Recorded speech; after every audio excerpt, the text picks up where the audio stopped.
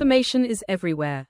But insights, that is rare. Business Day Premium gives you analysis, data, and context that keep you ahead. Business Day Premium. Read deeper, decide smarter.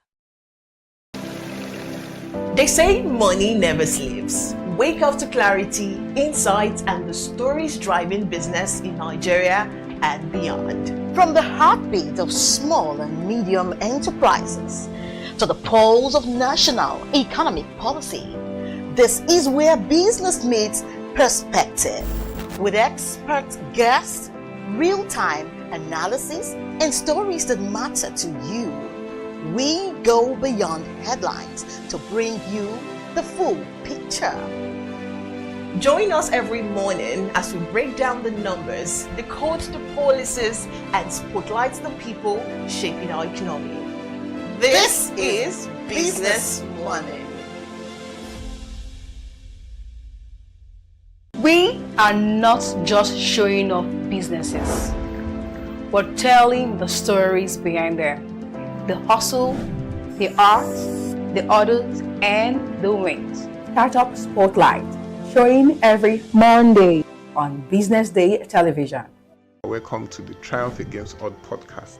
Most people go through their lives without knowing what their superpower is, right? But if you're lucky enough and determined enough to find your superpower before you get to a certain stage of your life, you will be incredibly successful. Look, the first thing is you just decide not to look at the challenges, because if you do, it's going to end you. The closest thing I think is that I had a deeply military background, which is a bit of a never say die background.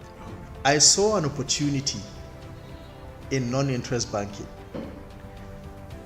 and I felt that the demand was there. There was pent-up demand for it.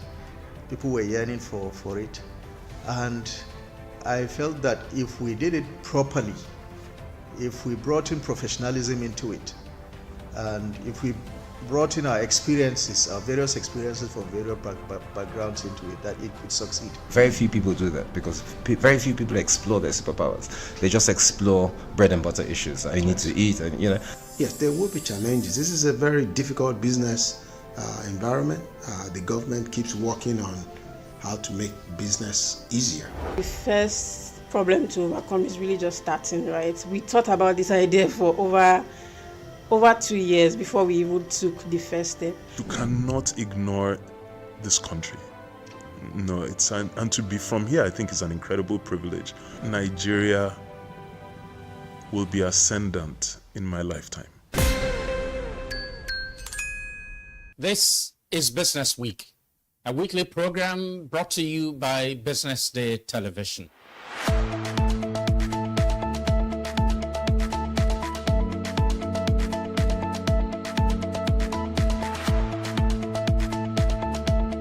For many years, we've talked about the need to, essentially diversify our revenue stream away from, the huge dependence on oil revenues. It looks like that is happening now. So that means that we're better protected when, you have these wide fluctuations in oil prices and all of that. So but as you say, and I agree, that we should commend the government. At least revenues are not falling. There have been times in the past when we recorded drops in revenue. That's not the case today. We're seeing revenues actually going up. Increasingly, we can see the developed countries focusing on renewable energy and so on and so forth, which means that in the long run, we must look for alternative sources to funding. So the government says that crude oil theft has essentially come to an end. We need to do more to ensure that we totally eliminate crude oil theft and start to think of how to boost production. But it's a good first step. By eliminating crude oil theft, it also creates an incentive for international oil companies to probably return and start to take up more projects in the upstream industries.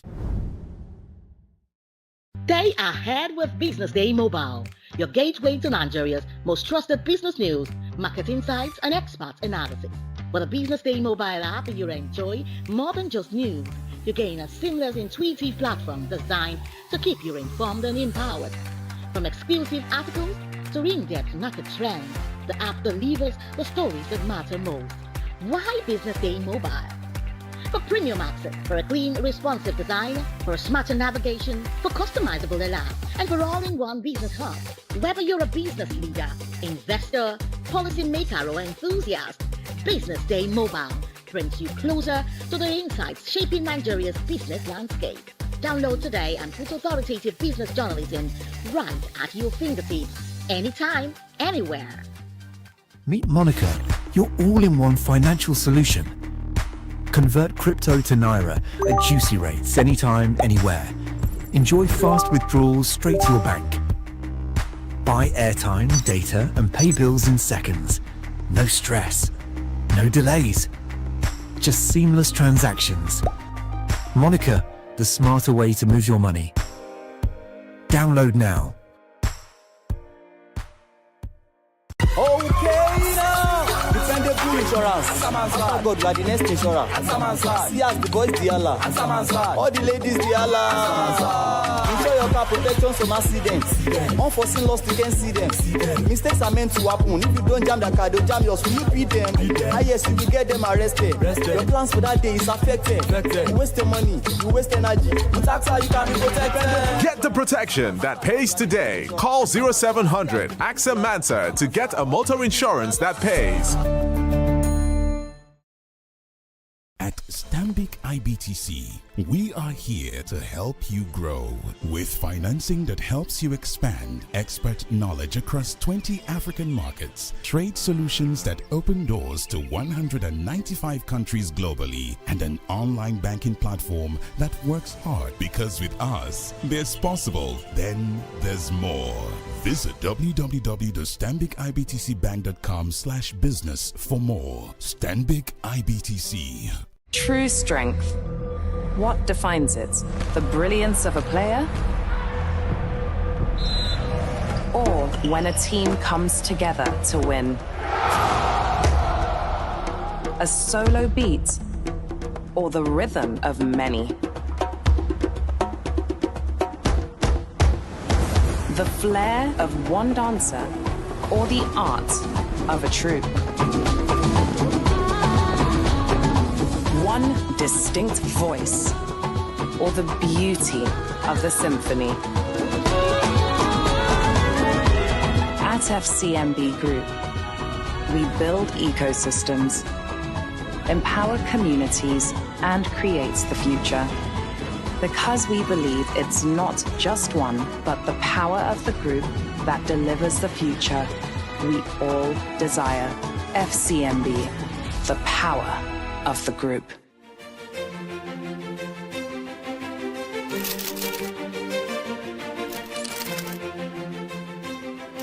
I am, of course, a great admirer of the impeccable credibility, professionalism, and business savviness of Business Day. If you really mean business in Nigeria, start your day with Business Day.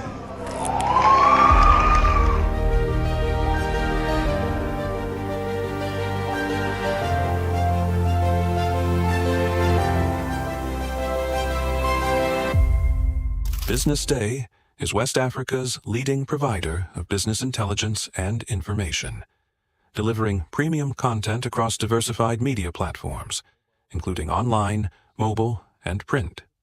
Since its inception in 2001 with a weekly newspaper production, Business Day has expanded its reach to provide exclusive content accessible through print, mobile, and online channels. Our premium offerings are further enriched with syndicated content from esteemed sources like the Financial Times, The Economist, and the Harvard Business Review. At Business Day, our mission is clear: to be the foremost provider of business and financial content, empowering readers to make informed decisions in Nigeria and Africa.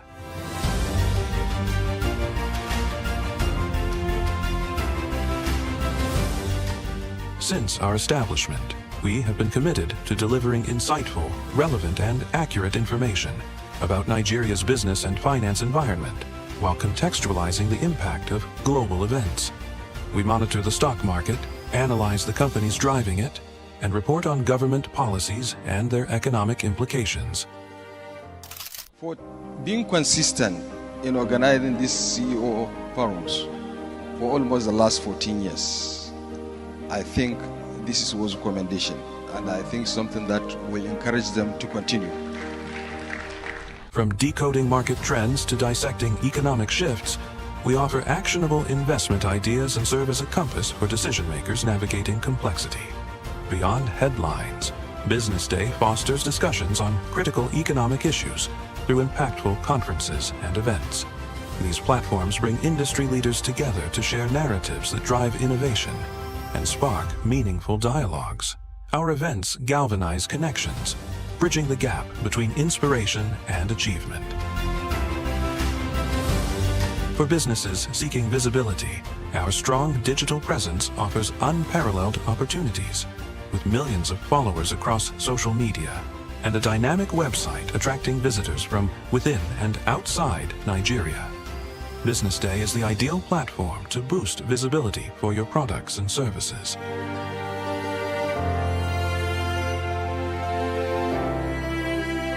If you're looking for in-depth analysis and expert opinions on Nigeria and Africa's business landscape, Business Day is your guide. Entrepreneurship is for everybody, but not everybody is for entrepreneurship. They are the dreamers. I remember it was like 3 a.m. by 21st of December 2021. The disruptors. Lux is not affordable, let's be real. The doers. BZB Academy has trained over 3,000 event professionals. In a place where the odds don't play fair, they play harder. I would like my business to be remembered as one of the homegrown organizations that has helped with shaping the narrative of this continent positively. From first-time founders to industry giants, this is where serious business meets unexpected terms. I could stay up hours of the night just watching things about space. Welcome to Entrepreneurs Lounge with Norma, where we unravel the buzz and glamorous headshots to bring you the untold. When I went for youth service, where I was sent to, instead of me to go to work, I went to go and learn how to sew. Raw. I'm blown away by the challenges they're facing. And real stories of Nigeria's fearless young entrepreneurs. And not only yes. Watch Entrepreneurs Lounge with Norma every Tuesday on Business Day television.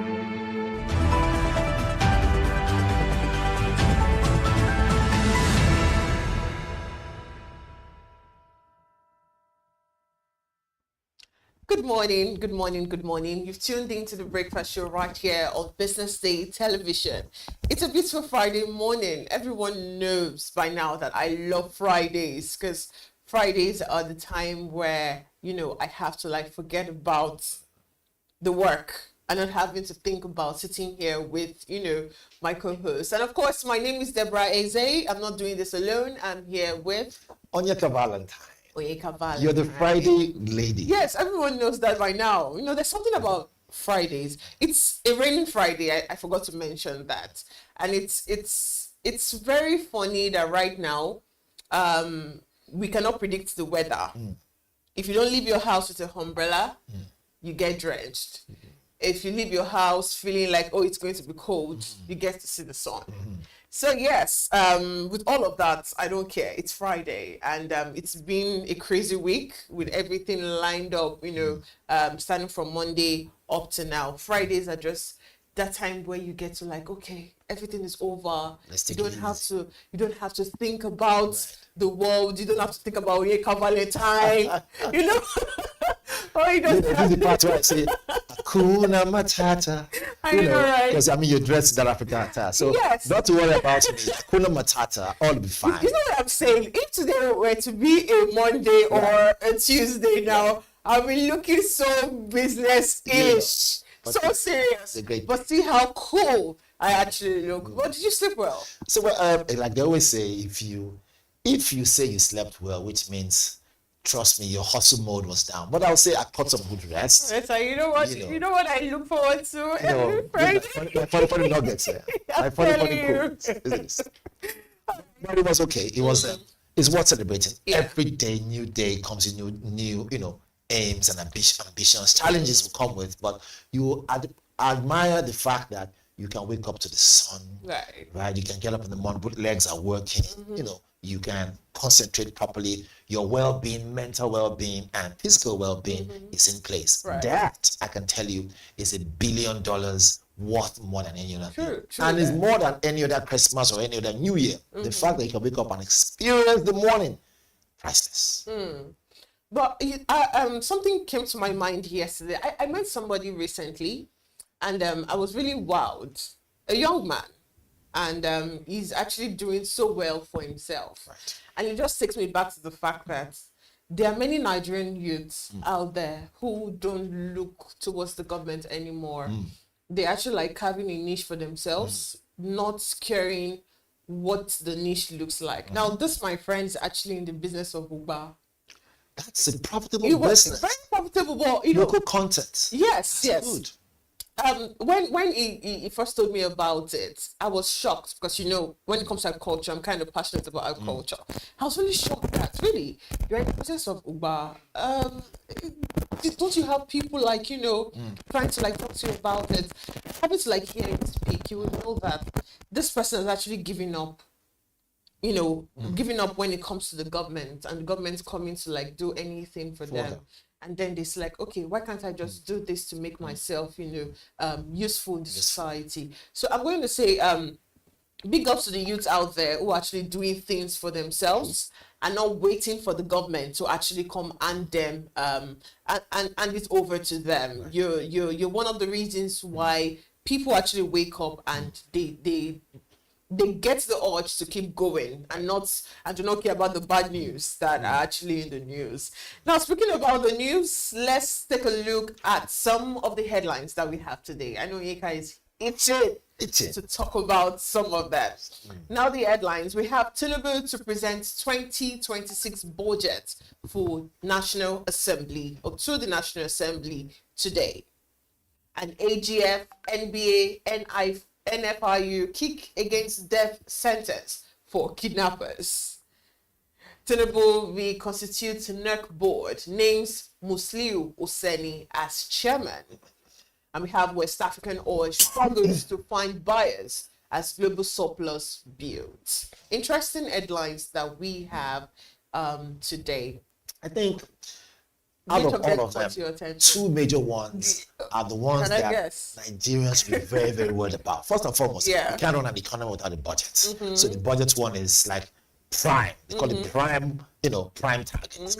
Then secondly, who in their right minds will still be contemplating or have it, on the table, or even considering that we should talk about no death sentence for kidnappers? So I think it doesn't make any sense. There's this thing about I do not want blood on my hands. I think that's what it is, because you know the way it works in Nigeria.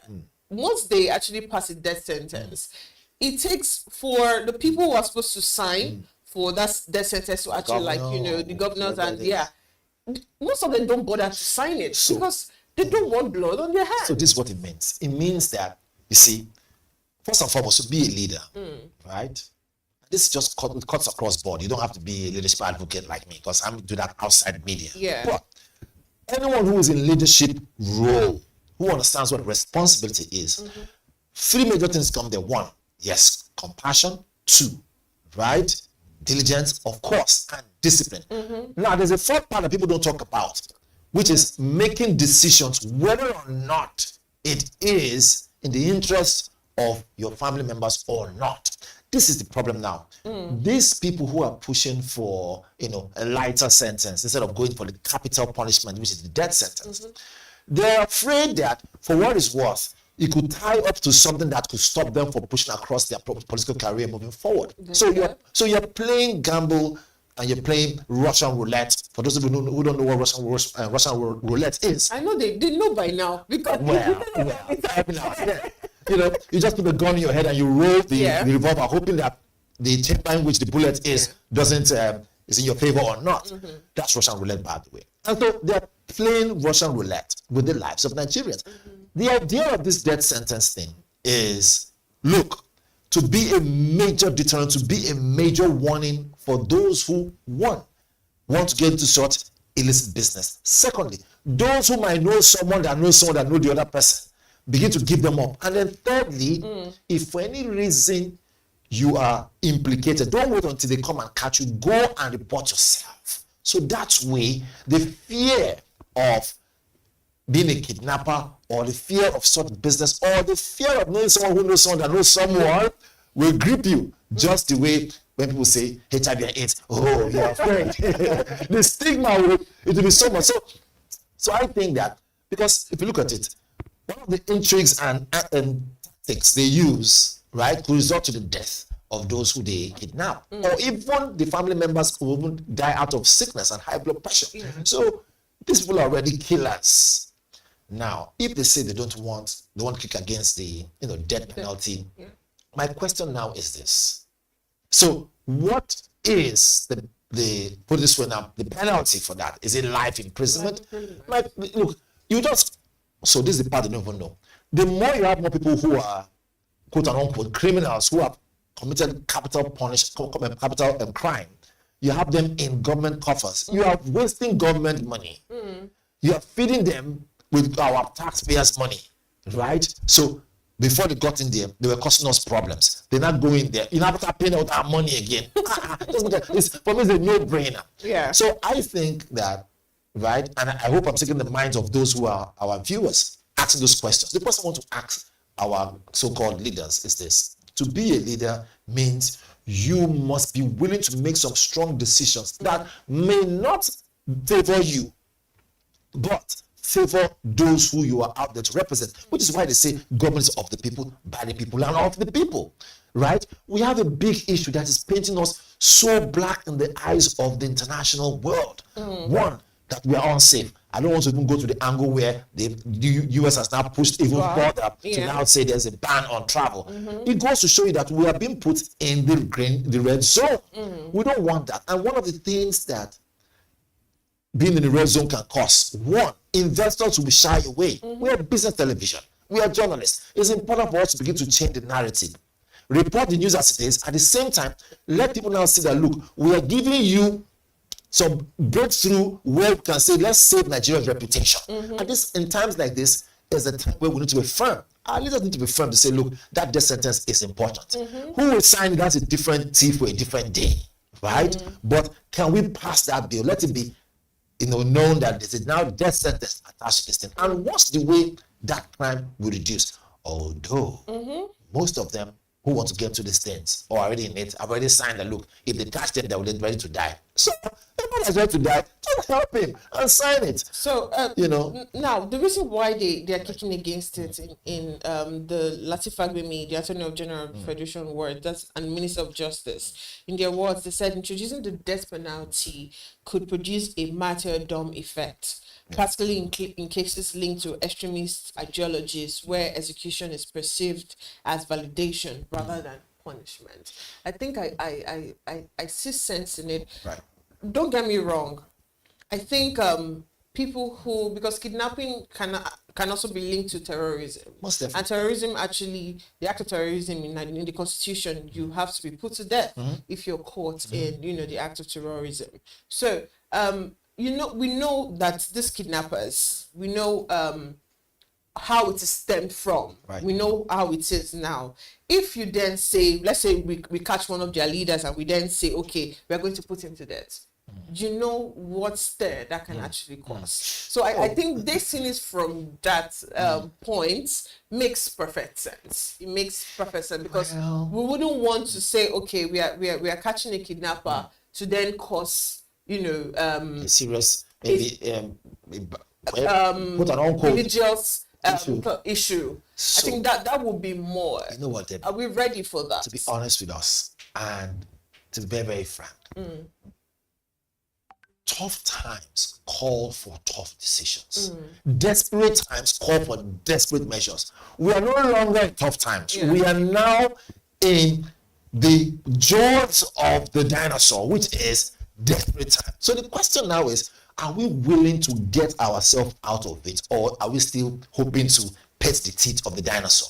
These people have seen it as a lucrative business, right? Unfortunately, as much as I hate to say it, it is now an industry. Yeah. But thank God to never be an industry focus. You know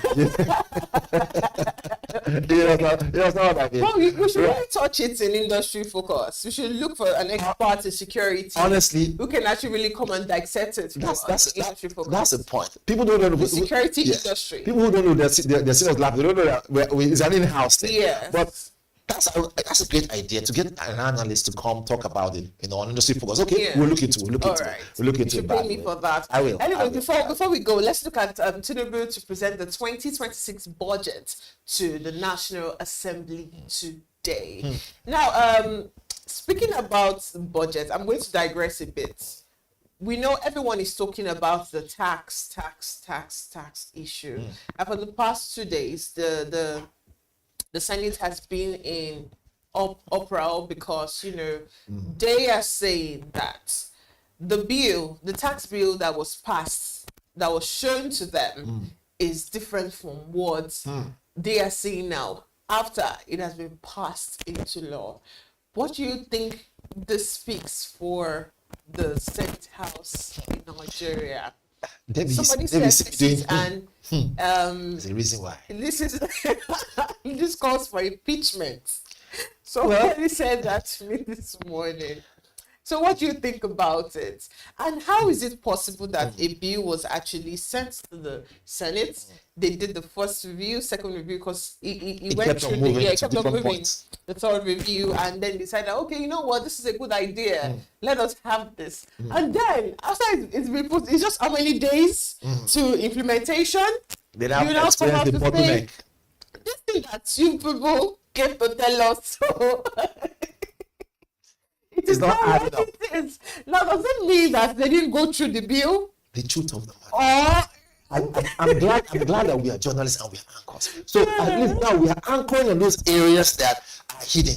One, is it true that they didn't go through it? Two, like you said, secondly, from this angle, is it that they've realized this thing was not going to favor us? I don't think the tax was actually meant to favor anybody. Because it was clear from the beginning. They know. Okay. So the game of politics, thank God I'm not a politician.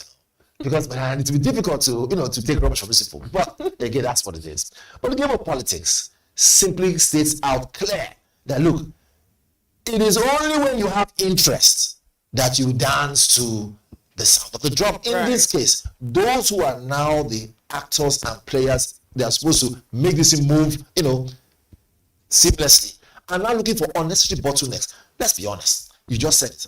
It passed through the first one, second one, third one. So all the while was jumping hurdles. They didn't see any challenge in it. It is now they're seeing challenge, which means there's an old hunter saying, monkey can't be inside the matter. That's the fact.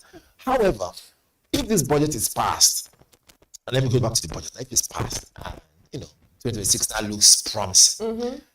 Will we see at some point that Nigerians can now begin to have the cushion effect of that proclamation or that statement in 2024 that goes, subsidy is gone, or 2023 I mean to say, or whichever it is. Would we see next year a cushion to that effect? Dangote has said something. He said, look, that his plan is to bring down the cost of petrol.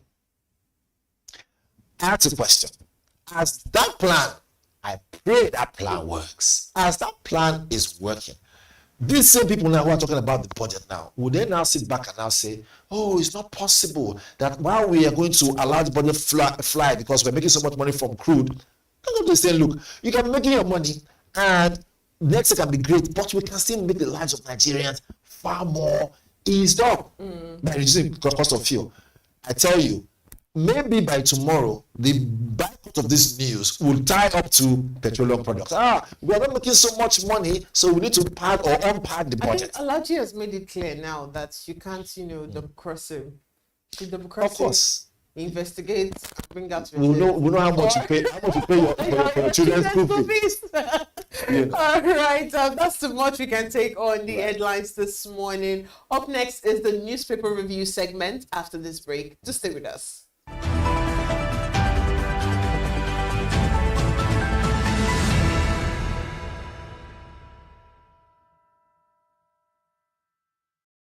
Entrepreneurship is for everybody, but not everybody is for entrepreneurship.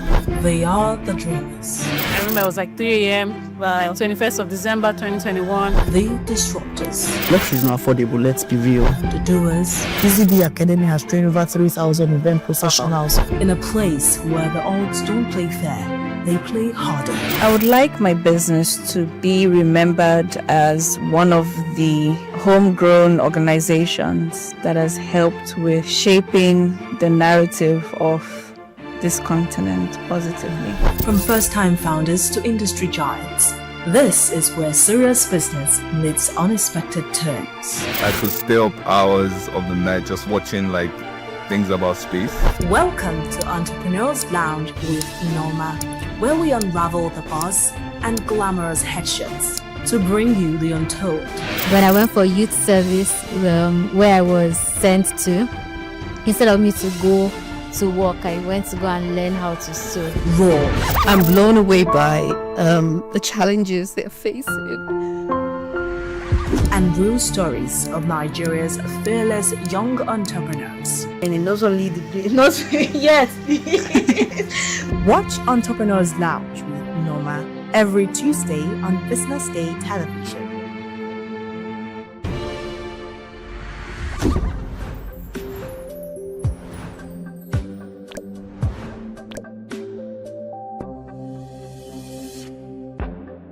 You didn't start off to deal with payroll.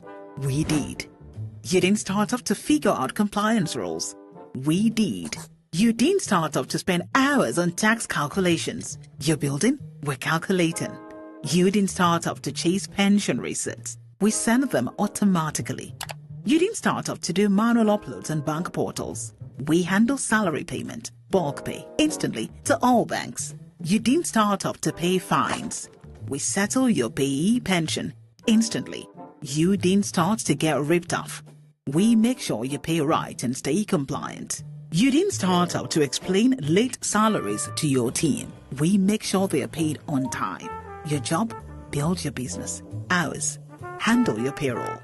Payroll, benefits, loans. We handle it so you don't have to.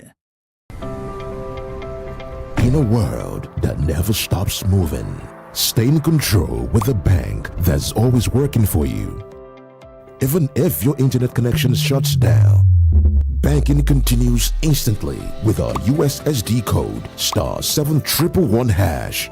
Experience seamless transactions on the go. Settle your bills, top up airtime or data, sell FX, and more with the Key mobile app. Speaking of more, you can automate payments and savings on multiple accounts and also stay up to date with your investments on the Key mobile app. Experience branchless banking today. Keystone Bank, we grow together. Getting the right mobile phone insurance tailored to your specific need can be a hassle. Introducing Skrella, your one-stop solution. Providing screen calibration test, glass and IMEI eye check to confirm the physical condition of the device. And all this is done from the comfort of your home. Skrella offers affordable premiums and an easy-to-navigate dashboard. A wallet service for easy payments and vouchers as well. A robust paperless claims reporting process to ensure speedy delivery of service to users. Skrella prioritizes user devices and made provision for health checks on their device to monitor the health status of the smartphone. Elevate your peace with Skrella.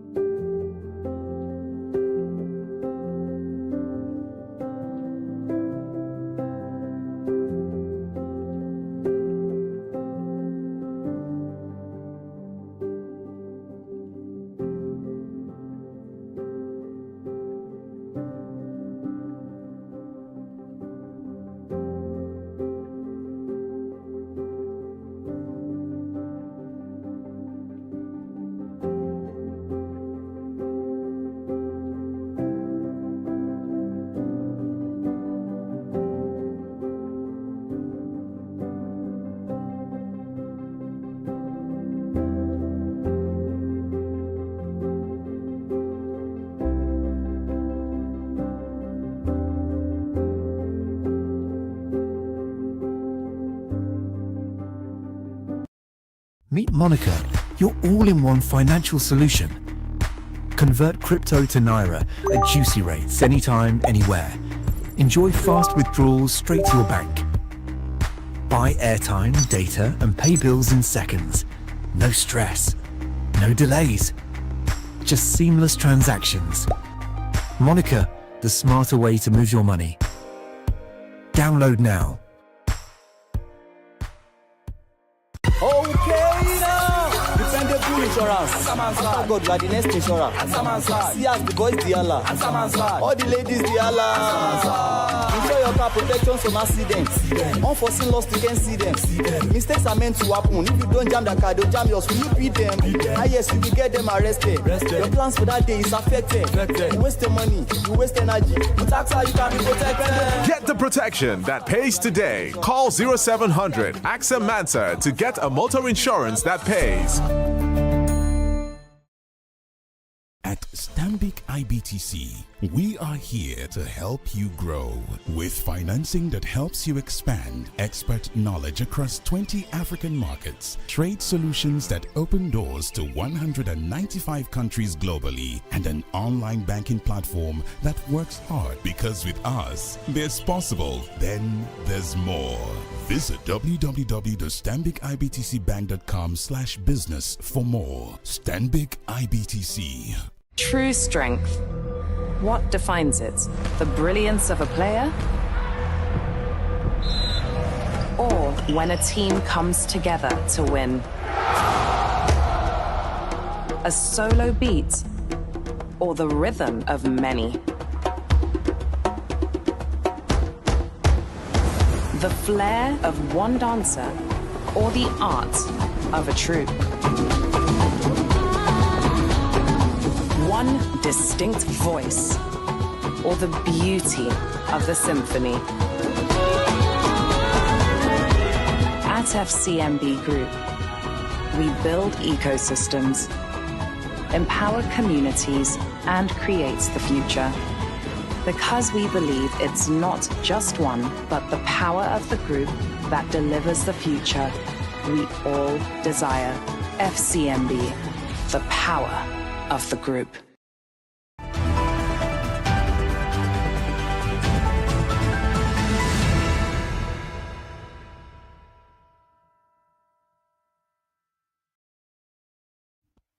Welcome back. This is a newspaper review segment of the Business Day television breakfast show, where we explore top headlines on the front page of our dailies. I'm still your host, the Friday, and joining me in the studio for more insight this morning is Onyeka Valentine and Mohammed Akonchi.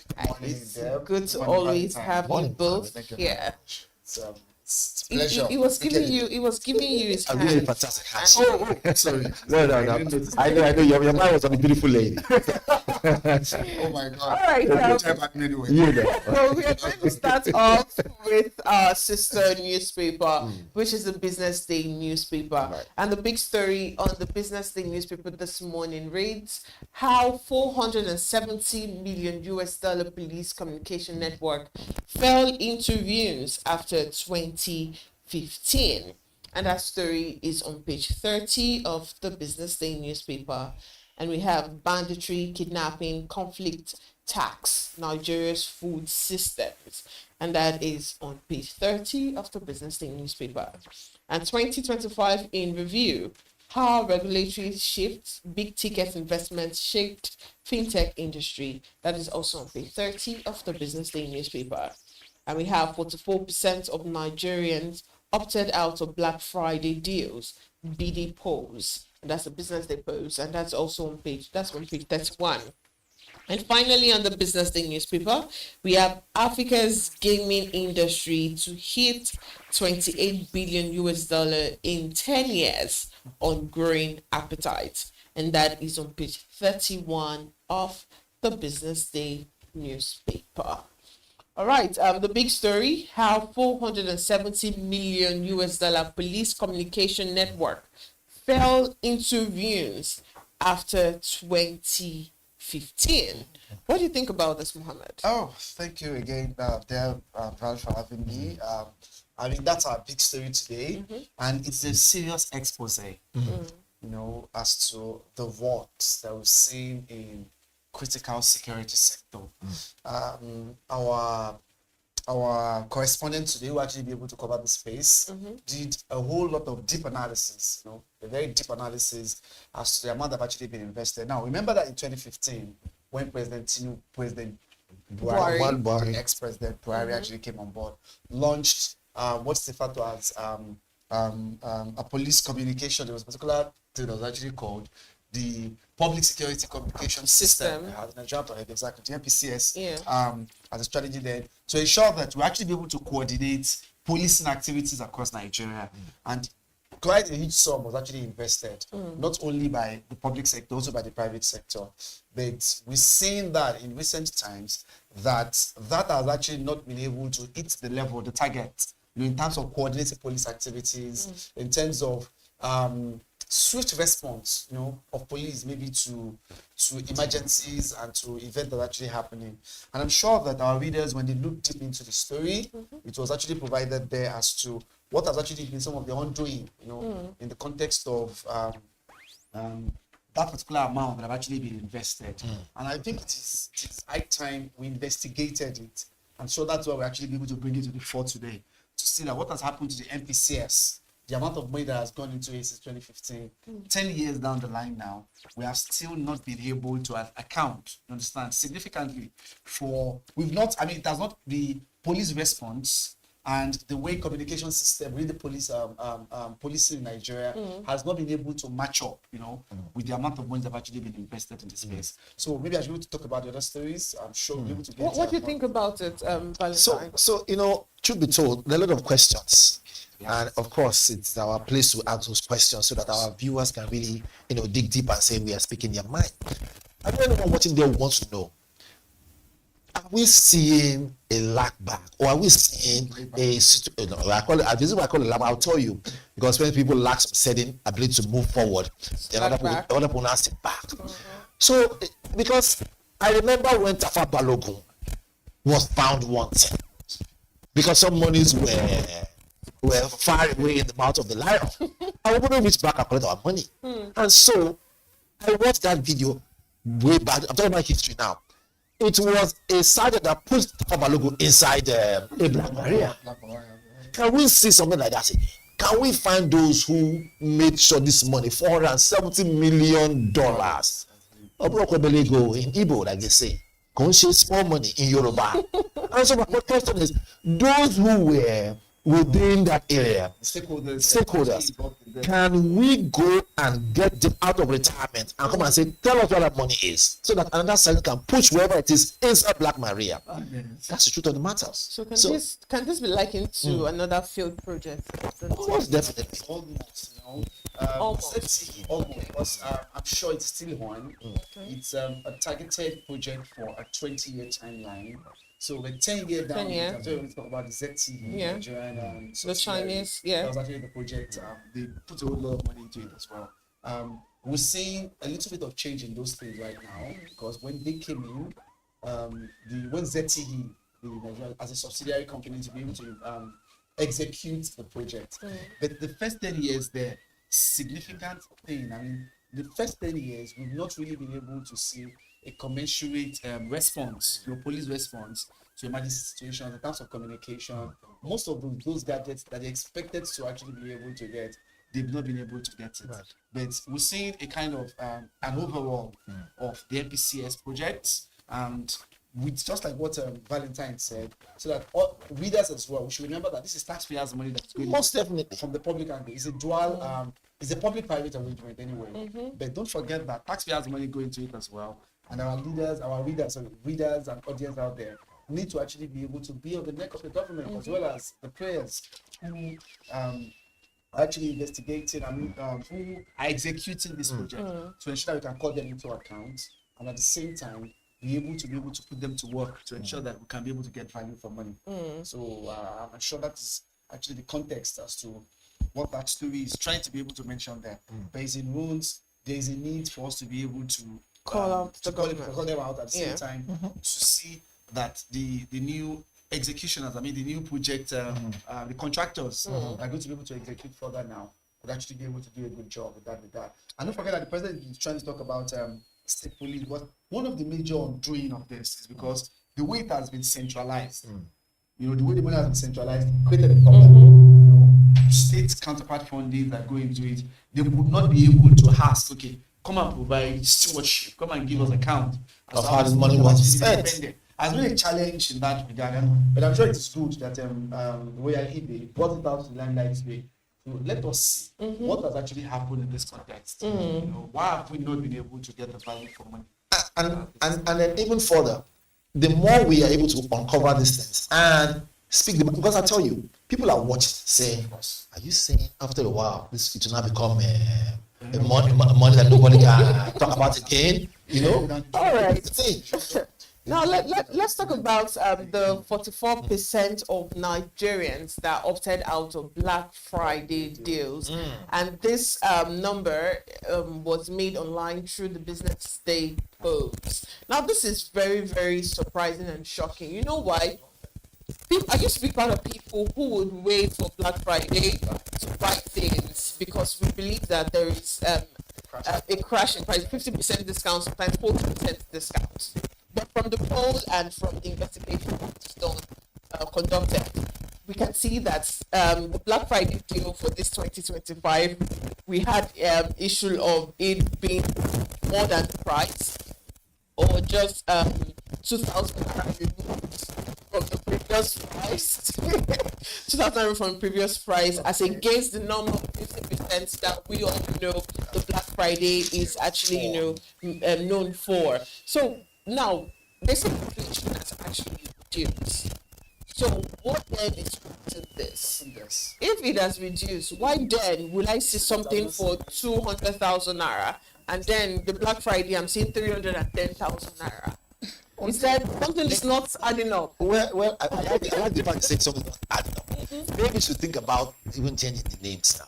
It's a Black Friday. Can we call it African Friday? Because it's not an African thing. It's a global thing. Which is the reason why I'm pushing that they change. Because I'm going to say, wait a minute, are you just relegating us to a particular column? I think it's high time we think about it. Because that also adds to it. But that's me going too far-fetched. You know, so let me just stick with that area. So again, you never know who will watch and say, it's making a point. It's about time to move from this so-called racial profiling. Yeah, that's what it is. You know, because why do you think vendors are not giving out discounts? So I was coming there though. So I mean, again, let's ask the question: if vendors are not bringing down the power that can make us have good spending and get value for our money, instead of we saying, since there's supposed to be a reduced cost, meanwhile we look at the high cost. If vendors are not complying to what it is, as we expect it to be, is it because we're having change in the economy? Is it because we're having issues with global, cost of products and transportation of goods and services? Most of these things we're talking about, most of them, they're not being manufactured in this country, right? If, for instance, you want to buy something online and they tell you Black Friday is up, okay, I want to buy a nice t-shirt. Is it made in Nigeria? No. So cost of what? Shipping, right? Cost of, you want to call it, all that stuff will come in. Then I'm trying to factor in the mind of those people who are the ones, want to call them the entrepreneurs. So I'm thinking, what are the factors that could have come in to cause this spike? Is it an insecurity cause it in any way? We'll talk about transportation now, right? Let's look at it now. Wait a minute. Remember very quickly, it is the same country that we spoke about the issue surrounding, not being sure it may be petroleum product back and forth and also cause hardship in country. So I'm calling all these indications to know, Debbie. Yes. Okay. Is it this simple indication that can now make those people who are supposed to enjoy the Black Friday not cry foul and say, wait, so we're not reducing this thing. So there's a reason why it is Black Friday. If we are selling on a normal buy and sell, all of what you mentioned makes sense. But it is Black Friday for a reason. That's okay now, Dave. So I think because I did a lot of shopping with the Black Friday, and I think I respond to this poll as well. So, and I'm sure I'm amongst those that felt like the prices were far far cheaper than it used to be. I can tell you. Yes, okay. Mohammed, if you say it's cheaper, I can tell you now that I bought a phone of, I don't know if I'm able to show you, but that's my phone that I'm using at the moment. I bought it Black Friday. I bought it for 80,000 naira. How much was it on normal day? I have a question. I bought for 8,000 naira. Does it mean that 80,000? 80,000. 8 gigabytes. Mohammed, you bought the Chinese phone. How much was it? How much? It was 125. Okay. So before it was slashed, and I bought it for 80,000. And I'm sure that there are a lot of other items. In fact, if I can be able to show this polo I'm wearing, I bought it during Black Friday. Okay. I'll tell you that this polo here now, I bought it on Black Friday. I said I did quite a lot of shopping in the Black Friday and to the Cyber Monday. So I know the other factors. I'm not complaining, just like you said, 2,000 reduction in these. Exactly. There are certain items like that. But at the same time as well, if you do the shopping, maybe across the major deals. Okay, maybe online markets, I can't even call them out here, I will know some of them. You see that they might not have actually been to the level that they just expected. But I'm sure that there are some selected items there where the prices were crashed. They slashed the prices by a fraction of the amount. And the reason why I also felt like I may be able to now join voice to say why they doesn't be able to feel the effect was that for some companies, in fact, for government parastatals, salaries were not paid on time. That's why I mentioned all these indications. Not to be able to jump some of those things. In fact, till now, they are doing December promo sales now. Some of them are doing that at the moment. Just go online. We talk about between December 2nd and December this period, you can't be able to get this amount for that. So Nigerians opted out. Yeah, I don't think it's as a result of cost. I think it's as a result of not having money in the pockets. Thank you very much. The salaries were not paid on time. I was coming there now because inflation has come down. And one of the things that account for that 14.45% inflation, I told you, if you remember, at the beginning of this year, the government's target, at the beginning of this year, inflation was 34.0%. 34%. The government's target was that we are going to reduce inflation to 15%. Nobody, I can tell you, 95% of Nigerians, even analysts, they don't believe it's not possible.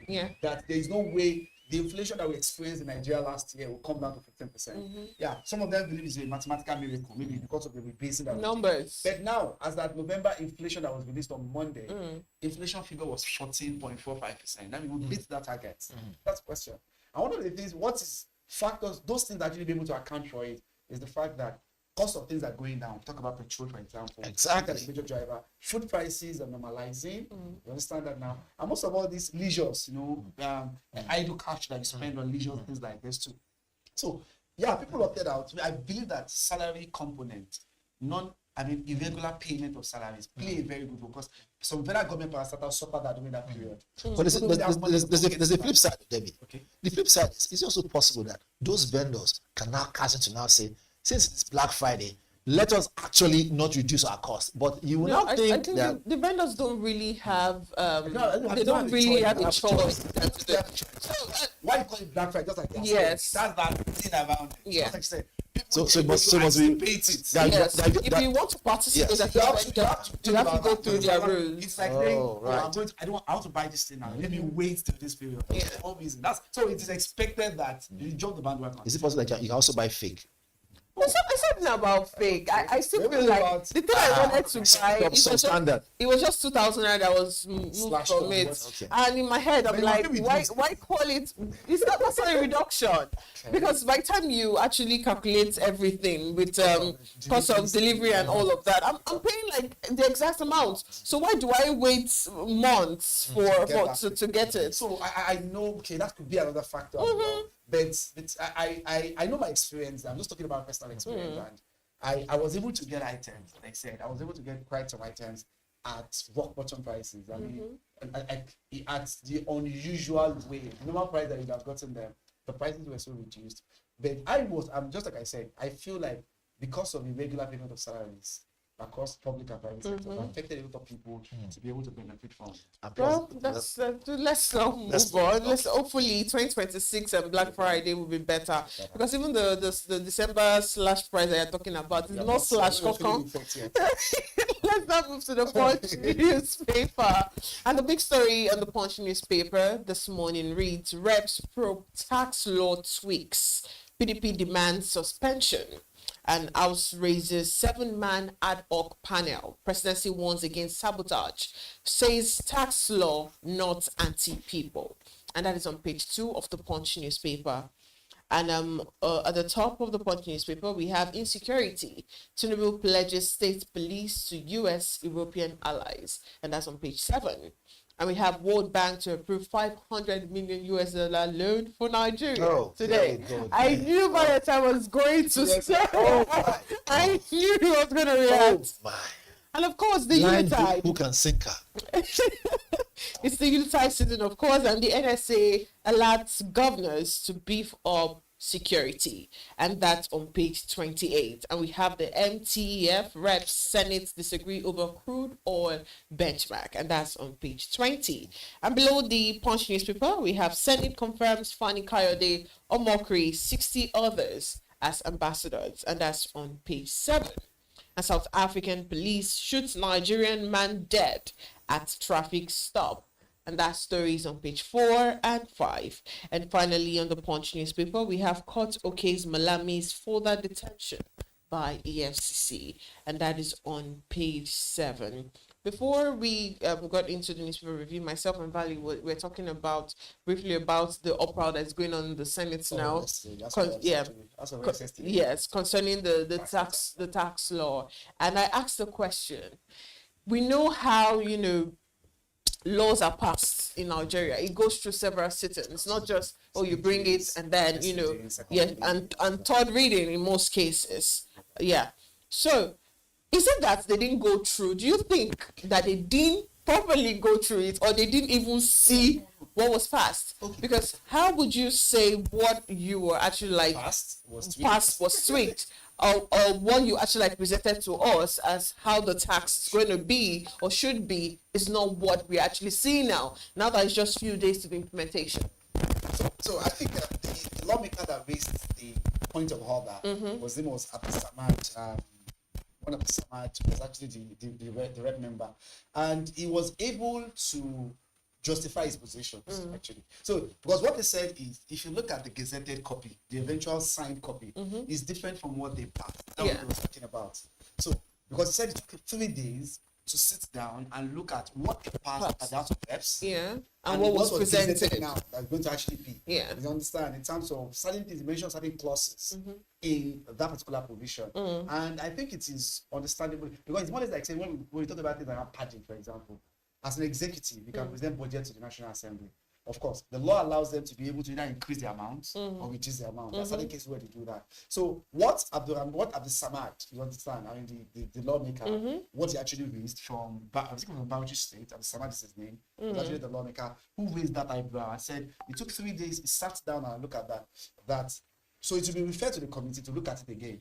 That why should there be that if they are given that usual power, that actual power to be able to pass, to make laws for the nation, why would it be the case that when it's being gazetted, maybe when it's signed by the executive, of course, the president will sign it into law, and when eventually the presidential committee that was actually in charge of that gazetting it, and changes certain provisions in the act. So I think it happens like that. That's why it's able to call it to order, to raise down point for that, to say, let's go back to look at this and see how we can actually be able to harmonize. Not so late. So maybe that's why PDP is actually calling for it to be suspended for a while.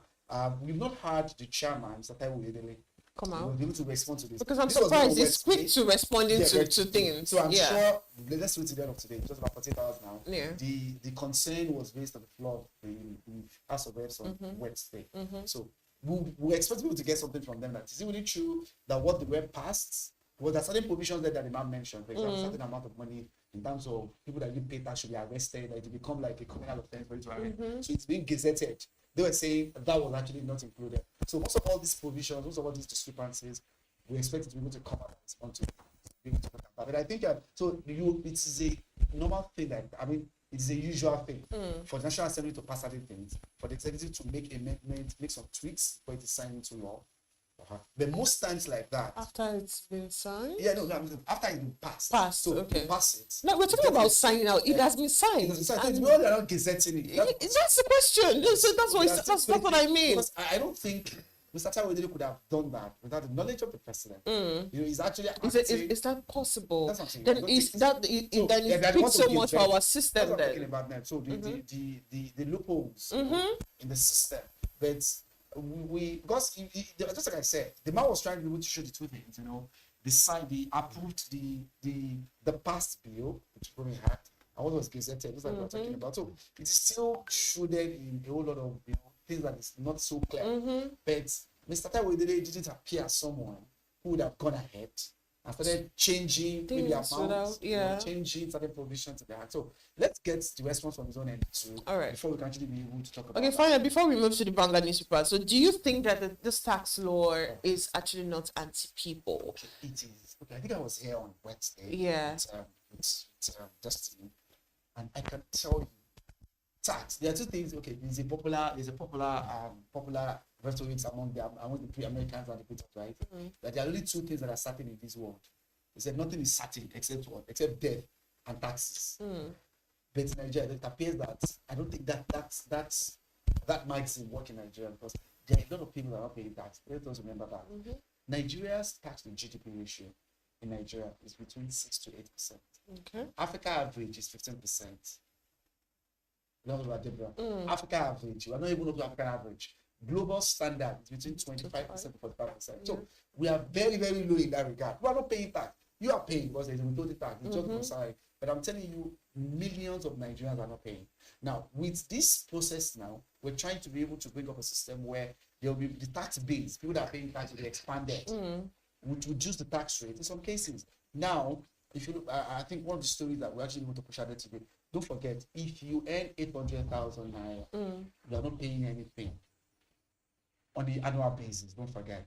So equivalent is like about 100,000 in a month. If your salary is 100,000 in a month, you're not paying tax. There is a flip side to this matter. You see, lawmakers are very, very strange people.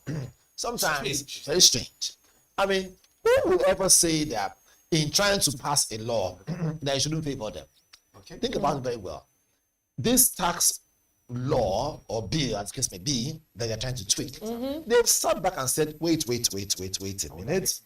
This is going to affect me in ways that I might not be able to go and do. I'm not being asked which value, exactly. because I need to to me. Because we are fighting let's go. There is a flip side to it. Yes. Exception. All right. So the Vanguard here top here says NSIA grows asset to $30 billion. That's NSIA grows asset $30 billion. All right. So then it says builds Nigeria's health, agriculture, and infrastructure sector. Page 50. You can see I'm just moving very quickly. I'm going to the one that's going to draw more of the conversation. Our sector here says far-reaching reforms coming, right? Mohammed vows. Not this Mohammed, by the way. All right, so it says Tinubu's NUPRC, right? NMDPRA CEOs, nominees, assures at Senate screenings. Of course. It says we will ensure investor confidence, accelerate gas debt development, I beg your pardon. Says yes, sir. All right, so let's be many ones, as the case may be. Then down here it says tax laws. Altering legislations through official gazettes. Illegal, says lawmakers. Should we still pour more light on it? Oh, maybe not. Okay. I move on. I move on very quickly. Because if I do, we will see those areas that I'm talking about. Briefly, in a minute, what areas? In just a minute. Okay, very quickly. So, you see, like I said before, my time starts now. Okay. If you know something will not going to favor you, of course you create bottlenecks to it. So the question now is, Nigerians, are we willing to now say that tax law, if at all is going to pass, if at all we're going to experience it come next year, 2026, can we now say there will be no sacred cows? That's what they've thought about. That's why they are creating bottlenecks. They've stepped back and said, I don't think, just like we said, there are rules and exceptions to them. Okay. But here, the question of the lawyers, I think it's the lawyers now that are rendering their voices. Is it illegal for altering legislation that have actually been passed. So these are what lawyers are saying. That's my point. It's an allegation of somebody alleged. That's not been proven yet. He came out to say, oh, yes, I studied what we passed, and I'm looking at what I'm seeing at Gazette, it's quite different. So that's why I feel like, let's just be able to give try what you did in the benefit of the doubt. Since you come out, to come and be able to tell us. Let's take a look at the cartoon of the day. Cartoon of the day. The cartoon of the day today. Very interesting. It's been a long time I saw this Pepe Grinder. Oh my God. Wow. Was a common thing, was a common idea. But on the contrary, see what the title is and what we're seeing is a bit graphic, but at the same time, I would say, wow. If we're going to look at Nigerians being sucked out of the cash that they have already to fund foreign issues, then it means one thing and one thing only. Re-election, personal comfort of some people. Okay. Go on. So it probably means one thing. So the tax is going to be used for family matters, for the politicians. I stand to be corrected, and Mr. Sukwo, good job that you've done. But one of the agreements that was actually signed with the French government, if I remember, was to ensure we digitize the tax system. We're force compliant, and we bring transparency into collection and distribution of the tax. Nigerians now can now be able to hold government to account. When you collect those taxes from us, the government too, because it's a two-way street, right? Collect from the people, and the people are also now obliged. That's what's in the new tax act now. To ensure that you put government to account. Be ensured that you put government to account. Let them be accountable for every kobo you see from every Nigerian. So in the business as usual about government will collect taxes, you are not seeing what the government is doing with it. Our roads are still bad, there's no electricity. It should be a new paradigm shift from that kind of a thing where we cannot be able to now ask government. If you now look at what is there, because I was just able to explain that with the EDA now, the Economic Development Incentives, that was actually introduced by the new tax act. Nigerians are now given more power than with the people. That people need to know that you are allowed. There is a tax tribunal that you take government to. I'm talking about that. It doesn't exist. It's like a court designated for tax. You that down and say, government have collected 1 million naira from me. The road in my estate is bad. I can take government there. That's one job. Wait. So like, it's only people if you already know that you can be able to take that. So there is tax tribunal. It's the only way you know that you can challenge. All right. It's 12 days from today. Okay. We'll find out if this will be a game changer or it's going to just profit the government. All right, thank you for joining us in the studio, gentlemen. And this is all we can take for the newspaper review. You're still watching the Business Day television breakfast show. And coming up next is the Business Morning. Just stay with us.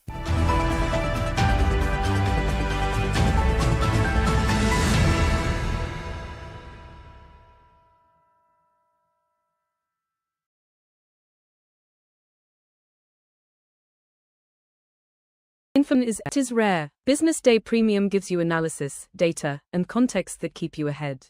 Business Day Premium. Read deeper, decide smarter.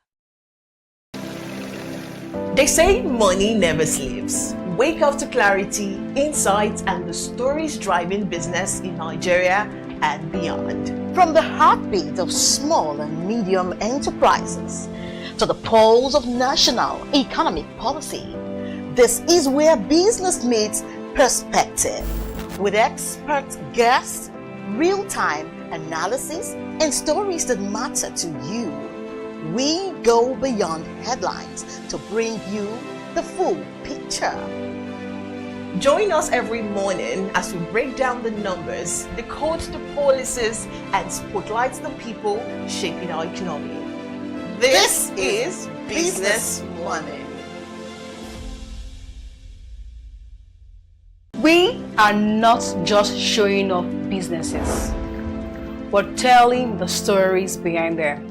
The hustle, the art, the orders, and the wins. Startup Spotlight, showing every Monday on Business Day television. Welcome to the Triumph Against Odd podcast. Most people go through their lives without knowing what their superpower is, right? But if you're lucky enough and determined enough to find your superpower before you get to a certain stage of your life, you'll be incredibly successful. Look, the first thing is you just decide not to look at the challenges. Because if you do, it's going to end you. The closest thing I think is that I had a deeply military background, which is a bit of a never say die background. I saw an opportunity in non-interest banking, and I felt that the demand was there. There was pent-up demand for it. People were yearning for it, and I felt that if we did it properly, if we brought in professionalism into it, and if we brought in our experiences, our various experiences from various backgrounds into it, that it could succeed. Very few people do that because very few people explore their superpowers. They just explore bread and butter issues. I need to eat, and you know. Yes, there will be challenges. This is a very difficult business environment. The government keeps working on how to make business easier. The first problem to overcome is really just starting, right? We thought about this idea for over 2 years before we even took the first step. You cannot ignore this country. No, and to be from here, I think is an incredible privilege. Nigeria will be ascendant in my lifetime. This is Business Week, a weekly program brought to you by BusinessDay Television.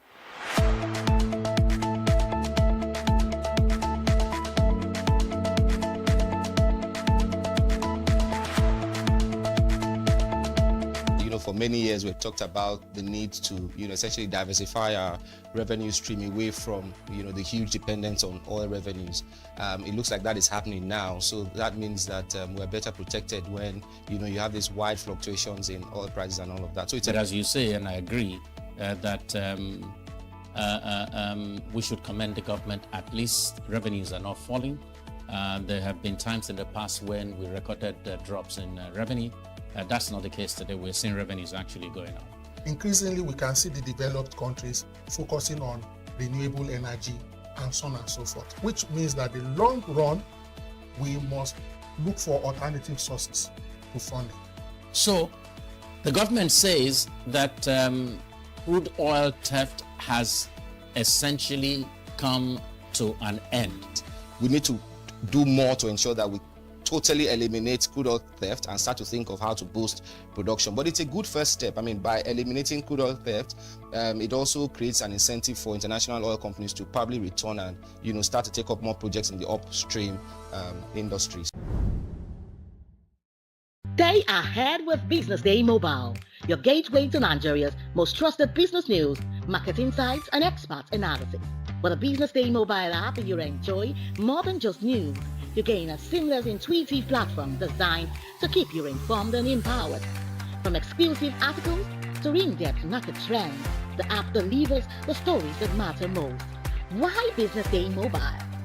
For premium access, for a clean, responsive design, for a smarter navigation, for customizable alerts, and for all-in-one business hub. Whether you're a business leader, investor, policymaker, or enthusiast, BusinessDay Mobile brings you closer to the insights shaping Nigeria's business landscape. Download today and put authoritative business journalism right at your fingertips, anytime, anywhere.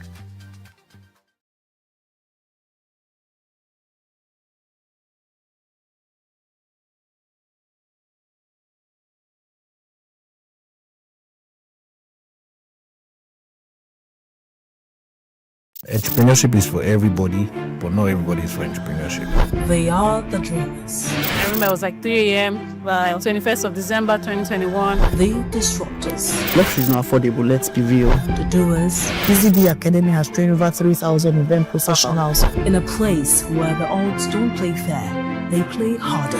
I would like my business to be remembered as one of the homegrown organizations that has helped with shaping the narrative of this continent positively. From first-time founders to industry giants, this is where serious business meets unexpected turns. I could stay up hours of the night just watching things about space.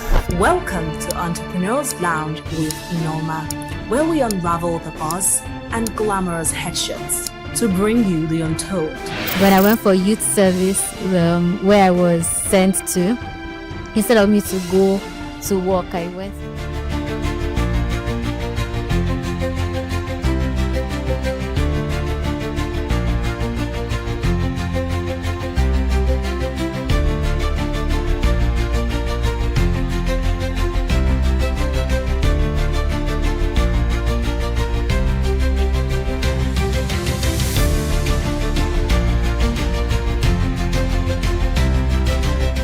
Welcome to the Business Morning segment right here on the Breakfast Show on Business Day Television. And we're live from Lagos, the nation's commercial capital, bringing you the latest insight into the stories that matter for business and the economy.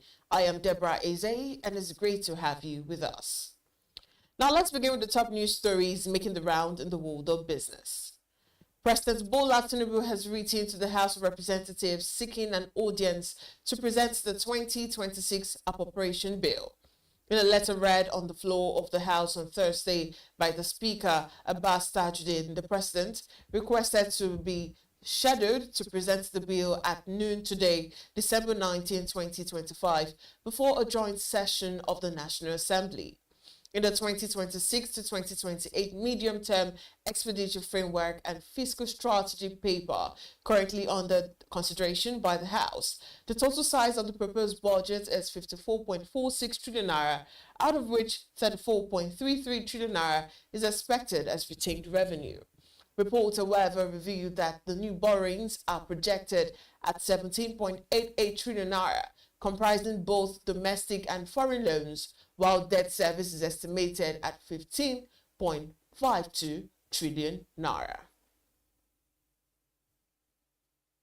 And moving on, Justice, Security and Human Rights actors on Thursday pushed back against a Senate proposal to punish kidnapping with death by reclassifying the offense as terrorism, warning that the move could deepen rather than resolve Nigeria's security crisis. The concerns were aired at a public hearing convened by the Senate's Joint Committees on Judiciary, Human Rights and Legal Matters, National Security and Intelligence, and Interior on the bill seeking to amend the Terrorism Act. Under the proposed amendment, kidnapping, hostage-taking, and related crimes will be formally designated as acts of terrorism, with offenders facing a mandatory death sentence without the option of a fine or alternative punishment.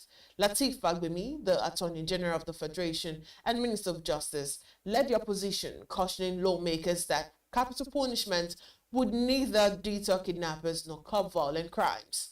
In his words, introducing the death penalty could produce a martyrdom effect, particularly in cases linked to extremist ideology, where execution is perceived as validation rather than punishment. And still on, President Bola Tinubu has reconstituted the Nigerian Electricity Regulatory Commission Board with Musliu Oseni emerging as the chairman. Presidential spokesman Bayo Nanuga confirmed the reconstitution on Thursday, saying the move followed the Senate's confirmation of the NERC members. The presidency described him as an energy economist with extensive experience in the Nigerian power sector and most recently served as Executive Commissioner and Chief Executive Officer of the Lagos State Electricity Regulatory Commission. President Bola Tinubu also urged NERC board members to deepen and consolidate the ongoing transformation of Nigeria's power sector in strict alignment with the letter and spirit of the Electricity Act 2023. And to end the news, West African crude oil sellers are struggling to find buyers for up to 26 December and January loading cargoes due to stiff competition from plentiful and cheaper alternative supplies. According to reports, the amount of unsold Nigerian and Angolan crude is a symptom of a wider oil market surplus. This reportedly drove selling on the international futures markets that pushed Brent crude below $60 per barrel to the lowest since May this week.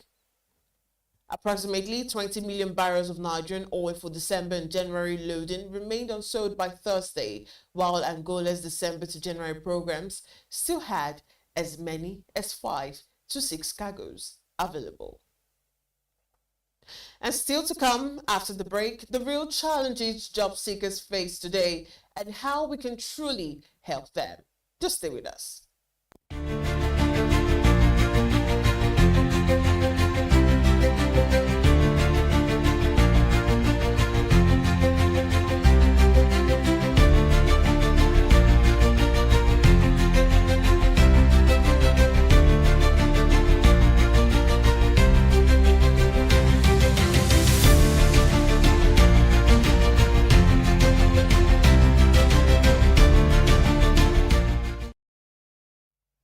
Welcome back. You're still watching Business Morning. Let's now move to our first conversation for today. In today's economy, finding a job is no longer just about sending out CVs and waiting for a callback. Job seekers are navigating a labor market shaped by rapid technological change, evolving skills demand, automation, and increasingly complex recruitment processes. While employers continue to talk about talent shortages, millions of qualified professionals are still searching for opportunities, raising important questions about where the real gap lies and what can be done differently. And joining us this morning is Arisi Okoma. He's a cybersecurity engineer who will be helping us unpack the real challenges job seekers face today and how we can truly help them. Good morning, Arisi. It's good to have you on Business Morning. Thank you for joining us. Thanks for having me today. All right, let's start with this. Your perspective as a cybersecurity specialist, what would you say are the biggest challenges job seekers face in today's labor market? Thank you very much. Technology is moving very, very fast. Things are moving very quickly. There's AI now that is changing the game for people. So we need to skill up very, very quickly to be able to match with the job market. So we see candidates are not really skilling up very quickly. So employers don't have people to employ. So it's a little bit of mix of everything. So technology is blowing up and we need to skill very, very fast.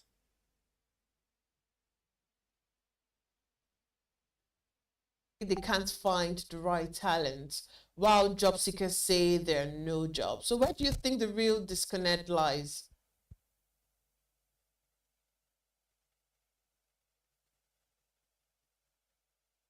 Yeah. Definitely. It depends on how the companies are looking for the candidates as well. For example, like I said before, there's AI really partial filtering users, filtering applications, filtering applicants, and there's applicants on the other side using AI to create CVs that they are not really good on. So it's really a mix of disconnects of the employers looking for someone that they can't find, and the job seekers applying for jobs that they can't get. AI is weeding everything apart. So this is the era of technology, and it's really affecting how employers look for candidates and how candidates secure jobs. Okay, so how significant is the role of skills mismatch, especially with the rapid pace of technological change? It's great. We need the gap is widening every day. Like I said, your skill you have today might be irrelevant in the next 6 months or 1 year. So there's loads of skill mismatch in this. I'll still bring it back to what I said before. We need to upskill so that we can close the gap between what the employers need and what we can actually offer. Yeah. Okay, so experience is often listed as a key requirement. How do you think fresh graduates and early career professionals realistically break into the job market?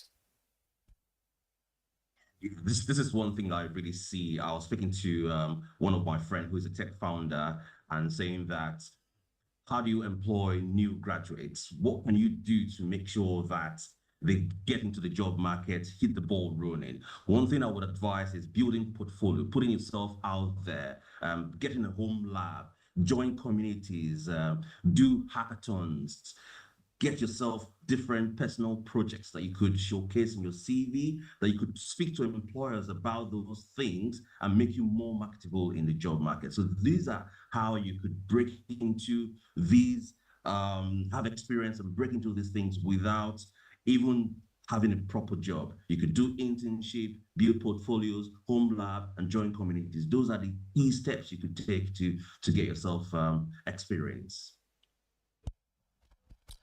We can better agree that technology has transformed recruitment from online applications to AI screening tools. Has this made job hunting easier or more difficult for job seekers? To be honest, I would say it's a bit of both sides. You could say yes and you could say no. It's quite in the middle because, like I explained when I said in the earlier part of the conversation, was employers are now using AI to look for candidates, and candidates are using AI to apply for jobs. So it's more like AI speaking to AI. So it's a little bit more difficult now, and just one keyword can weed out a very good candidate. One keyword which the employer put into the AI search metrics can weed out good candidates. So it's a bit of both worlds. It could be more difficult and more easier. So just a bit of both worlds. In your view, are educational institutions doing enough to prepare students for the realities of the workplace? Unfortunately, no, because loads of theories which are not really needed in the actual job life or job experience. So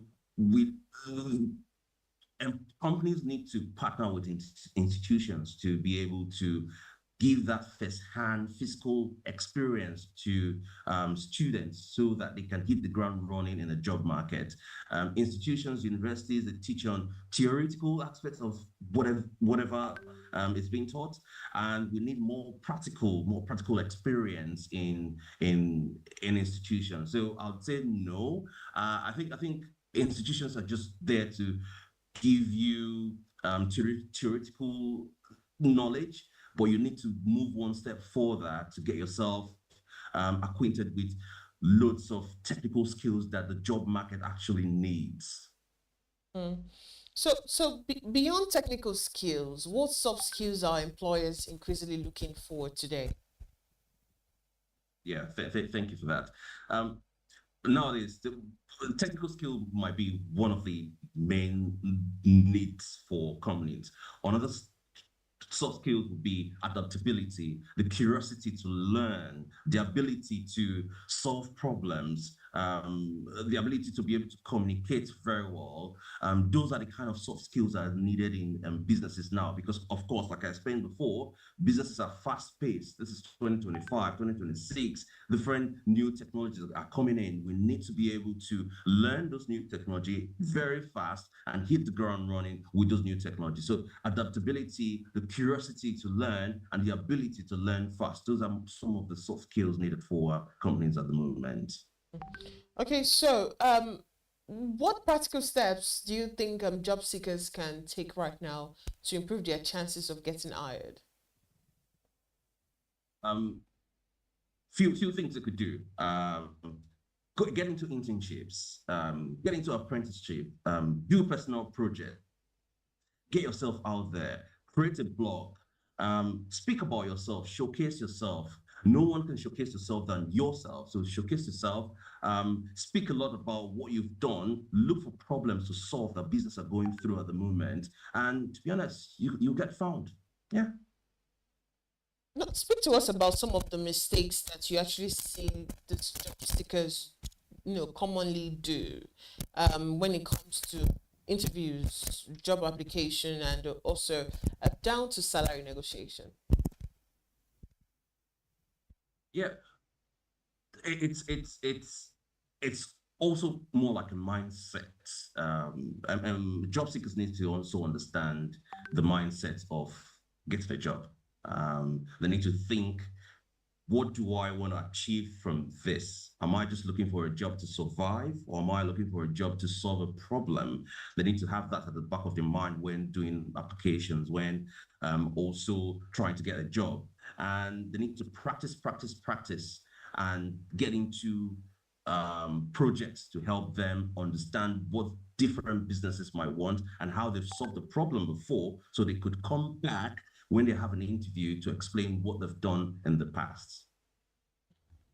Right. How do you think companies, the government, and also private sector can better support job creation and employability? Oh, okay, this is a good question. Like I thought about this earlier this year. I thought about if companies and governments and universities can come together and probably have some sort of collaboration where students can do some internships in different companies, understand what the companies are doing, understand how the companies are solving problems.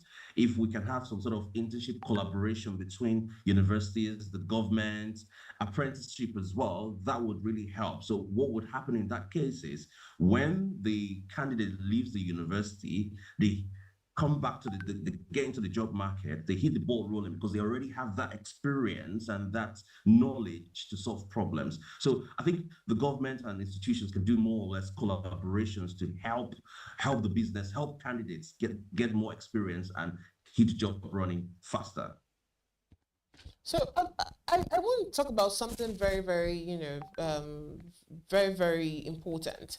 Let's talk about the traditional CV. Do you think that is outdated? And if yes, what do you think job seekers can actually do better, to move away from that outdated part? I don't think it's outdated, the traditional CV. I don't think it's outdated. I just think we need to add more to it. We need to get out of the traditional, I send my CV, I relax, I wait for them to call me. We need to go one extra step.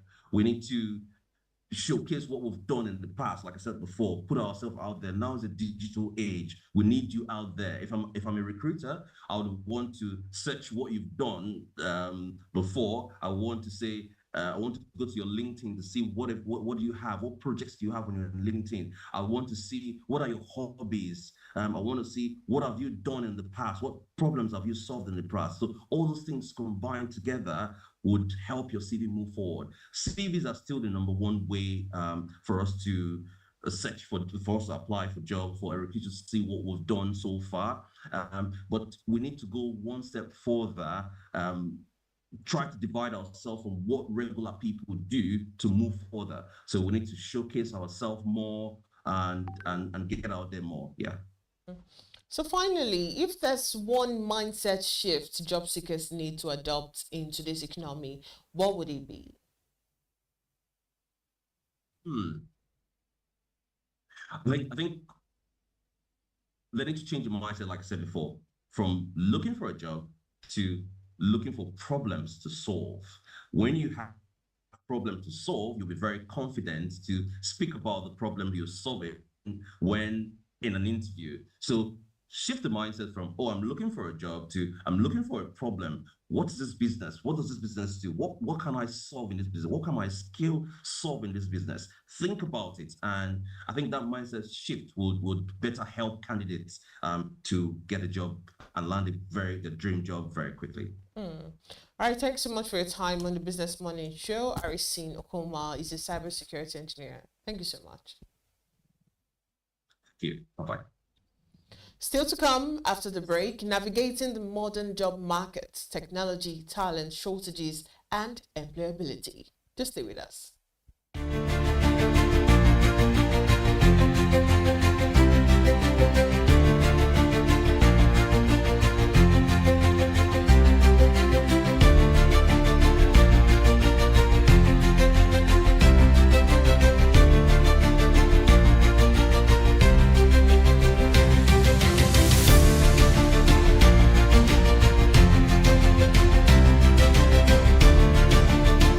You didn't start off to deal with payroll. We did. You didn't start off to figure out compliance rules. We did. You didn't start off to spend hours on tax calculations. You're building, we're calculating. You didn't start off to chase pension receipts. We send them automatically. You didn't start off to do manual uploads on bank portals. We handle salary payment, bulk pay, instantly to all banks. You didn't start up to pay fines. We settle your payee pension instantly. You didn't start to get ripped off. We make sure you pay right and stay compliant. You didn't start out to explain late salaries to your team. We make sure they are paid on time. Your job? Build your business. Ours? Handle your payroll. Payroll, benefits, loans. We handle it so you don't have to. In a world that never stops moving, stay in control with a bank that's always working for you. Even if your internet connection shuts down, banking continues instantly with our USSD code *7111#. Experience seamless transactions on the go.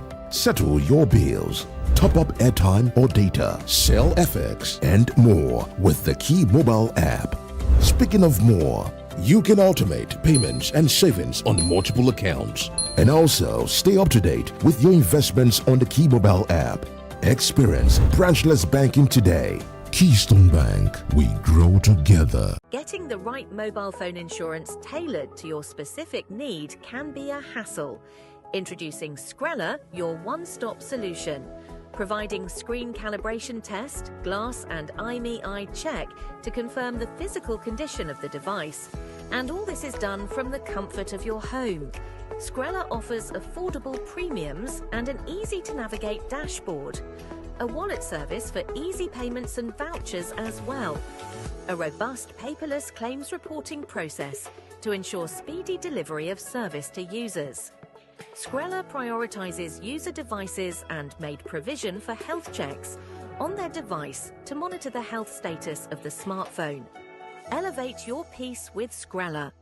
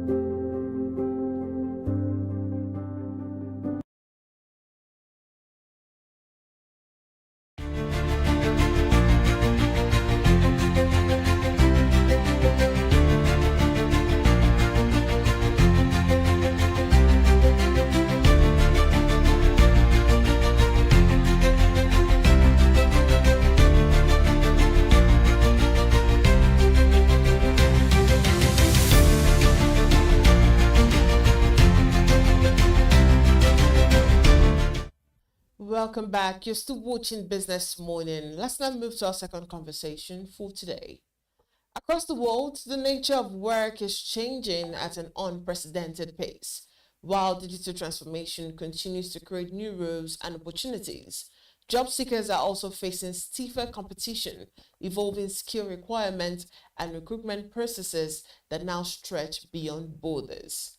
Despite the global demand for talent, particularly in technology, many professionals still struggle to secure meaningful employment, highlighting deeper structural challenges in today's labor market. And joining us this morning is Henry Olainka Williams. He's a senior software developer who will be sharing insight on the real challenges job seekers face today and how we can truly help them. Henry, thank you for joining us on Business Morning. Thank you for having me this morning. It's a pleasure to be here. All right. From your experience working in the UK tech ecosystem, what are the biggest challenges job seekers face today? Again, thanks for having me. So from my base in the UK, I'm observing trends that are playing out across the global tech markets, and these challenges affect a lot of people in the tech space everywhere, whether you're in London or UK, Lagos or US, wherever you are. First is what I call the experience paradox, and it's often worse, or rather, it has gotten worse recently, where entry-level roles worldwide now routinely require 2 or 3 years of professional experience. I've seen job for junior developer positions asking for experience with a dozen specific technologies, plus open source contributions, plus portfolios. And 3 years ago, entry level actually meant entry level globally. Now, with over 420,000 tech workers laid off worldwide in the past 2 years, many of them who are experienced developers are finding it quite difficult to integrate and probably get jobs, as companies are everywhere can be incredibly picky of recently. And why they tend to ask themselves why hire graduates when you can get someone with 3 years of experience for little change, or rather as little pay. Second is what's happening with AI and hiring patterns globally. And here's what I find quite fascinating. According to recent market data, AI and machine learning hiring is up by 88% year-over-year worldwide. But entry-level hiring and various hiring has collapsed across major tech markets, and this is because of AI and what is actually bringing into play.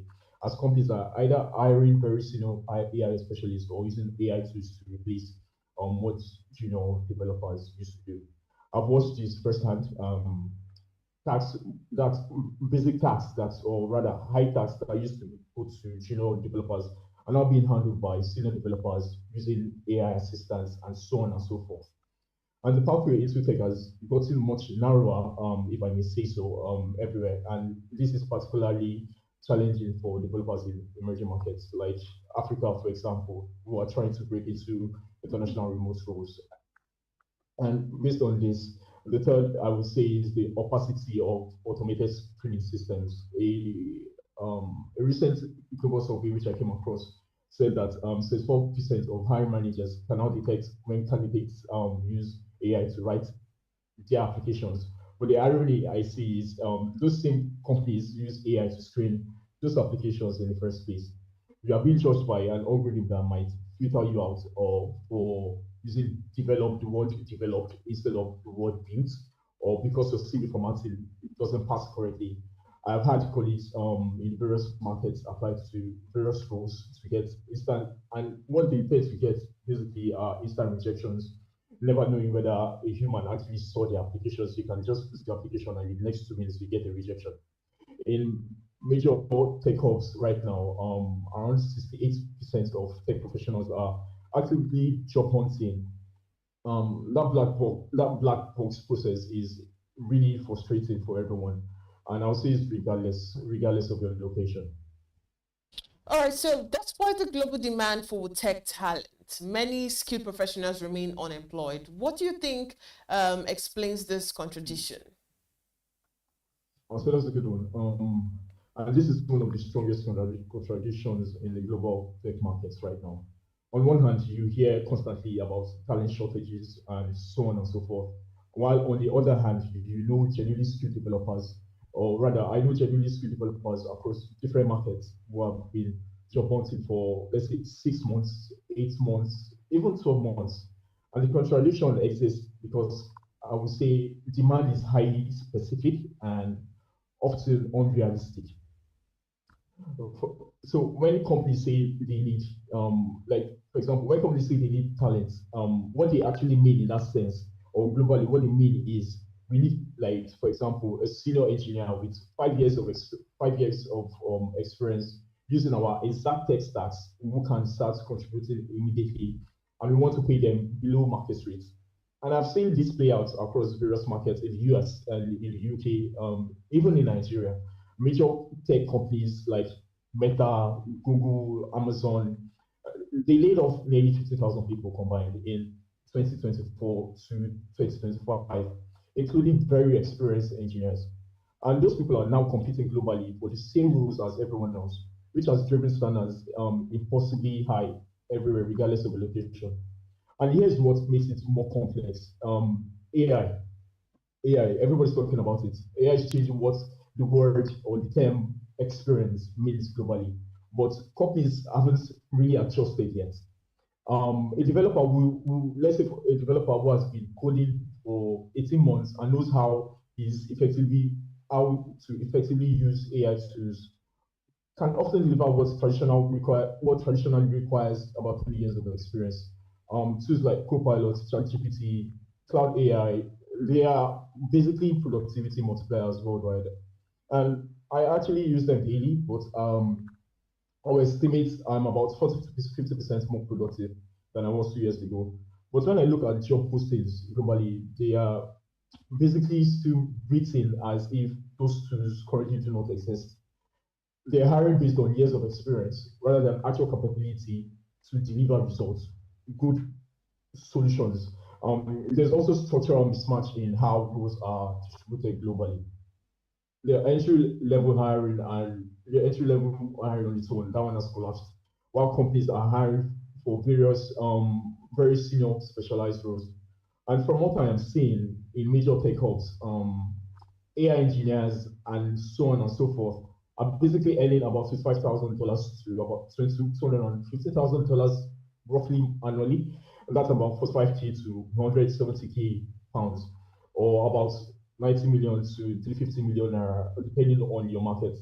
And this alone shows the high value placed on these skills globally, a trend we are seeing replicate in remote roles according to developers everywhere, including Africa.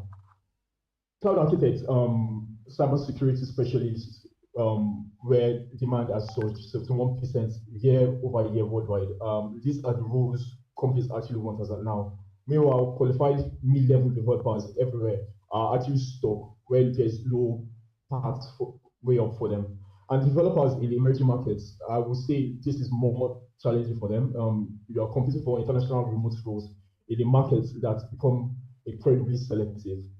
So I would say the market actually exists globally, but companies have created this filter that prevents them from basically accessing it. How important is continuous learning in today's job market, especially for professionals in technology-driven roles? Oh, it's absolutely critical. What do I right now? But I need to be careful because continuous learning often gets weaponized against workers globally. As a developer in 2025, I'm constantly learning, not by choice, but by necessity. The pace of technology has really accelerated dramatically everywhere. A recent global study found that 98% of tech employees worldwide want to improve their AI skills because AI has become non-optional across markets.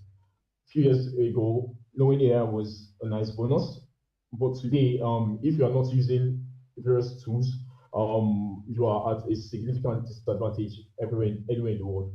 And I've been in the development teams where someone will solve in an hour what used to take a full day because they know how effectively prompt AI tools, and that's become the new baseline globally. What's changed in 2025 specifically is that AI tools have crossed from helpful assistant to fundamental tooling worldwide. It's like when Git became standard, you can't really work professionally without it anymore as of today, regardless of where you are based.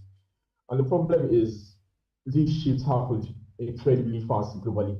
Skills that were valuable years ago, being really good at writing boilerplate code, knowing framework syntax by heart, those are less valuable now because AI basically handles them everywhere. And what matters now in any market is judgment, architecture, know when to trust AI output and when to question it. But here's what I push back on behalf of developers everywhere. The burden shouldn't fall entirely on individuals. In some markets, the stronger worker protections, companies provide learning projects, conference allowances, time for professional development. But globally, many developers are basically sourcing this out of their own pockets at nights, weekends, doing long hours, just to try and catch up and to try and learn on a consistent basis. And that's really on sustainable anywhere, and it's particularly unfair when companies worldwide are laying people off. I think over 180,000 workers laid off just in 2025 as so far. And then companies, they are basically complaining that they can't find talents with the right skills. But my view is, if you need employees with specific capabilities, just invest in training them. The key, I would say, for developers everywhere is being strategic, focus on fundamentals, problem solving, system design, understanding trade-offs, regardless of the location. I think that's what I would probably say. Okay, so employers often emphasize experience. How early, how can early career professionals and also career switchers position themselves more competitively? This is incredibly difficult right now because entry-level hiring has essentially collapsed globally. The data start is basically start from what I'm seeing from my base in the UK and across other markets. Tech companies worldwide have dramatically reduced junior hiring while simultaneously increasing hiring for AI talent, and this has an impact. This is even harder for African developers trying to break into the international markets, either be it remote roles or trying to move over, where you are competing against experienced developers globally. But there are, I would say, there are strategies, and they are more important than ever. The first on my list will probably be demonstrate your capability publicly through projects. Build things that solve real problems and put them on your GitHub or wherever you host your stuff with excellent documentation. And I cannot overstate how valuable this is globally. It's more or less like the great equalizer that transcends geography. When I changed roles, my portfolio got more attention than interviews themselves. I got more feedbacks than interviews themselves. I also say focus on quality over quantity. It's really pushed for developers anywhere in the world, especially those in emerging markets. It's your passport to international opportunities. Your portfolio can speak louder than your location, and leverage AI to punch above your weight. Really breaks things down for you. It really helps you in areas. These projects that might take probably 18 months, you could these colleagues just break them down to 3 months based on how you are able to front the AI and stuff like that. That's what I think I would probably say in respect to that. All right, we can agree that recruitment processes have become more digital with automated screening and remote interviews. Has this improved fairness or created more barriers, in your opinion? In my opinion, I would say both. From what I'm seeing from across global markets, it's increasingly creating more barriers than it solves, though the impact varies by region. Digital recruitment was supposed to democratize access globally, and in some ways it actually has done that. Developers can now apply to companies anywhere in the world. I literally have people back home in Nigeria who are working for remote in the UK, and this has opened unprecedented opportunities for talented people in emerging markets like Africa. Just like I said, I talked about my guys in Nigeria who can now compete for roles as international companies without relocating. But automated screening systems are genuinely problematic worldwide, and they are getting more aggressive. With about 420,000 tech workers laid off globally in the past 2 years, companies everywhere are now being flooded with applications. And their response, what is the response? It's just more automation. I've had experiences where I applied to a role, got rejected within 2 minutes, and later learned from a contact within the company that the hiring manager would have been interested, but their ATS filtered me out for reasons I never would know. This happens to developers everywhere, but it's particularly frustrating for developers in markets like Nigeria, where you may have the skills, but the automated system doesn't recognize your university or your formatting or your work history pattern. And here's the global irony. Companies use AI to screen applications, then they complain that 74% of applications are AI generated. Of course, people worldwide are using AI when they are competing against algorithmic filters. It has become an international arms race where candidates use AI to optimize their CVs for keyword matching. Companies use AI to detect AI-written content, and candidates get more sophisticated with their prompting. Meanwhile, the genuinely qualified developers everywhere are getting filtered out because they describe their React experience as front-end development instead of using the exact keyword React. For developers, I would say for developers trying to access international opportunities from emerging markets, understand these algorithmic games because it becomes more critical. The human cost is viewed globally, and it's will I say a menace? It's not a menace because I know developers across different markets who apply to 200 plus positions and head back from fewer than 10. In major tech hubs, in major tech markets, around 60% of tech professionals are actively job hunting, and this process is really so crushing everywhere. There's no feedback loop, no way to improve, just algorithmic rejection from one to one. And digital recruitment has made it easier to apply to much of globally, but paradoxically harder to actually get hired, regardless of where you are based. The playing field was supposed to be level, but in many ways, invisible barriers. Okay, so beyond technical expertise, what soft skills are most valued by employers in the UK and also globally? Sorry, I couldn't hear you clearly. So I said beyond technical expertise or expertise, what soft skills are most valuable by employers in the UK and also globally? So this is critical worldwide because from what I'm seeing across markets, with AI handling more routine technical work, human skills are becoming the key differentiators everywhere. The global data backs this up. While technical roles are being restructured, what's increasing across markets is the demand for roles requiring judgment, creativity, and complex decision making. So first is communication, specifically translating technical concepts into business value everywhere, regardless of market. Like, let's say, can you explain to a non-technical stakeholder why a project takes 3 months, what the trade-offs are, and what risks exist? I've seen this directly impact careers across different markets. Developers who communicate well advance faster in these markets and so on. For developers in emerging markets, working with international clients remotely, strong communication in English and the ability to bridge cultural context becomes really more valuable as well. Also, I would say this is where in 2025, globally different is judgment and critical thinking about AI.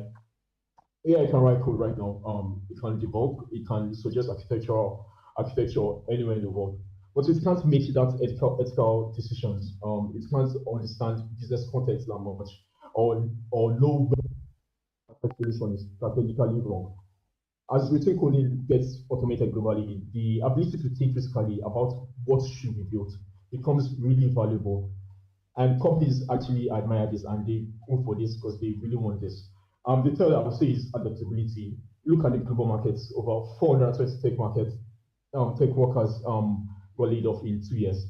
Hiring patterns completely restructured worldwide, and AI fundamentally changing workflows everywhere. The developers thriving globally right now are the ones who embraced AI tools early, who pivoted when their specialization became less relevant, who can roll with massive disruption. Those who can resist change or tie their identity to specific technologies are really struggling, regardless of their locations. I would say for developers working remotely across time zones and cultures, strong collaboration skills actually does count. Become more, and it has become really more essential. So I would say that the skills you actually require on the basic.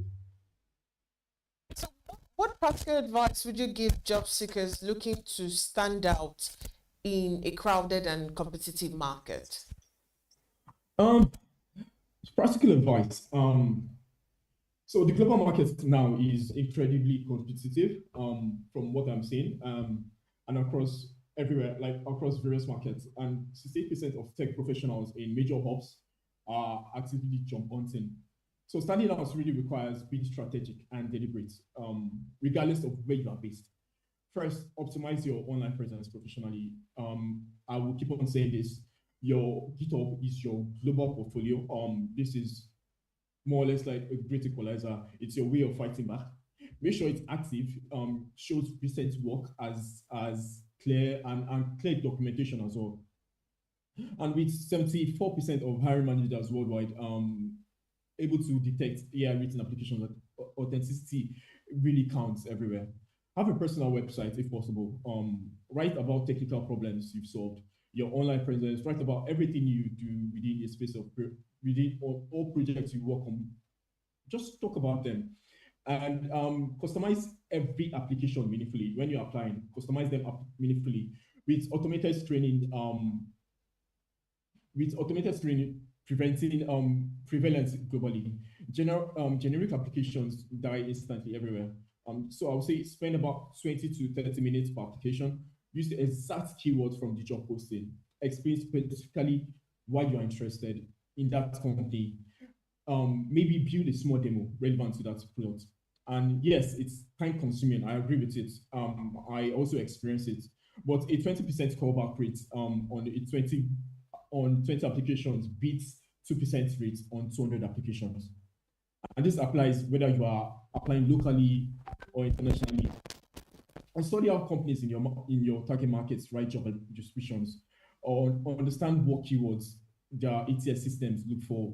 And thirdly, I would say demonstrate AI literacy explicitly. This is crucial globally in 2025, even in 2026 as we are approaching it. Show you understand how to work with AI tools effectively. Mention your portfolio of how you use AI to solve problems. Talk about it in interviews. The little information that you think is not important or you feel is irrelevant actually do count. And I also say network strategically in this global market. With so many people job hunting worldwide, referrals actually matter. I've gotten several deals just by people I know, just through contacts.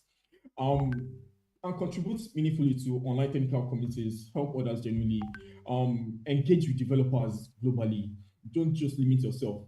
In a market where experience requirements keep rising globally and entry-level positions keep shrinking, having someone vouch for you is invaluable anywhere. And for developers in markets like Nigeria, connecting with the global tech community, attending virtual conferences, contributing to international open source projects can open doors for you even beyond your expectations. That's, I would say, finally, apply strategically to roles where you meet 70 to 80% of those requirements. Don't just throw applications out. Across markets, companies are being incredibly selective, but they will still compromise once they see what they really want. Don't wait until you perfectly match every requirement, as job postings everywhere are basically wish lists. Tech salaries vary dramatically globally, and this really shouldn't be your drive for trying to apply and stuff like that. And in major tech hubs, you see, let's say, median salaries around $60,000 or 49,000 pounds, or about 90 million naira annually, which shows the high value placed on these skills globally. A trend we are probably seeing replicates in remote roles being accessible, and we'll probably see them as time goes on being more accessible. So finally, what key mindset do you think job seekers adopt to remain relevant and resilient in today's evolving world of work? I would say think of yourself as a business, not an employee. Your career is a responsibility, regardless of your location, your employer loyalty. Focus on building capabilities that are valuable in global markets, especially in AI skills, and so on and so forth, depending on your target markets. Embrace AI tools. Don't fear them. Use them to boost productivity, but know when human judgment matters. Build resilience, financial and psychological. Treat setbacks as data that you can keep learning from and stay adaptable. Be curious, keep improving. Also communicate clearly, solve problems, work well with others. Basically, the fundamentals don't change. Skills, adaptability, persistence, curiosity will make you valuable everywhere and anywhere. For developers in emerging markets, I would say opportunities to compete globally has never been greater. So take advantage of it. Okay. All right. Thank you so much for your time on the Business Morning Show. Henry Olayinka Williams is a senior software developer. Thank you for your time. Right. And that's been our focus today on Business Morning, the real challenges job seekers face today and how we can truly help them. And then we move to navigating the modern job market, technology, talent shortages, and employability. And the Breakfast Show continues with a big story after the segment. I am Deborah Eze. Do stay with us.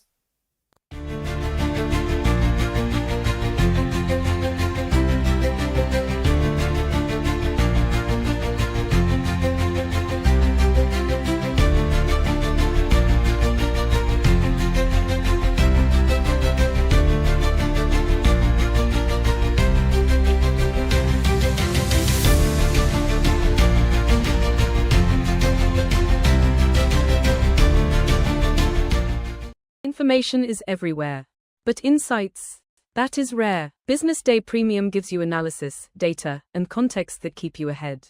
BusinessDay Premium. Read deeper, decide smarter. They say money never sleeps. Wake up to clarity, insights, and the stories driving business in Nigeria and beyond. From the heartbeat of small and medium enterprises to the pulse of national economic policy, this is where business meets perspective. With expert guests, real-time analysis, and stories that matter to you, we go beyond headlines to bring you the full picture. Join us every morning as we break down the numbers, decode the policies, and spotlight the people shaping our economy. This is Business Morning.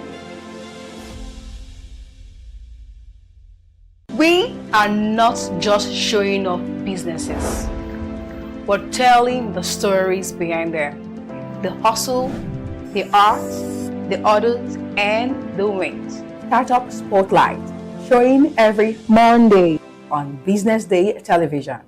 Welcome to the Triumph Against Odd podcast. Most people go through their lives without knowing what their superpower is, right? But if you're lucky enough and determined enough to find your superpower before you get to a certain stage of your life, you will be incredibly successful. Look, the first thing is you just decide not to look at the challenges, because if you do, it's going to end you. The closest thing I think is that I had a deeply military background, which is a bit of a never say die background. I saw an opportunity in non-interest banking, and I felt that the demand was there. There was pent-up demand for it.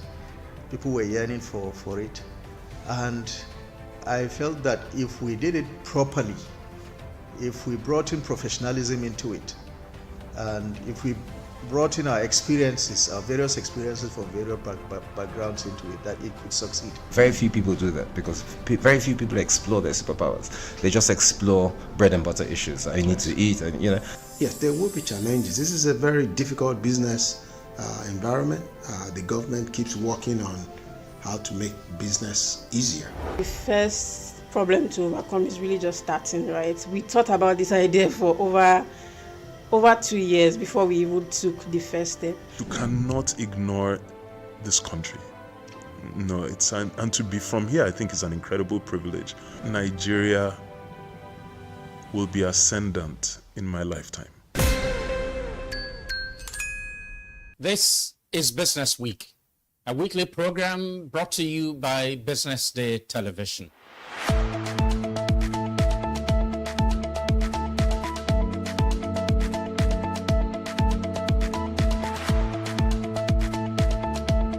for many years we've talked about the need to, essentially diversify our revenue stream away from, the huge dependence on oil revenues. It looks like that is happening now. So that means that we're better protected when, you have these wide fluctuations in oil prices and all of that. So it's as you say, and I agree, that we should commend the government. At least revenues are not falling. There have been times in the past when we recorded drops in revenue. That's not the case today. We're seeing revenues actually going up. Increasingly, we can see the developed countries focusing on renewable energy and so on and so forth, which means that in the long run, we must look for alternative sources to funding. So, the government says that crude oil theft has essentially come to an end.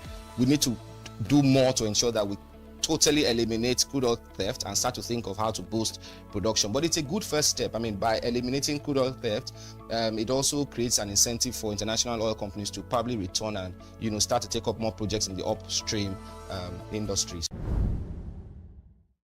Stay ahead with Business Day Mobile, your gateway to Nigeria's most trusted business news, market insights, and expert analysis.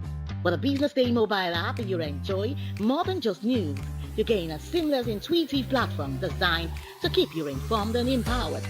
From exclusive articles to in-depth market trends, the app delivers the stories that matter most. Why Business Day Mobile? For premium access, for a clean, responsive design, for smarter navigation, for customizable alerts, and for all-in-one business hub. Whether you're a business leader, investor, policymaker, or enthusiast, Business Day Mobile brings you closer to the insights shaping Nigeria's business landscape. Download today and put authoritative business journalism right at your fingertips, anytime, anywhere.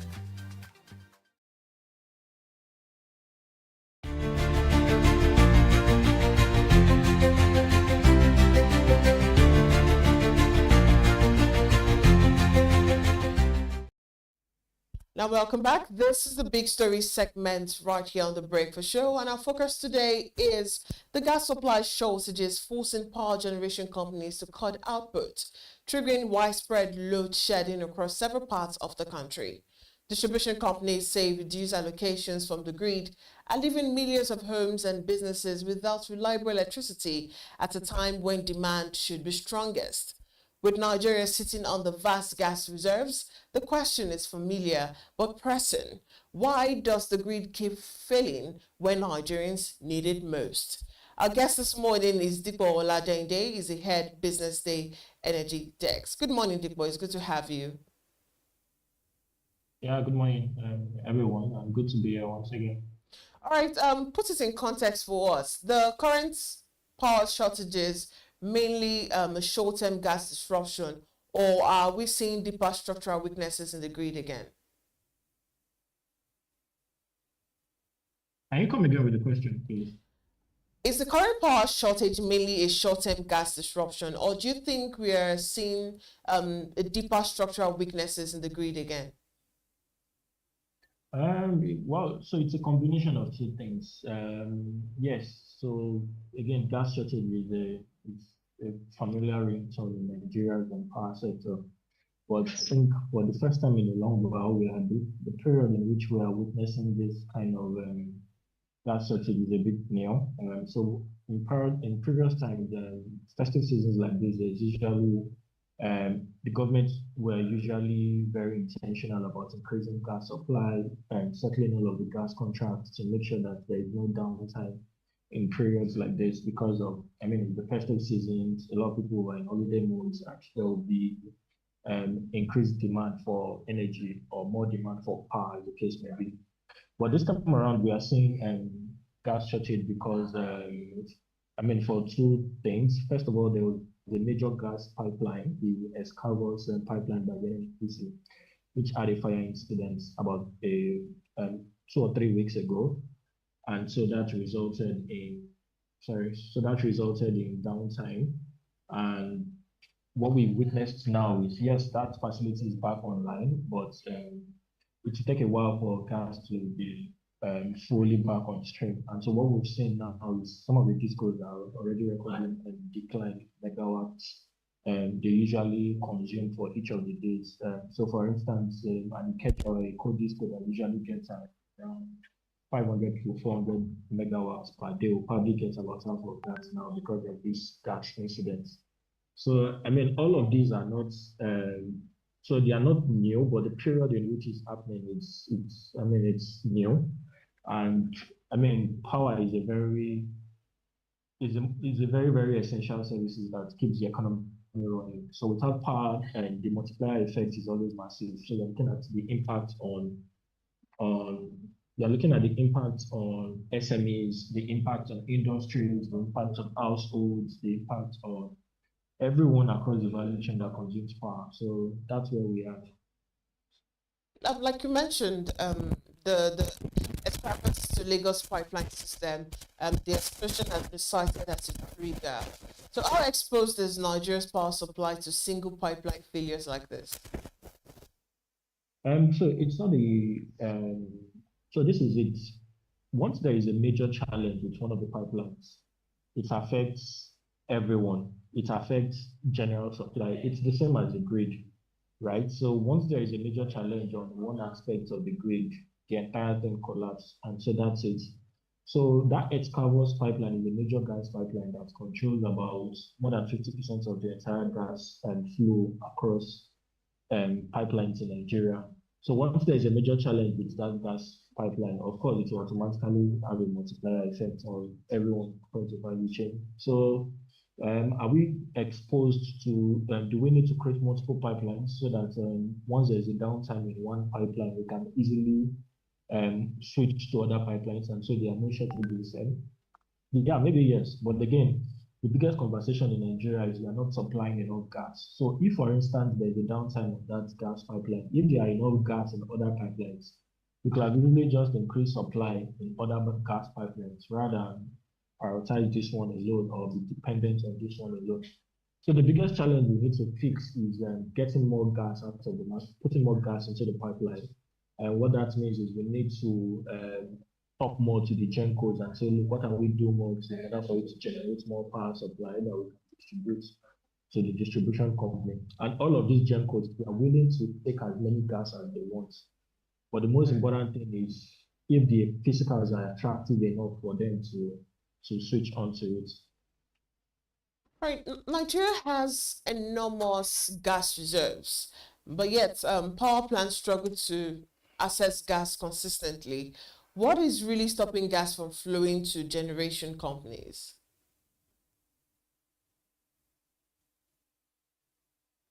What do we still have you? All right, we'll go on a quick break now. When we come back, we'll see if we can still reconnect with Deepa, the head Business Day Energy Desk. Just stay with us.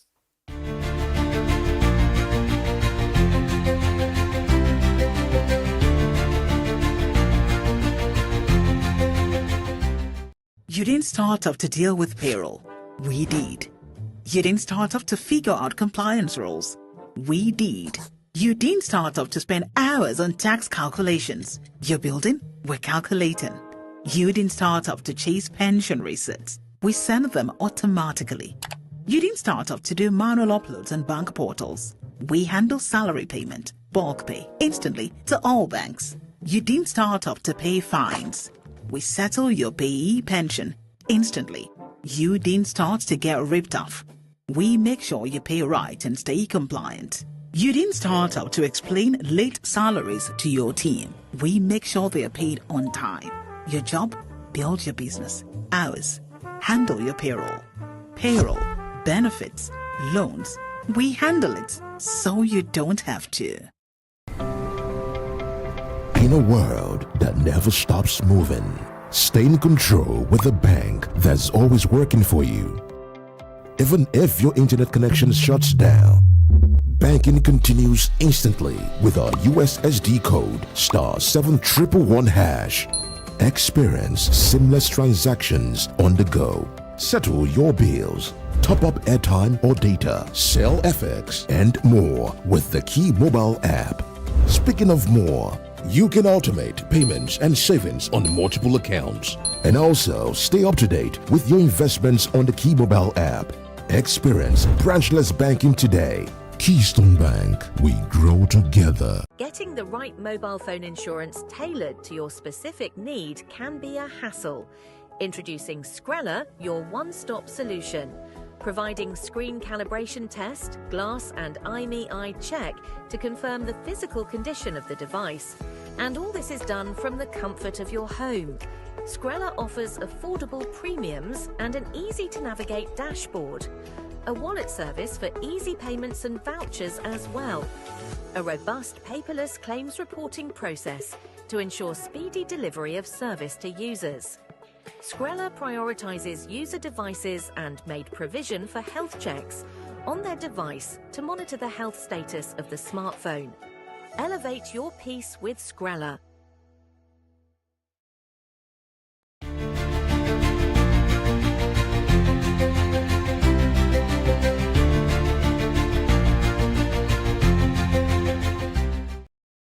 Welcome back. This is still the big story and still on the gas shortages and also the power grid. We still have Dipo with us.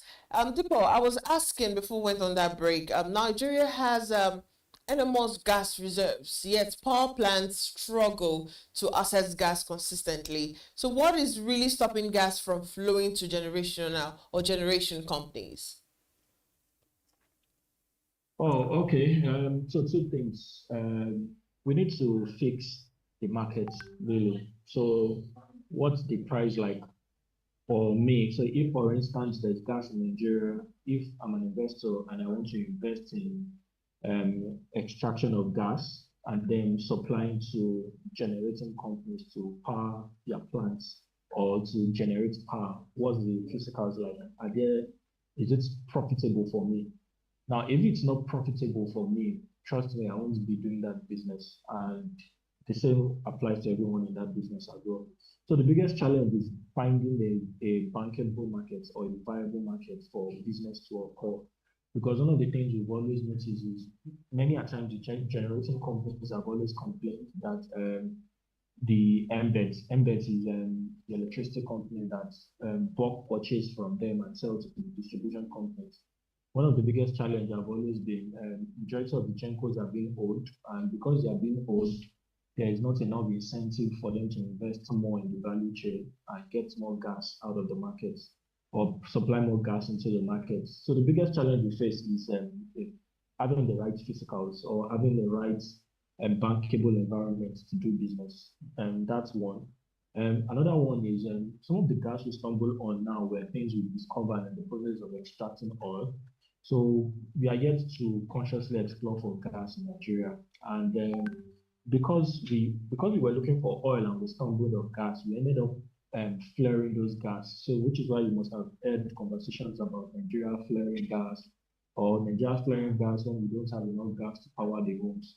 So we've not invested well enough in technologies that would convert some of these gas that we ought to be flaring and use them into power or use them into electricity. Recently, as last week or 2 weeks ago, the government recently signed a contract where some companies were given license to partake in that value chain where they are basically will be taking some of these gas that we've been flaring and be converting it into power or for industrial use. So those conversations are ongoing now, but then of course it will take time. And so we have started planning again and only expect that some of these things we started now will see the light of day and things will move on as speedily as possible. But two things, we need to first of all put a bankable market for people to do business in, and then we need to attract more investments, not in oil, but then in gas.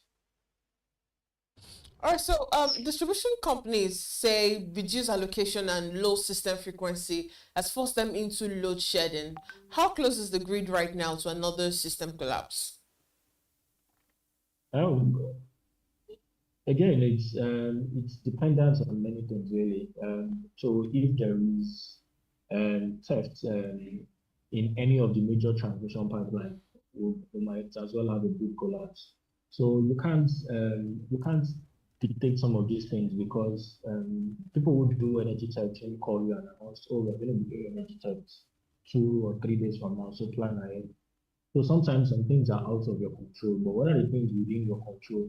The things within your control is making sure that the system is up and running, is efficient, and even if there's going to be a downtime, there is a structure in place that can easily recover and then put the system up and running, even if it's not up to 100%, maybe around 80 or 50%. So the reason why there is load shedding is because the majority of the distribution companies are not getting enough power from the generating companies. And so because they're not getting enough power from the generating companies, they have to do what they call load shedding. Load shedding looks big in terms of grammar, but what it simply means is rather than having 100 watts, 100 megawatts, they are now having like 50 or 60. So what that means is, if for instance you usually get about 2 or 3 hours of power supply before, you might reduce it to 1 or 1.5, and then supply the other half, which would have gotten constantly to another region. So they'll be managing it until they are up and running to an efficient system. And the origin of all of this is gas. Again, the conversation of gas cannot be, I think it can't be overstated really, because we've not paid attention to gas supply for a long time. And so now we are paying attention to it. But the most important thing is to make sure we pay attention to it the right way, attract as much investment as possible into the sector, and make sure that the market is viable for people to do business. Once people can see that, oh, if I pump my money into this, there is the likelihood of profit is high. Trust me, more investors will come. The more investors that are coming into the market, the better for us, or the more gas we have in the market, the more discos will get more megawatts, and then the households and industries will get more power for their users as well. Okay, December is peak season for businesses. Now, from your reporting, who is bearing the greatest economic cost of these outages? So for most businesses, really, it's rare to see a business in Nigeria that does not have alternative power, really. So if you walk inside a barbing salon, or you walk into a hair salon anywhere in the streets of Lagos or in Abuja or wherever you are in Nigeria, and the likelihood of such businesses having alternative power is as high as 80% or 90%. So what that means is that a lot of businesses are already having a backup plan. Now, how dependent they are on this backup might vary. For some people, they rely on backup every time. For some people, backup is maybe 20% or 30% of their power consumed or power demands are basically supplied through backups. So in periods like this, what it means is there will be more pressure on backups. Now, the issue of our backups is not the fact that they are not good, but it's the fact that they add to the costs of production. So, for instance, the cost of producing biscuits is 10 naira, right? If I'm relying more on backup, it means that cost of producing, that extra cost I'm incurring will be added to my cost of production. And so once it's added to the cost of production, it means that my cost of production will go up. Once my cost of production is going up, the prices you and I will pay for some of these basic items will also go up as well. And that's not good for anyone in periods like this. So, the impact of it is prices of goods, the likelihood of seeing slight increases in prices of goods and services will be there. So instead of getting your aircon for 1,500, for instance, you probably get it for 2,000 or 2,500. So all of this will impact. A business owner is not a charity organization. They'll easily transfer the costs on whoever is going to incur the goods and services, and that goes around. So that's where we are today, and some of these things are avoidable if we put the right place or the right system in place to checkmate some of them. The payment chain in the electricity sector is often blamed. So how much does weak revenue collection affect gas supply and power generation today? And so weak revenue generation is one arm of it, maybe about 60% or 50% of the biggest challenge facing the power sector today, because a lot of people are willing to pay. A lot of people are not at the band A services. A lot of people don't have access to prepaid meter in the first place. So if people are not metered, they are on estimated billing. Estimated billing means you can just wake up one morning and say your NEPA bill is A, B, C, D, and a lot of people will be reluctant to pay. So it's one of the reasons why we are where we are today, because we are not putting enough in terms of making sure that we have the right data of our energy customers. So once you have the right data, you can actually know that, okay, this is what this person's consumption pattern. This is what it looks like, and this is what is expected to pay. So we need to up our game in terms of how we collect revenue. But of course, we can't do that without metering, which is why the governments have been paying a lot of attention to metering. There's a lot of metering initiatives that the government is currently doing just to make sure that a lot of people have more access to data. Because it's when people are metered, you can have their data. When you have their data, you know what their energy consumption pattern looks like. And when you know what it looks like, you know where to find them as well. So meaning, if they don't have access to power, if they don't pay, they don't have access to power. So they have a prepaid service, just like you use your phone, right? Once you don't have data, you are cut off. You don't need to go and there's nobody you are bribing in MTN to put you back on because you don't have enough data, you don't have enough airtime, you're simply off. So it's the same thing applies to power as well, right? So if you have enough metering in town, of course your revenue would definitely go up. And a lot of government agencies are perhaps the biggest culprits in this lack of metering as well. And so we need to pay attention to metering. Once we pay attention to metering, that weak revenue would solve close to 70 or 80% of it, and then we'll move on to the next level. Okay, so this issues, pricing, infrastructure, also security are not new. So why has it been so difficult to fix them over time? Well, true, they are not new, but the thing about Nigeria is Nigeria is always a peculiar place to do business in, really, or to try to solve problems because efforts to solve, once you are trying to solve a problem, you are seeing another layer of problem in another place, and then you need to fix that as well. And then the second aspect is also the political will as well. So sometimes in Nigeria, we go round and round in circles without hitting the nail on the head, right? So for instance, we've been talking about metering for a long time, but what have we really achieved in metering? I'm not sure we've achieved close to 40% or 50% of the targets we've set in the last 10 to 15 years. So we're always setting targets, but then what are we doing in terms of achieving these targets? I think that's still a big challenge. The other thing as well is the issue of human interface, right? The issue of rent seeking, right? The fact that sometimes people need to grease palms in order to get meters, which shouldn't be, or sometimes the gatekeepers are always willing to change corners or change things in order to make things suit their favor, which shouldn't be. So all of this is the reasons why a lot of people have always argued that once there's a political will to fix something, once the government is hell bent on fixing a particular challenge, I think it will be fixed. The most important thing is you need to know the people, you need to get the right people into the sector and then be intentional about scaling some of the targets you set. So if you set a target of nurturing 10 million households, be sure that you're going to meet that target. If you want to set a target of fixing negative thefts, be sure you're going to fix that target. If you want to set a target of putting drones or putting technology around the national grid or putting technology in our power system, we have been intentional about fixing it. Once we are intentional about fixing some of these things, I think we'll make progress. Again, some of these challenges are not peculiar to Nigeria. Egypt at some point was struggling with power. Rwanda was struggling with power at some point. A lot of other countries once were in Nigeria's situation, but over time they've been able to solve their problem because they've been intentional about solving it, because they've not played politics with it, and because they've not changed corners. And I think we just need to do the right thing.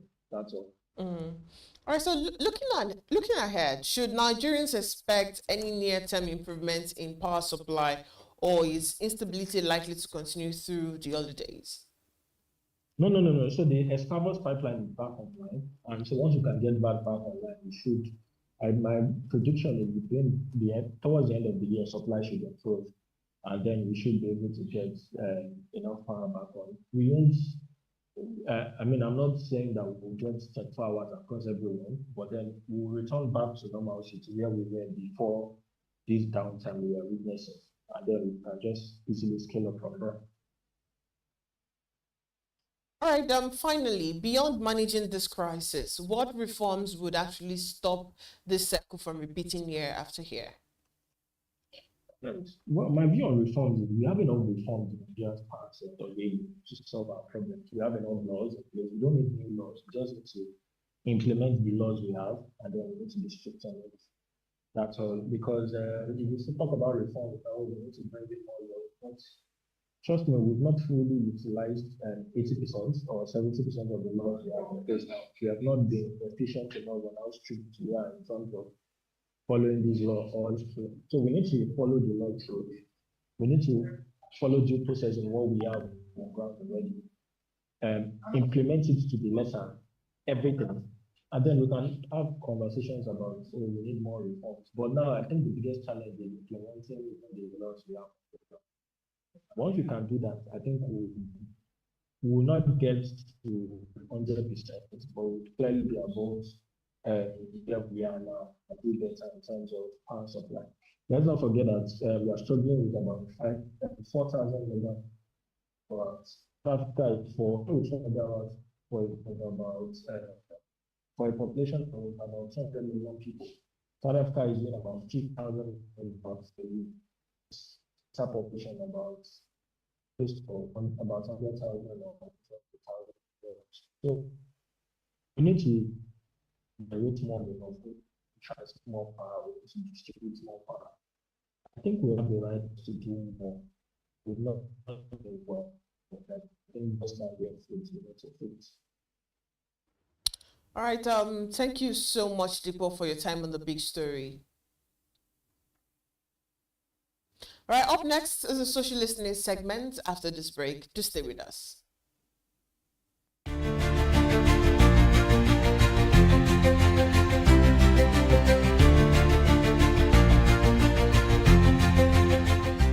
Entrepreneurship is for everybody, but not everybody is for entrepreneurship.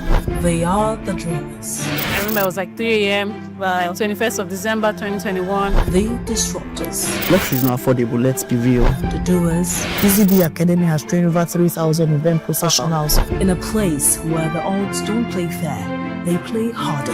I would like my business to be remembered as one of the homegrown organizations that has helped with shaping the narrative of this continent positively. From first-time founders to industry giants, this is where serious business meets unexpected turns. I could stay up hours of the night just watching things about space. Welcome to Entrepreneurs Lounge with Norma, where we unravel the buzz and glamorous headshots to bring you the untold. When I went for youth service, where I was sent to, instead of me to go to work, I went to go and learn how to sew. Raw. I'm blown away by the challenges they're facing. And real stories of Nigeria's fearless young entrepreneurs. And not only yes. Watch Entrepreneurs Lounge with Norma every Tuesday on BusinessDay television.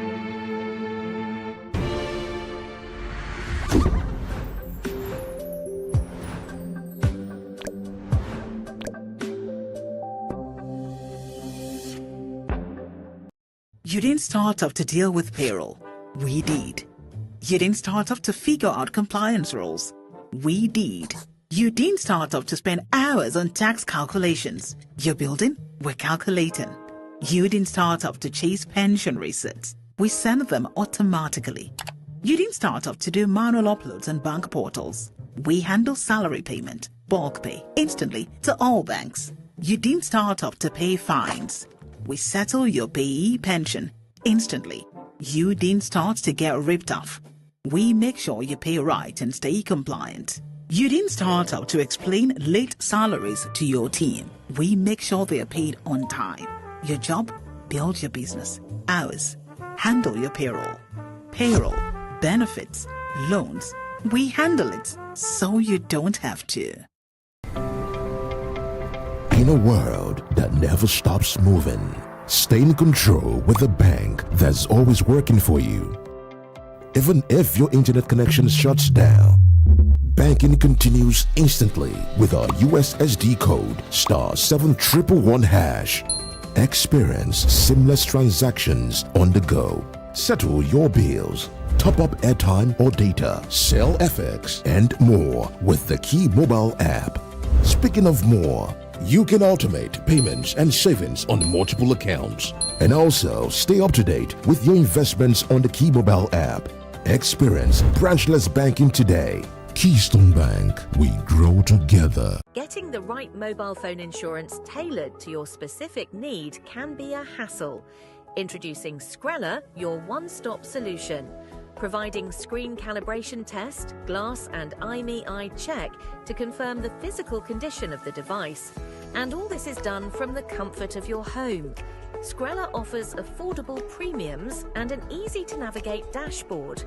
A wallet service for easy payments and vouchers as well. A robust paperless claims reporting process to ensure speedy delivery of service to users. Skrella prioritizes user devices and made provision for health checks on their device to monitor the health status of the smartphone. Elevate your peace with Skrella.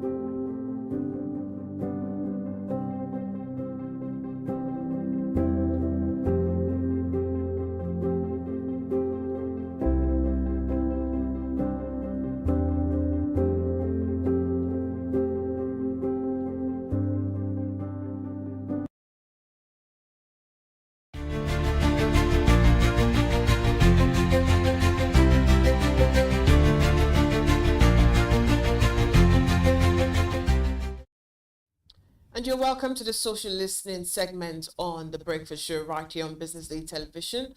I am Deborah Eze and I'm here with Onyeka Valentine. All right, let's go straight into the conversations that Nigerians are engaging with online today. And our first stop is Senator Shehu Sani's reaction to the new U.S. travel restrictions that include Nigeria. Shehu Sani responded by telling Nigerians to stay back and build the country or face its problems head-on. It described the policy as discriminatory and said the message from the United States is clear that migrants from developing countries are no longer welcome. He pointed out that although security was given as a reason, most of the affected countries are Black, African, and Caribbean nations, while others were left out. He also stressed that this time the impact goes beyond politicians and government officials, as ordinary Nigerians seeking education, business opportunities, or exchange programs will be affected. The new rules suspend several visa categories, including tourists, students, and exchange visas from January 1st, 2026, with the US citing poor screening system and visa overstays as justification. Before I get your reaction, let's take a look at what netizens are saying concerning this. And the first tweet from Josephine Agogo, and she said, "Oh yeah, stay back and build our country while the looters cut away our oil and gas money to foreign countries. Even though those ones are not banned this way, they continue to siphon the loot to foreign country. Karma will get them pretty soon." Another reaction from Niger Budget Bro, and he said, "You can't keep running from broken systems. At some point, you have got to stay and build what others will want to run to." And we have 77, and it said, "It would have been better if the ban was for both the politicians and their families inclusive. But no, it's crazy, right?" And finally from Ghost Crypto, and it said, "Building locally is essential for sustainable growth and self-reliance. Let's focus on development at home." Do you agree with this? Well, first and foremost, I would say Shivsani is someone who has been known to say the way he feels, and is quick to jump on social media to, the time when Twitter was the in thing, just go on Twitter. So I'm not surprised that he can pinpoint some certain areas and then bring it to light. But having said so, let's look at Nigeria and America relationship. Yeah. Without a doubt, we know already that for what it is, the United States understands how unique Nigeria is. Now, yes, we have our problems. If you notice, I'm not talking about other African countries because the list goes on and on. Yeah. But I mean, we're Nigerians and it affects us one way or the other. But they have the right to say, we don't want a particular country in our country any longer by, sieving out those who they want and who they don't want. I think whether or not Shehu Sani has weighed in on it, what matters the most here is, what is it that we have to learn from this? It's the fact. Let's not ask those tough questions that some people don't want to ask. So we're asking the question now to those out there. Look, they have made it very clear. We don't want some certain people in our country. Whether they are targeting only African countries or they're targeting some certain countries, the target is very clear. Yeah. We want best of the best. So, who are the best of the best? Good question. Who are the best of the best? Is it that they're looking for people who can grow their economy? Because that's what it's looking like. Republicans have always been known to put America first. And so they're looking for people who are doing extremely well. I can tell you for a fact.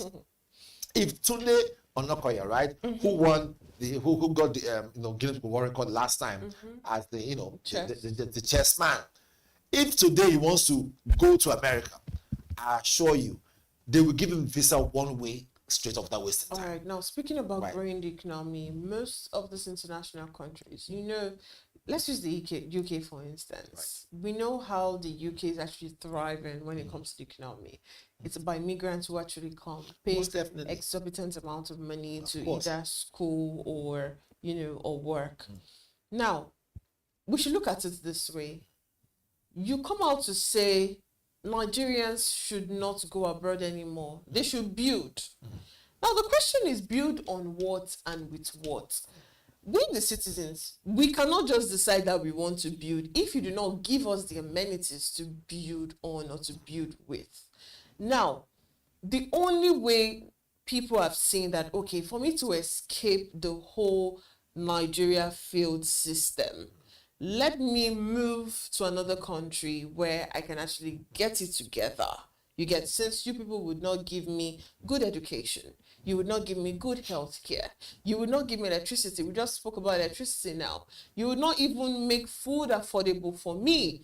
Minimum wage is nothing to write home about. Let me then move. You now tell me that, okay, now that they've said people should not come again.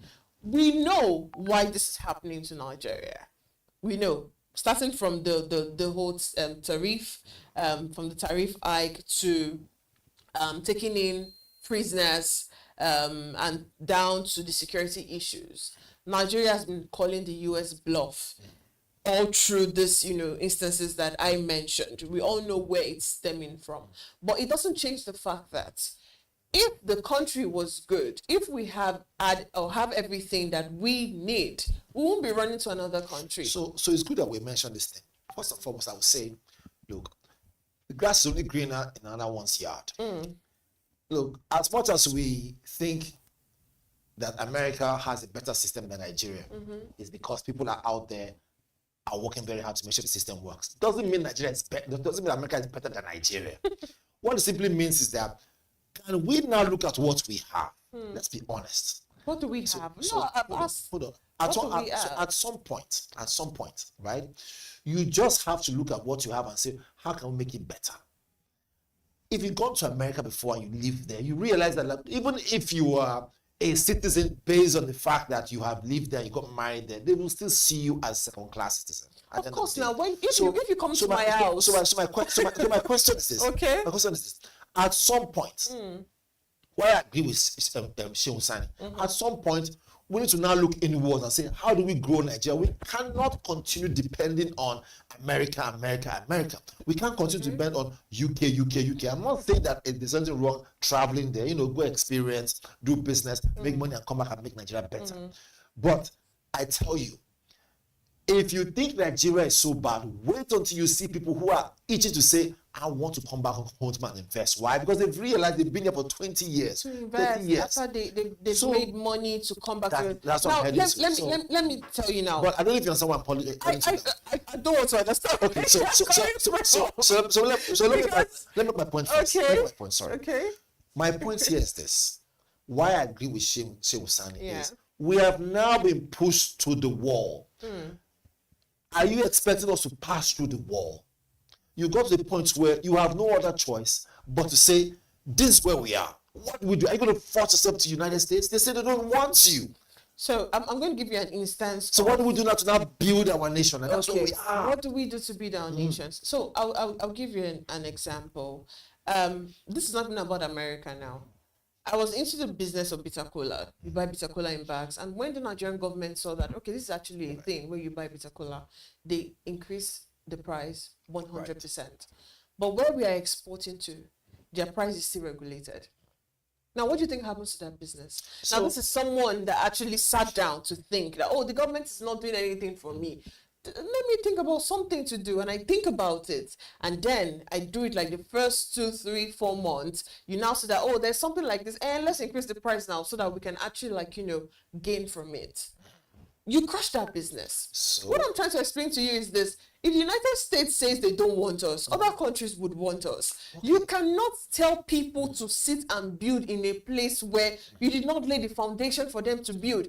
And when they come out to say, okay, I think I can do this for myself without the help of the government, you're then frustrated. So he's saying we should, you say yourself, Nigerians are the most resilient, especially the youth. They don't wait for you. That's why it feels like, we move on from things. We don't wait for the government to do things for us. We sit down, we think about it, and then we put it into action. So in coming to say, Nigerians, the youth should actually sit down and build the country. Build the country on what? Okay, with what? So from that angle now, right? You come from different angles, which is if the United States don't want Nigerians, the other countries to travel to. So which means that we're either here or there. What am I trying to say is that if the United States says, look, XXX, we don't want you, I don't think we should make a case about it. The more you fan them, the more they feel too very important. United States, be where you are. So why am I saying this thing? You see, it happened to South Africans. And they said, look, United States can keep your United States. South Africans will deal with their own problems. I am not of the opinion that you shouldn't travel at all. No.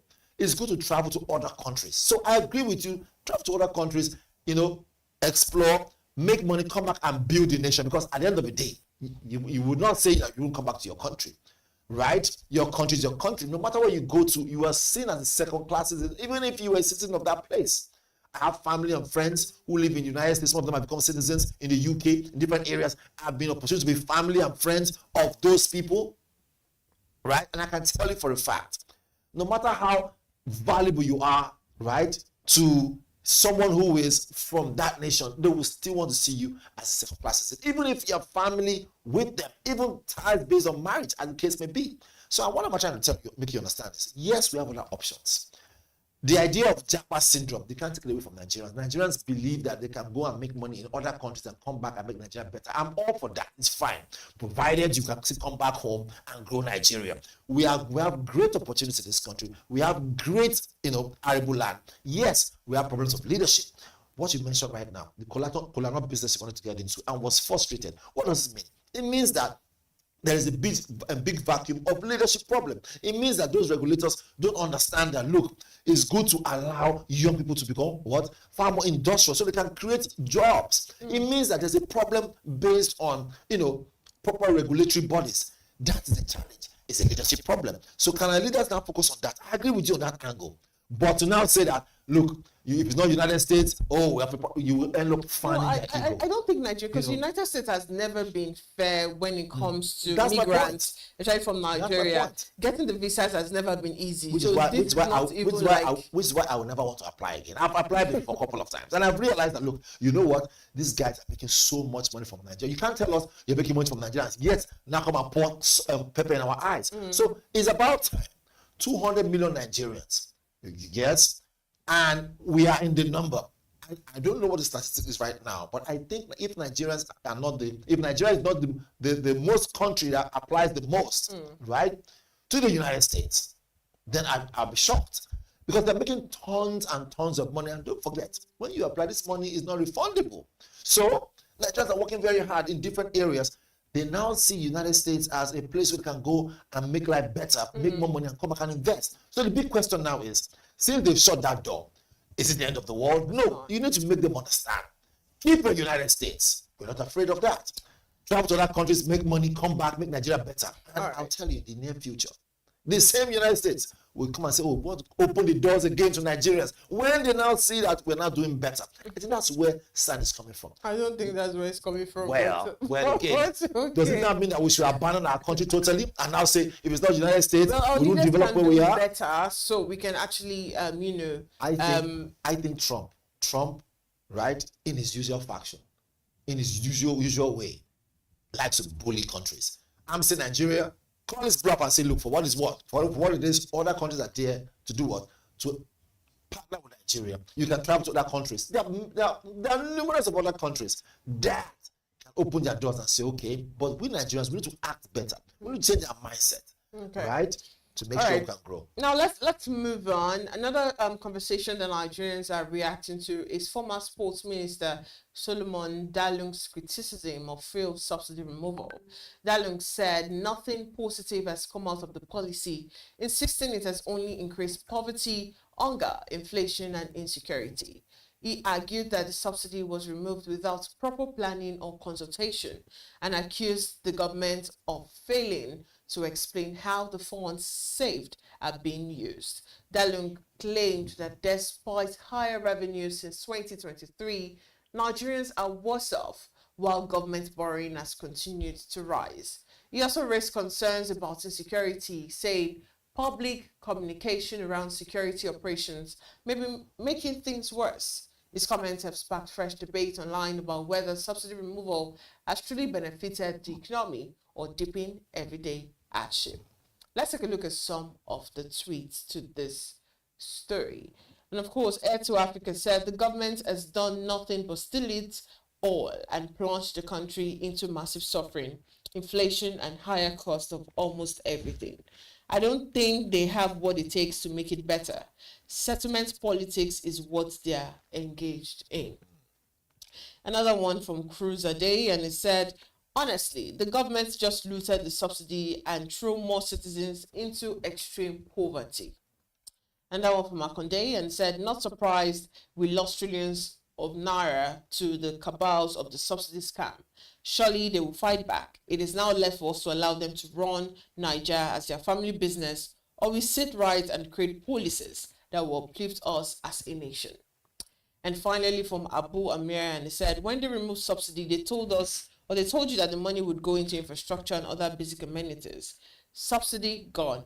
Infrastructure, you never see. Same people are today telling you to be patient and wait for the new tax law to take effect and see the benefits. What do you think about this?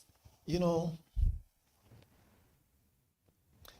we are a unique country that sometimes we forget so soon that it takes time for things to build. If you look at it, baby, it was this our same set that we spoke about. Coastal Road this or Coastal Road that, right? We did a report on it, right? We're able to, cast the news and report out some certain things out of it. Why am I going that route? The young fellow there who has said that but first and foremost, let me just look at what Solomon Dalung has said, the ex-minister, sports minister. This is the same minister, right, that was in office when the issue surrounding, misuse of funds in the sports ministry there So he hasn't even earned his place to come and talk about whether or not the subsidy is being used Was it well. linked to him? He wasn't linked to him, but he was there. He was right there under his watch when all those things were happening. So he has no case to go and answer. Let's leave that one apart. But the fact that he's mentioned about the subsidy, look, can we also appreciate? I'm not making a case for Tinubu, but I'm only saying that. Can we also appreciate the fact that at least Coastal Road is something that we can now say came out of it, if at all the money was put there? Now, has the lives of Nigerians improved? Of course not. We know that. But will it take a while? Let's give the while and see. How long is the while? I'm not, well, again, it all depends. It all depends. I wish we had, right, somebody from their caucus there to come and tell us, look, give us, say, 1 year or 2 years, as the case may be. But whichever it is, the removal of subsidy, do you know the kind of level of corruption that was within that subsidy, the whole thing? People were cutting out almost trillions. And so I'm sure he sat back and now said, can we remove this subsidy so that people who have been stealing money, right, will no longer see any other avenue? My question now is it possible that those who were benefiting from this, allow me to use the word, unclear form of money changing hands, right? Call it subsidy. Those who were benefiting for a while. Don't forget, at some point, Jonathan wanted to remove it at that time. They said, oh no, leave it alone, you can't take it away. But money kept on, being diverted to different areas. Corruption was really, really, finding its rearing its very ugly head. So removal of subsidy, yes, it was easy. I think the challenge or the problem they had was, or rather, what they could have done was to create a soft landing. So no soft landing, remove subsidy, so Nigerians are suffering. Yes, thank God again that we are, one way or other, we're very resilient. However, the major challenge now is why, while the subsidy was removed and we find our feet, that money, was it being used for something good? Can we even link it to Coastal Road that we're now enjoying, even though it's not completed yet? Have you passed through that Coastal Road yet? Yes, I am. And drove past, I was like, okay, maybe it's time, I kind of hold back with my hammer, right? For something that's supposed to be basic amenities. Right. But of course. So the money had to go somewhere. Okay. So let's assume. How are you? We're not assuming. Okay. How are you sure that money actually went there? Which is why. I like that you said something. Right. You don't just come out and make a policy without creating soft landing for people. Exactly. Do not gamble with the lives of the people you're supposed to lead. Very true. And I agree with this last tweet that said it's the same thing with the tax reform. It's a beautiful idea because no country can thrive without tax. Look at countries in the West that are really doing well. It is true tax, but now, have you created a safe space where this can actually happen without people having to suffer for it? The past 2 years after subsidy gone, Valentine, you can agree with me that it has not been funny. Oh yes, because of that statement. Exactly the point. No, I agree with you. You cannot tell me that you remove subsidy because you want to create the Coastal Road. No. You cannot punish the people you are supposed to be leading just because of decisions that were not properly thought about, that were not properly sat down to look into to know whether it's something you're supposed to put out immediately or to make plans for it. So what I think what happened was at the spur of the moment, subsidy gone. I'm sure he went back and thought about it. Should I have just done that? Would I have just waited a little bit? But however, he couldn't chew back his words. So he had to act on it. But now look at it now, right? The money from that subsidy, they actually come out to say this is where the money went into different areas. So one reason why I brought that Coastal Road in is at least they've achieved that one, right? Is it completed yet? No. So I'm looking at it now. Where else could the money have gone apart from the Coastal Road, right? That was so far. That's like the major, achievement in this short time. There are other achievements, right, that APC has put in place, and President Bola Ahmed Tinubu has put in place. Now, can they now tie to the subsidy? If they can, I would rather want to say that that money was used properly, although the soft landing could have been put in place first. But leadership, they say, comes with its own challenges. All right, let's now move on from that conversation and now head to the entertainment space, where the Christian Association of Nigeria has condemned the title of Iniedo's new movie, A Very Dirty Christmas. Khan described the title as offensive and disrespectful, saying it trivializes the spiritual meaning of Christmas. The association questioned how the National Film and Video Censors Board approved the title and called for it to be reconsidered, alongside a public apology from the producers. In response, the censorship board said it has engaged the producers to request a title modification, explaining that while creative expression is allowed, public perception and religious sensitivity also matters. Iniedo has not publicly responded, but the issue has sparked heated debates online about creative freedom, religion, and responsibility in filmmaking. Let's quickly take a look at some of the tweets because we're pressed for time. We have Jeremiah Roberts and said, Khan is entitled to express its concerns, but art and film titles are creative expressions, not attacks on faith. A Very Dirty Christmas is a fictional story meant for entertainment, and the title does not automatically translate to disrespect for Christianity. Instead of censorship, proper age ratings and content warnings are enough to guide viewers' choice in a diverse society. An unpopular opinion said, does Khan even realize that Jesus wasn't born on December 25th? Do they realize that Christmas is not a biblical word? Do they even know that it was coined from the RCC as a day set aside to celebrate Mass for Jesus Christ? It's just a day like every other day, only that Catholics are to celebrate Mass for Christ. Why is Khan walked up? And Dubem said she should have stuck with Dirty December, not Christmas. There's nothing dirty about Christmas or the celebrant Christ. And finally, Chidozie said, Khan is quick to criticize the title from an individual's personal decision, but failed to criticize the Christians killed almost daily in Jos and the North. Now, this particular person behind this, what's called, that account, Chidozie, right, has some sense. There's something up there. Because I was waiting to understand. In 1 minute. Yeah. Okay. So I was waiting to understand how will this issue go, and this person just gave me a reason to now say, truly, we are actually dealing with socialism here. Yeah. And to respond to that, I would say, look, what is this? Okay, this is a movie. Again, it also paves the way for a narrative. You know, narratives are very important. Look at the United States. And they push narratives. They push narrative that when you are done, you know, you look at it and tell yourself, these people are actually very powerful. Can we use our creative power to push narratives that will, in the eye of the international world, make them see us as this is actually good and this is, you know, they're actually giants of Africa. Yeah. I think maybe what it is, she could have thought about the topic in a different angle. Right, but there are other bigger issues. Now that's from one end. Then, since she has already put out the movie, I think it's just a movie. Yeah. Right. Again, we don't know the concept of the movie, the content of the movie itself. It could turn around to be something different. However, can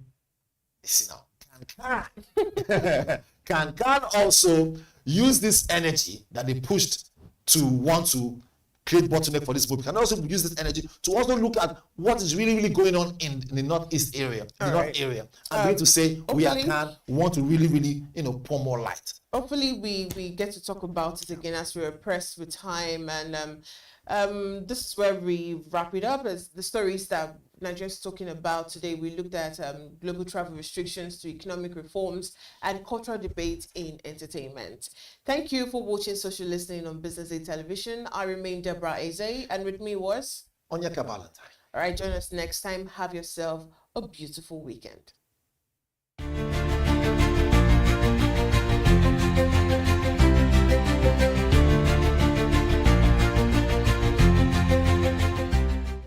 Meet Monica, your all-in-one financial solution. Convert crypto to Naira at juicy rates anytime, anywhere. Enjoy fast withdrawals straight to your bank. Buy airtime, data, and pay bills in seconds. No stress, no delays. Just seamless transactions. Monica, the smarter way to move your money. Download now. Okay. insurance. After God, you are the next insurer. See as the boys the Allah. All the ladies the Allah. Insure your car protection from accidents. Unforeseen loss, you can see them. Mistakes are meant to happen. If you don't jam the car, they'll jam yours. Will you beat them? Yes, you will get them arrested. Your plans for that day is affected. You waste your money, you waste energy. With AXA, you can be protected. Get the protection that pays today. Call 0700 AXA Mansa to get a motor insurance that pays.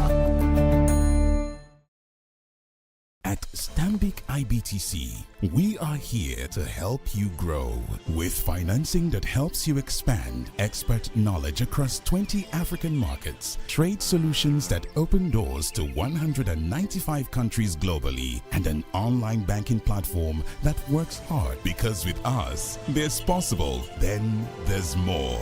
Visit www.stanbicibtcbank.com/business for more. Stanbic IBTC. True strength. What defines it? The brilliance of a player? Or when a team comes together to win? A solo beat? Or the rhythm of many? The flair of one dancer?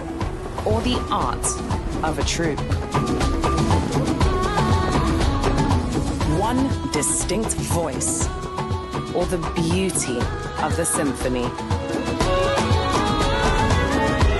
At FCMB Group, we build ecosystems, empower communities, and create the future. Because we believe it's not just one, but the power of the group that delivers the future we all desire. FCMB, the power of the group. Entrepreneurship is for everybody, but not everybody is for entrepreneurship.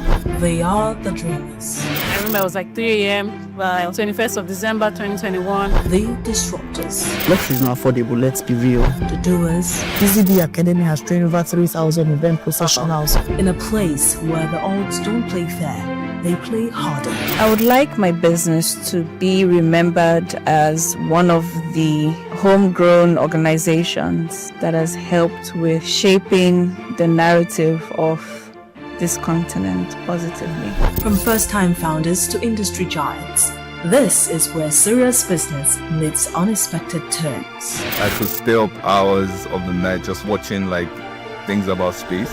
Welcome to Entrepreneurs Lounge with Norma, where we unravel the buzz and glamorous headshots to bring you the untold. When I went for youth service, where I was sent to, instead of me to go to work, I went to go and learn how to sew. Raw. I'm blown away by the challenges they're facing. And real stories of Nigeria's fearless young entrepreneurs. And not only yes. Watch Entrepreneurs Lounge with Norma every Tuesday on BusinessDay television.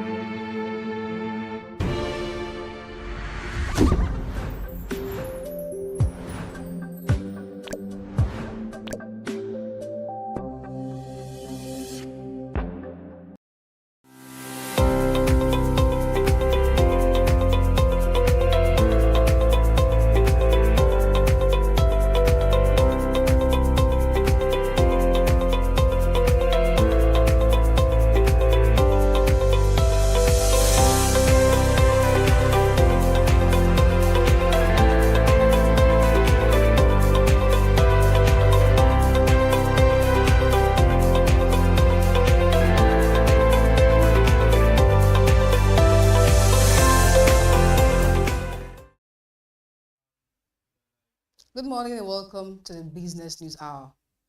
I'm Glory Brown. Let's take a look at the key business stories shaping today's headlines. Pencom recoveries from defaulting employers rise 180%, hit 4.0 billion naira. Access Holdings shareholders approve 40 billion naira fresh capital raise. Hotel raises first HoldCo stake to 17.56% with 14.8 billion naira share purchase. NNPC earned 445 billion naira in PSC management fees in 11 months, Federation Account Allocation Committee data shows. Nigeria's trade with ECOWAS countries rises 43% to 6.9 trillion naira. Now let's begin with news in Nigeria, where the National Pension Commission has recorded a major breakthrough in pension compliance, recovering 4.04 billion naira from defaulting employers between January and November 2025, a 180% increase over the 1.44 billion naira recorded in the whole of 2024. Director General of PENCOM, Mrs. Omolola Oloworarun, who disclosed this yesterday in Lagos during an interactive meeting with journalists, attributed the sharp rise in recoveries to strengthened enforcement measures and tighter compliance rules introduced under the Commission's Pension Resolution 2.0 reform agenda. According to the Commission, enforcement effort peaked in the third quarter of 2025 when 2.06 billion naira was recorded from air employers, almost 150% of the total recoveries recorded in the entire year. The Director General explained that the key driver of the improved compliance was a decisive circular issued in the second quarter of the year, which linked the issuance of pension clearance certificates to participation across the pension industry value chain. The Commission noted that the recoveries reflect a broader shift in the employer behavior as more organizations move to regularize outstanding pensions contributions to avoid sanctions and business restrictions. PENCOM reaffirmed its commitment to sustained enforcement, warning that non-remittance of pension contributions would no longer be tolerated. Moving on, Access Holding PLC has secured shareholder approval to raise up to 40 billion naira in fresh equity capital through a private placement. The lender disclosed in a corporate filing with the Nigerian Exchange on Thursday. The filing signed by the company's secretary and director stated that the approval was granted at the company's extraordinary general meeting held virtually on Thursday, December 18, 2025. At the meeting, members approved a broad set of resolutions authorizing the board to proceed with the capital raise, restructure the company's share capital, and engage selective investors. Central to the shareholders' resolutions is the approval for Access Holdings to raise up to 40 billion naira or its foreign currency equivalent through the private placement. Under the approved terms, the board is authorized to allot newly created ordinary shares at 2.25 naira per share or at such other price as it may determine to one or more investors in tranches. The pricing framework is designed to provide flexibility, allowing the transactions to align with prevailing market conditions and strategic investors' demand. Also, First Holdco PLC has disclosed that Calvados Global Services Limited, a company owned by major shareholder Olufemi Otedola, acquired shares worth 14.8 billion naira in the banking group. The acquisition further strengthens its position in one of Nigeria's largest lenders, giving him a combined 7.56% controlling stake of the group. According to a disclosure published on the Nigerian Exchange, Calvados purchased 369,986.1 shares of First Holdco at 40.06 naira per share. The transactions was executed on 18th December 2025 and drove total daily trading volume to 305.6 million shares, underscoring the surge in market activities around the stock. The latest transactions build on Tedola's steady accumulation of First Holdco shares over the last 2 years. Based on the group's most recent financial statement, he owed 3,491.1 billion shares indirectly, representing 8.34% of the company. First Holdco shares are up 29% in December, taking month-to-date gains to 37.36%, with total trading volume reaching 657 million shares. Coming up, the Nigerian National Petroleum Company Limited received 445.4 billion naira in management fees from production sharing contract profit oil between January and November 2025, according to official Federation account data. Figures from the November 2025 Federation Account Allocation Committee shows that the amount represents 30% of the 1.45 trillion naira generated from production sharing contract during the 11-month period. The figure marks a 118.3% increase from the 204.0 billion naira earned as PSC management fees in the corresponding period of 2024, when total PSC profit oil stood at 180.15 billion naira, the data showed. From PSC profit oil proceeds, 30% is allocated, as a management fee, another 30% to the Frontier Exploration Fund, while the remaining 40% is paid into the Federation account. Despite the year-on-year increase, the 445.4 billion naira end fell 31.6% below the 651.3 billion naira management fees target for the period, according to the FAAC figures. Meanwhile, Nigerians trade with other countries in the economic community of West African states rose year-on-year to 6.9 trillion naira in the first 9 months of the year from 4.82 trillion naira in the corresponding period of 2024.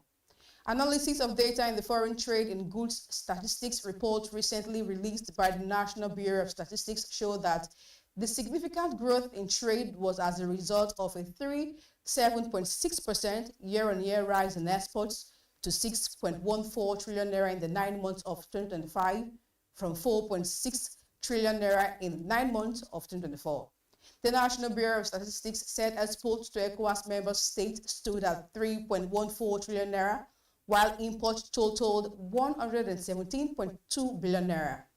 A commodity-based analysis showed that the lending exports to ECOWAS countries in the third quarter of 2025 were petroleum oils and oils obtained from bituminous materials, crude values at 1.32 trillion naira, accounting for 42.1% of total exports, followed by gas oil at 529.5 billion naira, representing 16.8%, and light vessels, fire floats, floating cranes, and other vessels valued at 497.1 billion naira of total exports to the sub-region. You're watching the Business News Hour.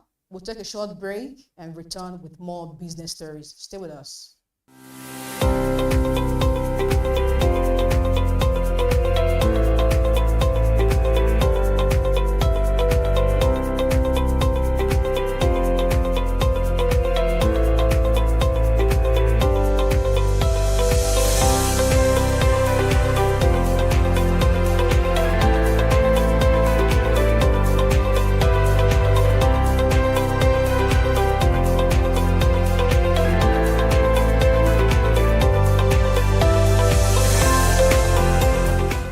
You didn't start off to deal with payroll. We did. You didn't start off to figure out compliance rules. We did. You didn't start off to spend hours on tax calculations. You're building, we're calculating. You didn't start off to chase pension receipts. We send them automatically. You didn't start off to do manual uploads on bank portals. We handle salary payment, bulk pay, instantly to all banks. You didn't start off to pay fines. We settle your payee pension instantly. You didn't start to get ripped off. We make sure you pay right and stay compliant. You didn't start out to explain late salaries to your team. We make sure they are paid on time. Your job, build your business. Ours, handle your payroll. Payroll, benefits, loans. We handle it so you don't have to. In a world that never stops moving, stay in control with a bank that's always working for you. Even if your internet connection shuts down, banking continues instantly with our USSD code *7111#. Experience seamless transactions on the go. Settle your bills, top up airtime or data, sell FX, and more with the Key mobile app. Speaking of more, you can automate payments and savings on multiple accounts, and also stay up to date with your investments on the Key mobile app. Experience branchless banking today. Keystone Bank, we grow together. Getting the right mobile phone insurance tailored to your specific need can be a hassle. Introducing Skrella, your one-stop solution. Providing screen calibration test, glass and IMEI eye check to confirm the physical condition of the device. And all this is done from the comfort of your home. Skrella offers affordable premiums and an easy-to-navigate dashboard. A wallet service for easy payments and vouchers as well. a robust paperless claims reporting process to ensure speedy delivery of service to users. Scrella prioritises user devices and made provision for health checks on their device to monitor the health status of the smartphone. Elevate your peace with Scrella.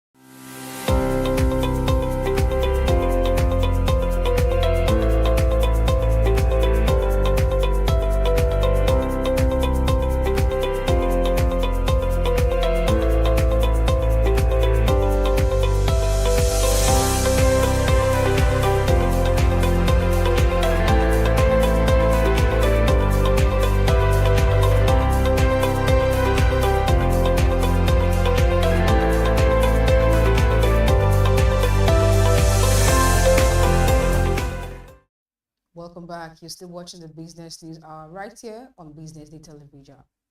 Moving on, the federal government says a total of 149 companies currently benefiting from pioneer status incentives will retain their tax holidays for at least 2 additional years, despite Nigeria's transition to a new tax regime set to take place effect from January 2026.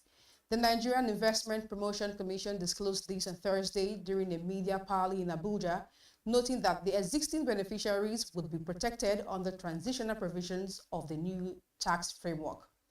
Data presented by the Commission showed that the Pioneer Status Incentive has attracted total capital investment of about 8.7 trillion naira since its inception in 2017, while supporting the creation of 58,000 direct jobs, largely in the manufacturing and Lagos states.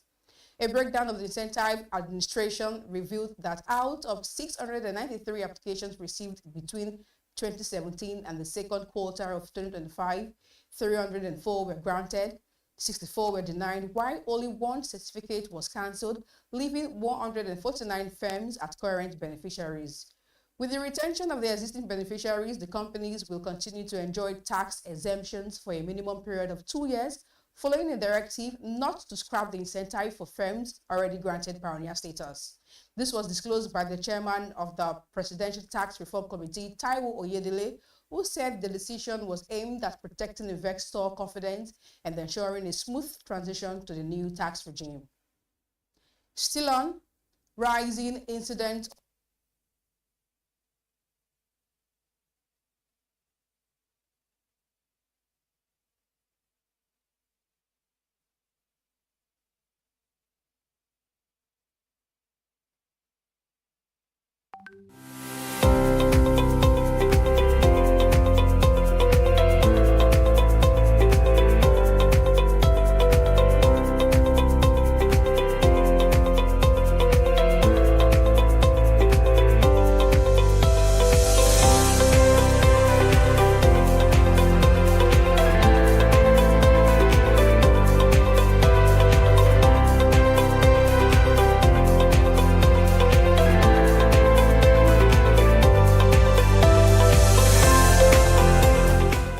Entrepreneurship is for everybody, but but not everybody is for entrepreneurship. They are the dreamers, I remember it was like 3 a.m. by 21st of December 2021. the disruptors, Life is not affordable, let's be real. the doers, BusinessDay Academy has trained over 3,000 event professionals. in a place where the odds don't play fair, they play harder. I would like my business to be remembered as one of the homegrown organizations that has helped with shaping the narrative of this continent positively. From first-time founders to industry giants, this is where serious business meets unexpected terms. I could stay up hours of the night just watching like things about space. Welcome to Entrepreneurs Lounge with Norma, where we unravel the buzz and glamorous headshots to bring you the untold. When I went for youth service, where I was sent to, instead of me to go to work, I went to go and learn how to sew. Raw. I'm blown away by the challenges they're facing. And real stories of Nigeria's fearless young entrepreneurs. And not only not yes. Watch Entrepreneurs Lounge with Norma every Tuesday on BusinessDay television.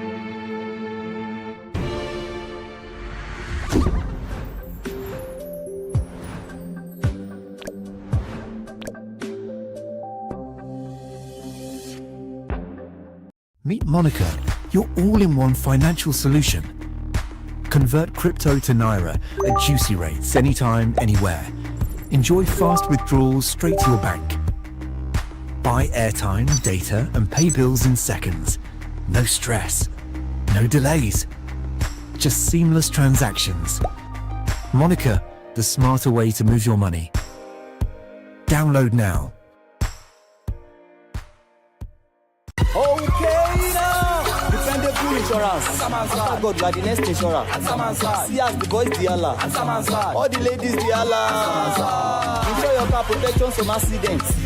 Unforeseen loss, you can see them. Mistakes are meant to happen. If you don't jam the car, they'll jam yours. Will you beat them? Ah yes, you will get them arrested. Your plans for that day is affected. You waste your money, you waste energy. With AXA, you can be protected. Get the protection that pays today. Call 0700 AXA Mansa to get a motor insurance that pays.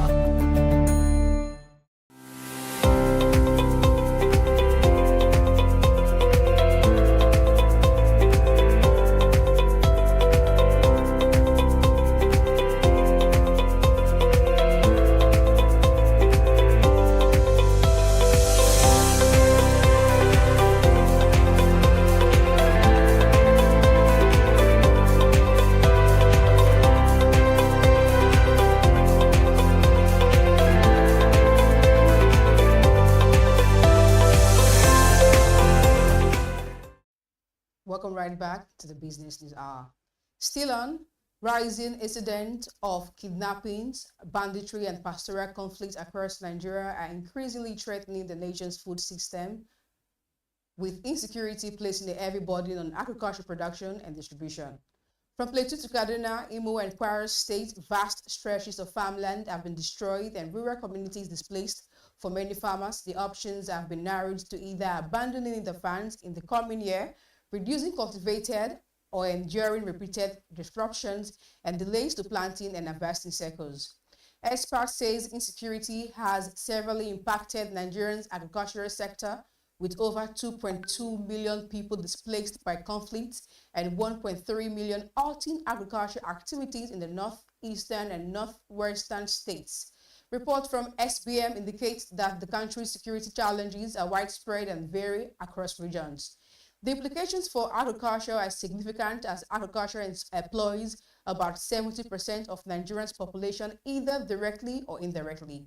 Smallholder farmers, mostly based in rural areas, account for roughly 80% of the country's food productions, according to Food and Agriculture Organization. Also, the Kogi state government has announced plans to domesticate the Nigerian Tax Act 2025, with implementation scheduled to commence in the state on January 1st, 2026. Governor Ahmed Usman Ododo disclosed this on Wednesday in Lokoja at the opening of the stakeholders meeting themed Understanding Nigerian Tax Act 2025. The governor said the domestication of the new tax law aligns with the state's commitments to good governance, fiscal discipline, and sustainable economic development. He commended the management and staff of Kogi State Internal Revenue Service for their professionalism, dedication, and proactive engagement with stakeholders, noting that the sensitization exercise demonstrated the government resolve to ensure clarity, transparency, and inclusiveness in the implementation of the new tax framework. In other news, the Lagos State government and other key stakeholders have intensified their commitments to environmental initiatives aiming to tap into Nigeria's $250 billion green economy potential. During the 6th Lagos Waste Forum held in Lagos, leaders from the public and private sector converged to discuss strategies for transforming waste into a driver of economic resilience. The special advisor on the environment, Olakunle Rotimi, who represented Governor Babajide Sanwo-Olu, emphasized the state's strategy to emphasize the role in Nigeria's circular economy. He noted that while the city generates massive waste, it also offers a gold mile for innovation. The president and CEO of Sweep Foundation, NG Obusimi Phillips, described dump sites as emerging waste mines and called for the establishment of a Ministry of Waste Resources. He also proposed a dedicated green bank to provide single-digit interest loans to entrepreneurs in the waste-to-wealth sector. Now, to wrap up the Business News Hour, the Office of the Secretary to the Government of the Federation has directed that all enforcement actions relating to the proposed ban on sachet alcohol products be suspended until further notice. The directive follows an official correspondence from the House of Representatives Committee on Food and Drug Administration and Control concerning the planned enforcement of the ban by the National Agency for Food and Drug Administration and Control. In a statement issued by the Special Advisor on Public Affairs, Terence Kunamu, on Monday, the OSGF said the correspondence dated 13th November 2025 and signed by the Deputy Chairman of the Committee, Uchenna Okonkwo, is under review. The Office of the Secretary of the Government of the Federation has directed that all actions, decisions, or enforcement measures related to the proposed sachet alcohol ban be suspended pending the completion of consultations and the issuance of final directive. And with that, we wrap up the Business News Hour. I'm Glory Brown. Thank you, and keep watching the Business Day television.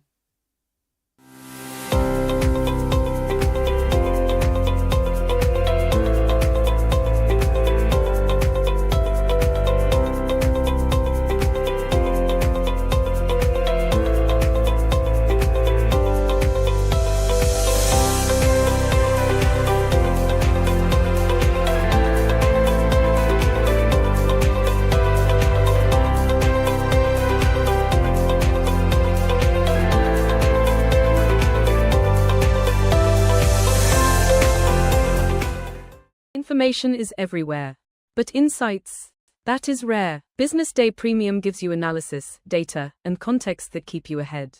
Business Day Premium. Read deeper, decide smarter.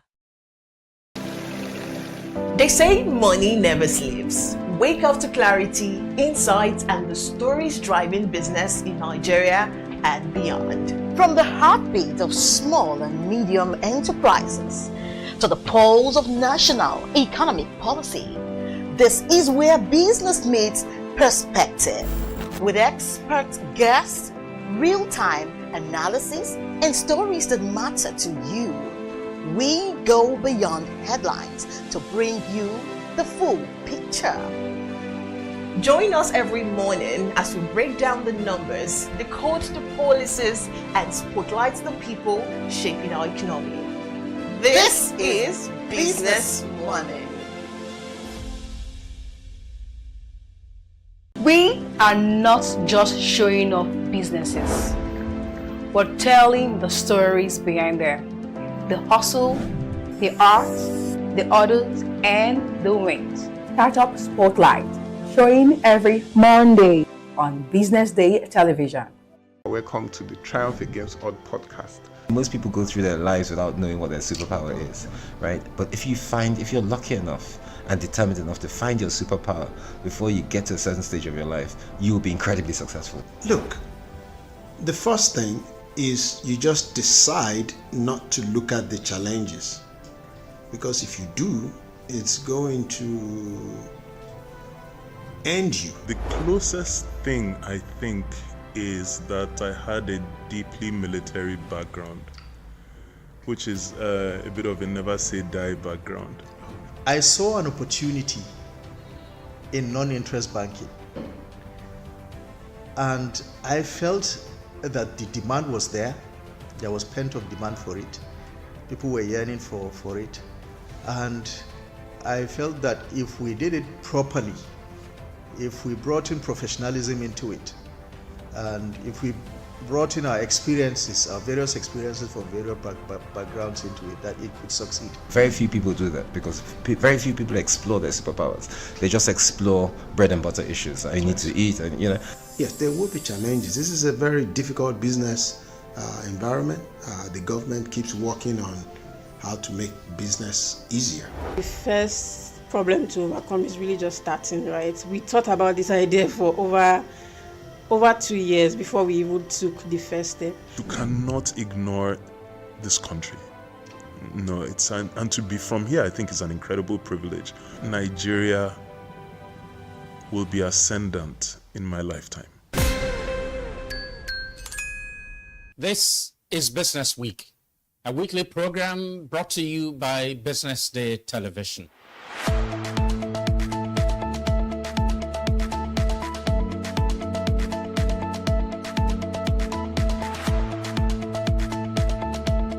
For many years, we've talked about the need to, essentially diversify our revenue stream away from, the huge dependence on oil revenues. It looks like that is happening now. So that means that we're better protected when, you have these wide fluctuations in oil prices and all of that. So it's as you say, and I agree, that we should commend the government. At least revenues are not falling. There have been times in the past when we recorded drops in revenue. That's not the case today. We're seeing revenues actually going up. Increasingly, we can see the developed countries focusing on renewable energy and so on and so forth, which means that in the long run, we must look for alternative sources to funding. So, the government says that crude oil theft has essentially come to an end.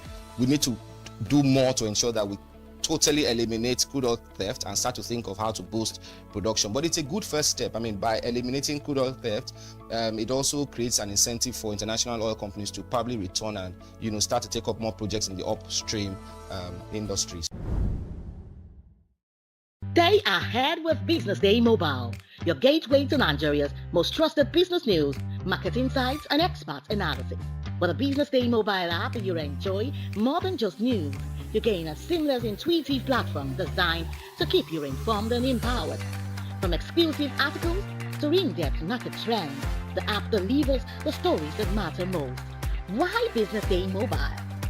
For premium access, for a clean, responsive design, for a smarter navigation, for customizable alerts, and for all-in-one business hub. Whether you're a business leader, investor, policymaker, or enthusiast, Business Day Mobile brings you closer to the insights shaping Nigeria's business landscape. Download today and put authoritative business journalism right at your fingertips, anytime, anywhere.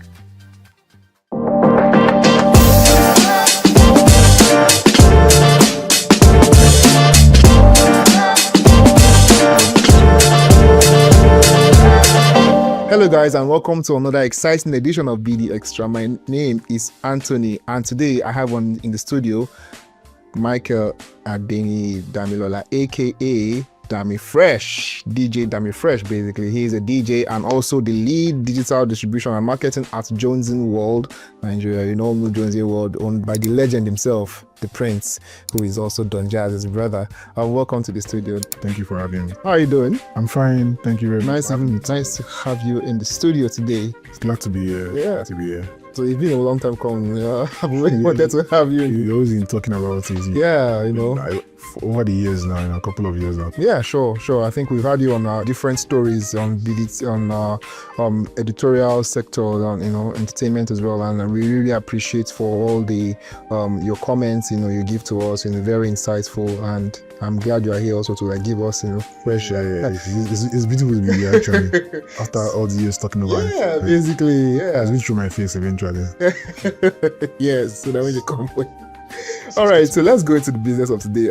We're here to discuss about music, your career basically, and where you operate at Johnson World. Let's start by tell us a bit about your role in Johnson World and what was the perspective from that on the Nigerian music scene. Basically, like you said, I handle the guitar distribution and marketing, right? It's about uploading artists' music and labels to streaming platforms, as you're helping those records get the maximum visibility on those platforms, and also try to leverage whatever tools they have on the platform to, put the song in front of the right audience, right, and help the artists grow in platform and off platform, as well as also designing marketing campaigns that will help, grow the artist brand and, connect them to audience, and also over the years grow that audience so that, there's an exchange of value between the artist and such audience through the music in which the artist put out, and every other point of value that the artist is going to evolve into over time, so that those audience can always buy into whatever the artist is trying to pitch to them, right? So they might be music, tomorrow the artist might be on an ad commercial and still need the same audience to gravitate towards it. It might be a maybe or a soundtrack for a movie that the artist is working on. It's different from the original or the core of what people know them for. The artist might be selling merch tomorrow, an event. So this is the same audience that love the music or to love the artist that will go ahead and dip their in their purse to buy into all that necessarily. So my work, is to help an artist build such ecosystem whereby they can leverage their craft across all these fronts and beyond. We as music consumers, we might not know what happens behind the scene. Basically, we might not know in terms of what the artists actually have to go through in terms of getting branding or whatever they do, so that they can earn extra bucks So basically, not everybody knows about this, and not everybody knows about what you do for your artists. So basically, let's go back to you being a DJ. You still DJ, right? Yes. How do you link the two careers together? How do you link that together, being a DJ and also being so basically, concerning that, I think it complements one another, because from my experience, right, I'm on the back end of things, trying to build an artist or work with the artist to put out a product that will eventually be put out there for consumers to consume. But as a DJ, my skill set, my experience, my job also makes me interact with these consumers, which are the audience. I'm always with them, 2 to 3 nights a week. So I know what people want. I know what dance floor, wants, right? So that also informs and helps me in terms of when I, in rooms where we discuss about creating music or creating value that for an artist that the consumers want to, buy into. So this experience helped me to navigate between, being on the forefront while performing, or on the back end where trying to create product or brands that these consumers would like to, to be a part of. So that's cross-pollination of personality, is an additional advantage for me, because I understand the heartbeat of the dance floor, and I'm also at the forefront of where the product is being created. So I can also always, use my knowledge and expertise and experience to say, okay, why don't you move it this way, or go and update this way, to also add value on that front as well. I also try to bridge the gap between the artist and the consumers, using that experience. Yeah, so can you spotlight like some of the artists that you've been working with so far? They're currently working on Godzilla, Spaghetti, and Glorious. They are young artists that are growing. They're growing to the artist development phase. They have put out projects, has Godzilla and Spaghetti. They both have EP out there. You guys can check it out. It's a body of work. And Glorious too, he has 2 singles out. You can also check him out as well. So yeah, there are new artists. They're finding their way in the industry. This entertainment industry is a wide landscape. Yeah, it is. It's a learning curve for every artist that enters because it's quite saturated and overwhelming now, not just in Nigeria but on a global scale. So as an artist, when you come in, everybody has a difference, right? So, but when you come in, most important thing is to learn, and try to play the long game. That's what I always tell most artists. Don't just come in, and some might be very fortunate on their first song, they just go and they tend to forget themselves and don't learn. Over time, people will just move away from you with time. If you don't understand your craft or you're not adding value in terms of knowledge. You might have the talent, you might have the skill, but this music business encompasses way more than just being able to write songs and be able to sing. Right, so you should be able to know the business you're into. So if you're not giving yourself to learning over time, you might just fizzle out. So walk us through the in this modern market that we have right now, especially in Nigeria, what does true breakout moment looks like for new artists today in today's market, and how has Jonesing World helped to facilitate your new signees these young ones that you've spotlighted so far? So breaking out artists in this modern age is a lot of things, right? People will say it's about money, it's about this, For me, based on my experience and what I've seen over the years, breaking new artists is a lot of work. There's money, there's a lot of strategy behind it, there's a lot of planning, right? But again, this what I'm about to say is kind of controversial because this is why sometimes in some part of the world, especially in our country, some business entities don't want to invest in entertainment because sometimes you need the grace of God when it comes to this arts and music. Do you get what I'm saying? Because a lot of people that have come into here spend millions and they spend thousands of dollars and nothing to show for it. Because sometimes you might just do everything right, but you just need the element of luck and grace for it to work. So, but in terms of doing the groundwork and breaking an artist, you need to first of all put in the work into the creation of the music, because that's the core of everything. You need to find a good sound for the artist. The artist needs to sell themselves into that sound and believe that sound and find good producers to work with it to fine-tune that sound, because that is your identity. As a sonic identity, then also as an artist you need to understand your visual identity. Although it might evolve over time, both the sonic identity and the visual identity, but for you to break out, you must be distinct, you must be different, and you must own it, you must be confident about it, and you have to be consistent. So if you can, you are sure about your sonics, you're sure about your visual identity, right? And you are consistent, There's a lot of social media tools that is out there that are free that artists can show themselves, like YouTube Shorts, TikTok, Instagram Reel. Some of all these platforms are platforms whereby artists need to, once you've identified this, there are a lot of things you need to do or you can do. You just need to be in front of people because you're trying to sell yourself. This little knowledge about yourself that you have been able to gather or fine-tune with yourself or your team, that okay, I sound like this, I can write like this, I can convey emotions in a certain way with these lyrics or with this sound, I can do content, I have this charisma, I have this energy, I have this aura. You show that through your visuals too as well, and your song, I can tell compelling stories and you also push different narratives. Those are the things that move people to want to know about you, right? So as an artist, you need to know these things. If you don't have to guess it, you have to be sure part-time. Because let me give you an example. There's Adekunle Gold and there's AG Baby. Those are two different personalities. So that's why I say, as an artist, you always evolve. You evolve. But whenever it is you're starting out, you just know what is working for you then and what you need to define it. And once you know it, you and your team, you have to milk it for that era or for that period. Right, and if you want to rebrand and evolve, there's going to be a phase. You do that and okay, this guy is moving to another level, right? So in every artist's career, there's always that journey for artists to break out in 2025, you must know those things and you have to be consistent.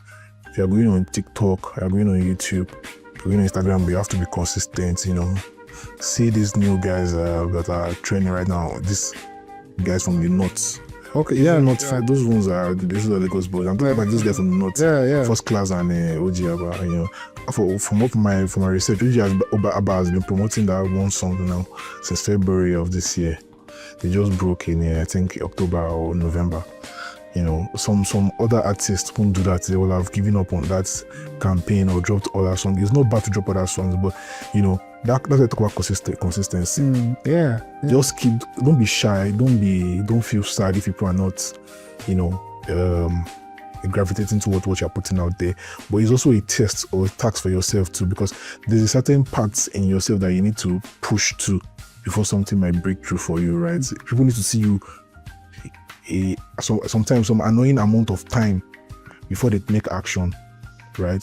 When you see an ad and you're seeing that ad continuously and it's annoying you as an artist too, you need to push your music that way. You have not start pushing your song to people who are saying, this guy again, I've just seen my timeline. I have not started. There was this particular guy that had that thing. Was it this year or last year? He was on X every single day. We are seeing the video, and it took one of our top artists to, I think, was it Olamide or what? Yeah, it's Zlatan. Zlatan, and he was like, yes. What's up? What do you this guy that was running Twitter ads. Do you get what I'm saying? If people see you, but they act as if they don't see you. Yeah, but you need to push them to start. Like, you corner them to a point whereby you make them take an action. Like, him taking his phone to tweet that tweet. That guy didn't obviously meet him no, that thing has gotten to him so much. Like, what is this guy doing? Let me talk about it. And another example of that for me was this guy, Nance Boy, when he dropped that Umbrella song. I kid you not, I didn't play that song on any streaming platform, but I knew the song. I knew the melody. I might just be doing something else, and I'll just be humming the sound. I will now be asking myself, what song is this? I don't know the artist or the song, but I know the melody. Because I've seen it on Instagram. If I go to Snapchat, I see it. If I go to WhatsApp, people are posting. If I go to Twitter, I'm seeing. So it's in my front, is everywhere. So for new artists, that's the energy you need to move, right? You might not have money to pay all those influencers, but you be your own influencer, be your own creator. You have your phone. What are you doing? That is that's your 9 to 5. Do your content. Like, let people cuss you out and say, you do this content piece too much. Let them say it's too much. Your work now. That means you're hardworking. Do you get what I'm saying? So new artists need to have that energy in this modern day, because everywhere is noisy, everywhere is saturated. So if you don't have money, you have to go hard and use your phone, your camera and your phone, do as much content, be creative, be interesting, and just put out content. And before you know, you start growing some little audience and fan base. And when you start doing that, don't neglect them. Don't just expect them to take it. Tell them the action to take. If somebody is always commenting on your post, reach out to the person, tell them thank you, appreciate them, repost them. If they use your song as content, put it on your story. Let it be like an emotional connection between you and them, because those are the people that will buy your tickets. So you have to, in that early stage, you have to really gravitate towards them at that level and grow with them. So briefly, why do you think the industry is not seeing as much breakout stars as we used to have them back in the early 2000s, 2010s? Why are we not seeing as much as that in 2025? Because I think right now there are no new stars. There are no new, this can be a Bonner or this can be a Wiz.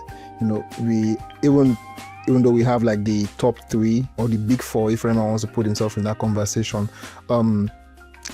why are we not seeing people that we are thinking, this can be like a mega star that will still be here for like the next 10 years? What are we missing out? For me, right, over the years I've observed this too as well. I feel like one of the major issues is that the industry is now becoming too expensive. Okay. Do you understand what I'm saying? So now, even new artists that are trying to come up, they have this idea that if you don't have so amount of money, you can't go into music, you can't go into entertainment, because everybody wants to get a piece of the block, right? So sometimes it's discouraging for the artists themselves and also to the investors, because investors, they're in the business, so they've done some certain project that maybe didn't go well, or they are still want some that is going well for them, but there's not, based on, if you check the money in which they have invested and the result they are getting, where they are right now. It's not equating, but at least they've enjoyed some level of success. So it's too expensive, right? So basically, that's one of the major reasons. It's too expensive. Because we talk about who's willing to take that risk to invest millions of naira in you when nobody even knows you yet. And how much are we talking about in terms of the scale of millions of naira? Okay, let me just say, like, at least, at least like 500k USD, between 300 500k USD. Like, you need to invest maybe like on a particular act, one act for a period of, let's say, like 18 months to 2 years. To get maybe like you're looking at a project, music videos, marketing campaigns, influencer campaign. There's a lot of expenses. How many people are willing to take that risk with someone they don't know from anywhere just because you are putting out content online and they think that, okay, you have something in you? It's not so many people are willing to take that risk now, because the entry point into the industry now is not very expensive. Do you get what I'm saying? So it's pushing a lot of people back. So that's why if you saw that really breaking out in recent time, even though they might have some funding, but the artists have to have character. You have to have charisma. It's not like before again that you just pay, and before you know it, you're already there. The times have changed. Yeah, even the audience behavior has changed. They need to see that you are about it, before people start giving you that audience. And there's a lot of people a lot of things that is taking people's time now, because the world is not as created as it used to be before. Before there's gatekeeping and creation is kind of sacred, but now everybody is a curator. Everybody is trying to fight for attention span. So sometimes maybe on WhatsApp and you want to do something on Instagram. Before you get to Instagram, you're forgetting why you Instagram. Then you're not starting. What I want to do, you now go out to WhatsApp to check. So attention span is very short. So everybody, even on WhatsApp, people are posting on your WhatsApp story. You consume content every time. Even though you don't want to consume, you consume. And there's music now. On WhatsApp status, you can upload. That's what I'm saying. Everybody is not a curator. So for an artist to break through, it's war. If you don't have charisma, you're not like consistent, it will be hard. It's not like before that once you just have a sweet song. We have to have that energy to push the song, the aura. People need to see that fire in you, and consistently. If you are posting your content and you're saying maybe like 2,000 like, 500 like, 1,000 like, don't be discouraged. You need to work, because, and again, the way algorithm works, algorithm needs to see that you're putting in efforts. It's not like you post today, you not post for 5 months, and when you post, you believe that everybody will just jump in. No, it doesn't work that way. You have to be consistent. You have to have you have to have like a programming. The way you open your TV station, I know that by 6 o'clock or by 12, they are doing this program. As an artist, you have to have programming, because what the algorithm understand is programming, because it's the program itself. Yeah. Right. So, and the number of times you put video, out there trains the algorithm. Okay, every Monday this guy posts by 1 p.m. You have to be like that. You have to be strategic. You get intentional. So if you do all of these things, trust me, you just need one moment, and when that moment comes, you capitalize on it. Before you know it, you'll be out there. So for breaking new artists in this era, this is one of the challenges that I would say, I've observed, and I've discussed with other people too. Artists, you need to just take a chance on yourself, and the times have changed. And I think you mentioned something about like gatekeeping. So I think have we crossed that part of having gatekeepers? So they're gatekeepers, but now the thing is that they can bypass the gatekeepers if you know what you are doing. If you have that charisma, that tenacity, and that consistency, you still need them. But the beauty of it now is that because you have free tools that you can use to showcase yourself and go straight to the audience, they will now be forced to align with you. Okay. Do you get what I'm saying? Just like this Marvel, for example, now. Obviously, there must have been some people that must have paved way for him or give him a co-sign initially. But now it's getting the wave, so it's so kind of big. Those big guys also want to jump on that wave. Normally, they won't reach out to him before, but because now they say he has the numbers, they'll reach out to him, right? And he's also used to also draw those new audience and young audience to themselves too. So it's strategic, because when he drew, I think last month, one of the Fridays, he had 3 songs in 1, 2, 3. That's not happened before for a new artist. His first year as a rookie. This is his rookie year now, and he has a number 1, number 2, number 3 back to back. And those are like the big artists, CK, Davido, and Wiz on it. That's massive. about this thing we're talking about, they've seen that movement and they like, this guy, okay, the wave that is building, let's jump on it. And to the people who like, they're supporting the young. Yeah, there are a lot of other young guys too that are doing a lot of stuff out there, but you don't see them. But they've spotted and said, this one will favor me. Let me do this. That's how it works. So if you don't push yourself to that position, trust me, you will not get that opportunity. But with social media now, you can just do your thing and be consistent. When it's looking good, those guys will come around. Even other industry people too will come around and give you that cool sign that you need. Yeah, so that's actually nice. But let's talk about like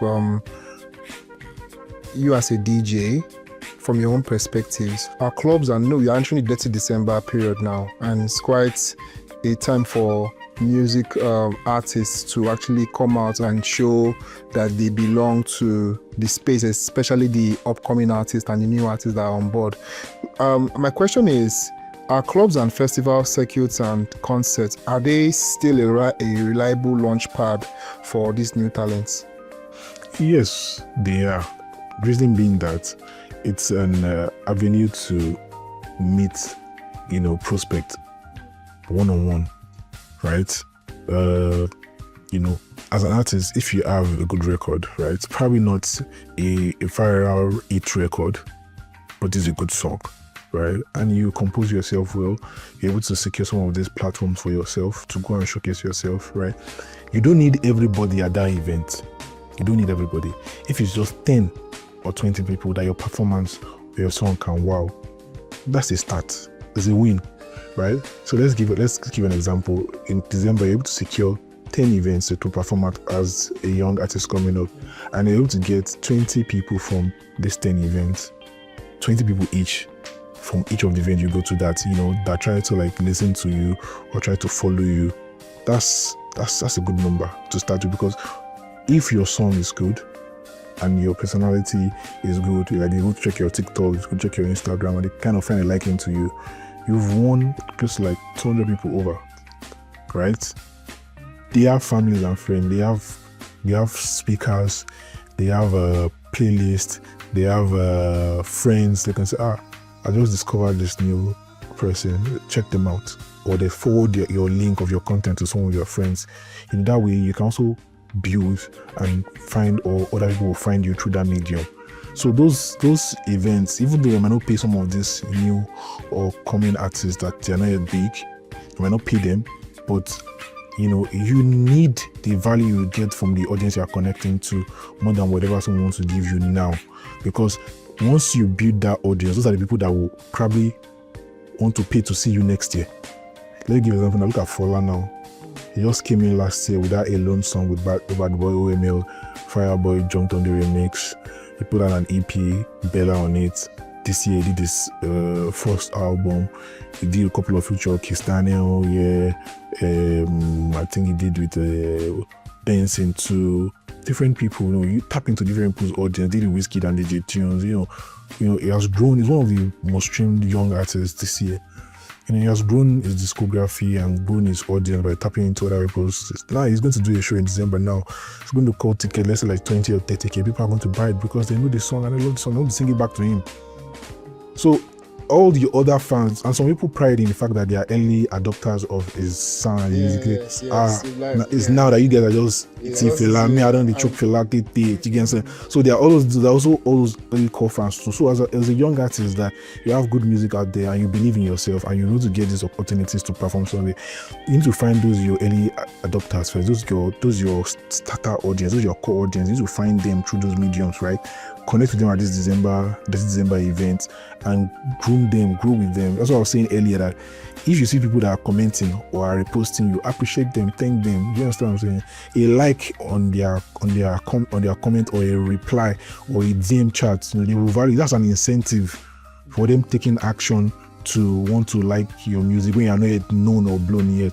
Right? So you should appreciate those people that make conscious effort to give you an audience or give you a listen while you are trying to grow. Don't just expect that I want to blow. No, it's a business too. If you're a business person, right, your business don't just start. Even though you invest big money, don't just on the first day, don't just expect to make the big money back. It's gradually you grow the business. So this also is a business for those artists too. If you see people that are trying to engage with you, Shazam your song, tell I like your song, engage with them, communicate with them. As your business or your operation expands, you might not be able to do the little chat with them on a daily, but once in a while too, just okay, this week I want to be preparing my. It's always a good, even though you're a big star now, it's always a good thing. You can even do see the way Shatawale did the event on his birthday for his people in Ghana and see how massive it is. Do you see the turnout? It was massive. The old square was filled. The road leading to the square was filled. That is raw, genuine love from fans, and that's supposed to be when it comes to music. Every time you're collecting. As a celebrity, how are you giving back to people that actually buy from you? It's always very important. See, here's some point now. Look at beverage companies. Every year they're always doing one promo or the other. If you open the crown cork of this thing, you can win something. It's not that they can go by selling their product because people are already addicted to those products. Yes. But they still need to let you know that as you are buying a product, we are trying to also give you back, give you refrigerator, give you a fan, give you generator. As artists too, you should also plan things like that too. People are buying your ticket, they are buying your merch, they are listening to your music. You can do something and say, okay, I'm giving back this. Find a way to give back to them because it's a strategy. It's a business. You're also investing back in people that are investing in you. That way, you know out of business because as they are servicing you, you are servicing them back. So, as an artist, if you see it as a business that way, that you are a company, you are a business, you always have campaigns that you run every year how to service your fans as they are pouring water, you pour water on them back. So everybody will be enjoying. You understand that way to be going. When I saw that Shatawale movement, I was really moved though. Bro, that thing was massive because I've been to that square before and I know how massive it is. So to be there, to see it being filled that way and people cannot even get in no. For just one artist, it shows how people love him genuinely and how he has been. Do you know how funny Shatawale is? The way he communicates with his fans and his audience, this is like part of the things. Like, he shows his personality, not just every time music. Shatawale talk about life, talk about family, he interacts, he plays, he gives. There's no way if Shatawale is going anywhere for interview or anything, he takes money, cash along. As he's entering, he's giving the presenter, giving the staff, he's smiling with everybody. That's how you do it as an artist. Not that when you enter somewhere, everybody starts feeling stuff. Let them relax around you because you are sharing. As an entertainer, you are sharing good times, good energy. So anywhere you step into, let people feel it. Do you get? That's how I see it. Yeah. So let's move into like the next. So as an artist, basically, what?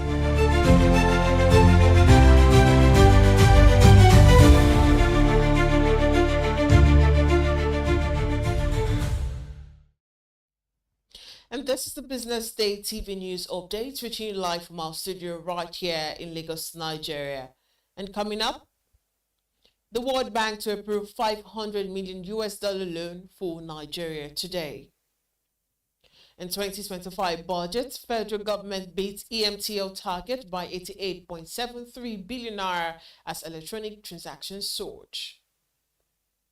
NNPC earns 445 billion naira in PSC management fees in 11 months, FAC data shows.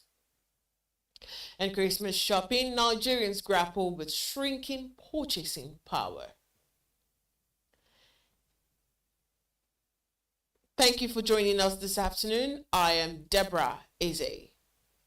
The World Bank is set to approve a $500 million loan to Nigeria today as part of efforts to expand access to finance for micro, small and medium enterprises across the country. According to the World Bank, the proposed facility, titled the Fostering Inclusive Finance for MSMEs in Nigeria project, aims to mobilize private capital and promote innovative financial products for small businesses.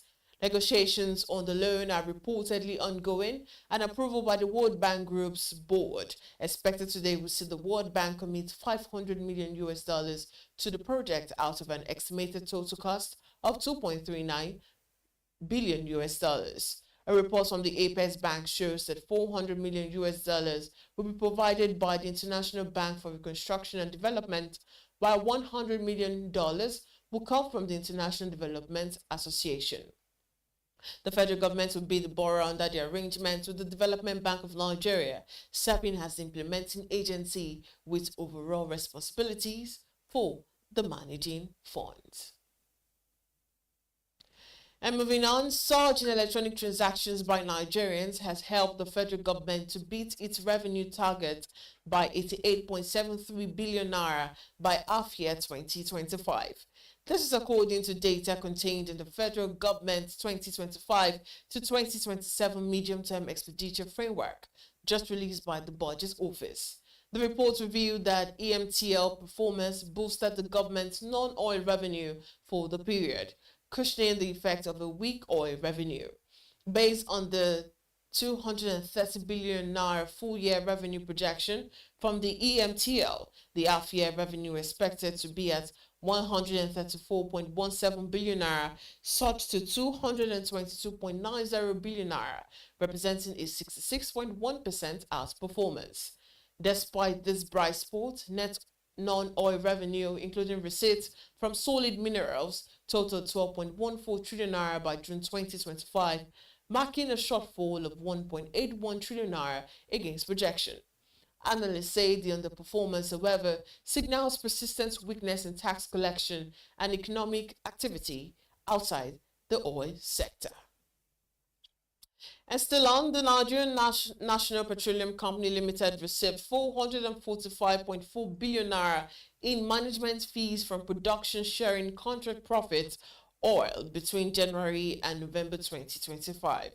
Figures from the November 2025 Federation Accounts Allocation Committee show that the amount represents a 30% of the 1.48 trillion naira generated from PSCs during the 11-month period. This figure reportedly marks a 118.3% increase from 204.04 billion naira earned as PSC management fees in the corresponding period of 2024, when total PSC profit oil stood at 680.15 billion naira.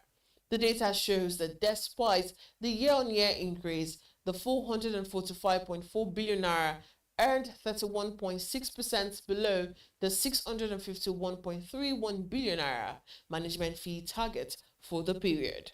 Beyond PSCs, the National Oil Company also earns revenue from joint venture operations and sole risk oil fields, remitting 445.4 billion naira to the Frontier Exploration Fund and transferring 593.87 billion naira to the Federation account. And coming up, Christmas shopping, Nigerians grapple with shrinking purchasing power. This and more after this break.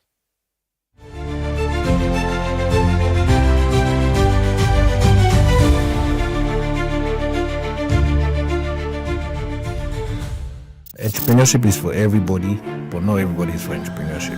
They are the dreamers. I remember it was like 3 a.m. by 21st of December 2021. The disruptors. Luxury is not affordable, let's be real. The doers. BCB Academy has trained over 3,000 event professionals. In a place where the odds don't play fair, they play harder. I would like my business to be remembered as one of the homegrown organizations that has helped with shaping the narrative of this continent positively. From first-time founders to industry giants, this is where serious business meets unexpected turns. I could stay up hours of the night just watching things about space. Welcome to Entrepreneurs Lounge with Norma, where we unravel the buzz and glamorous headshots to bring you the untold. When I went for youth service, where I was sent to, instead of me to go to work, I went to go and learn how to sew. Raw. I'm blown away by the challenges they're facing. And real stories of Nigeria's fearless young entrepreneurs. And not only yes. Watch Entrepreneurs Lounge with Norma every Tuesday on BusinessDay television.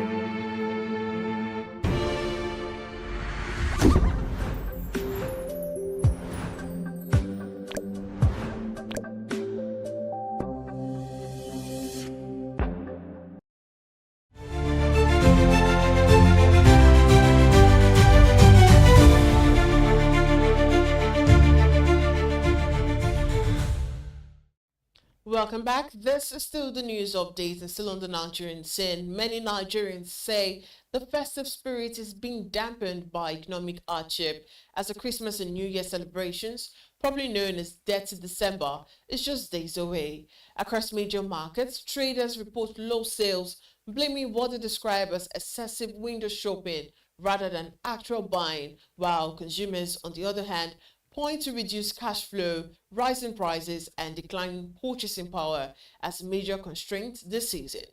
Despite the pressure on household finances, signs of celebration remain visible as entertainment venues report that several end-of-the-year concerts and music shows are already sold out, even as ticket price soar.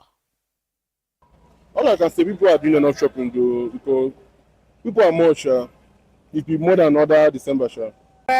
I feel like prices are so high because of inflation and all those kind of things. So prices are going up and down. But things are very, very expensive. But we'll skip through. Things are very, very expensive now. You cannot use to compare last year. Last year is different from this year. Even the people that are doing business last year, they make it, everywhere is moving, you understand? But this year is something else. Are you getting me? If you can look at the way things are you getting what I'm saying? The market is even scanting somehow, unlike previous year that we see, you'll be pushing each other, there'll be nowhere to pass. But what I can add to it is that by God, all things are possible. Are you getting me? So God give us a sound earth, so we can say, God, we thank you. We give God the glory. Very, very, very poor. Very, very poor. The country is seriously going backward. Nothing is moving. You can be by yourself. Not like other previous years. Other years, you can't be able to stand by this hour without having an issue with somebody. But look at me. Sitting down, look at everybody. Everywhere is so dumb, no money. All we hear every day is crisis.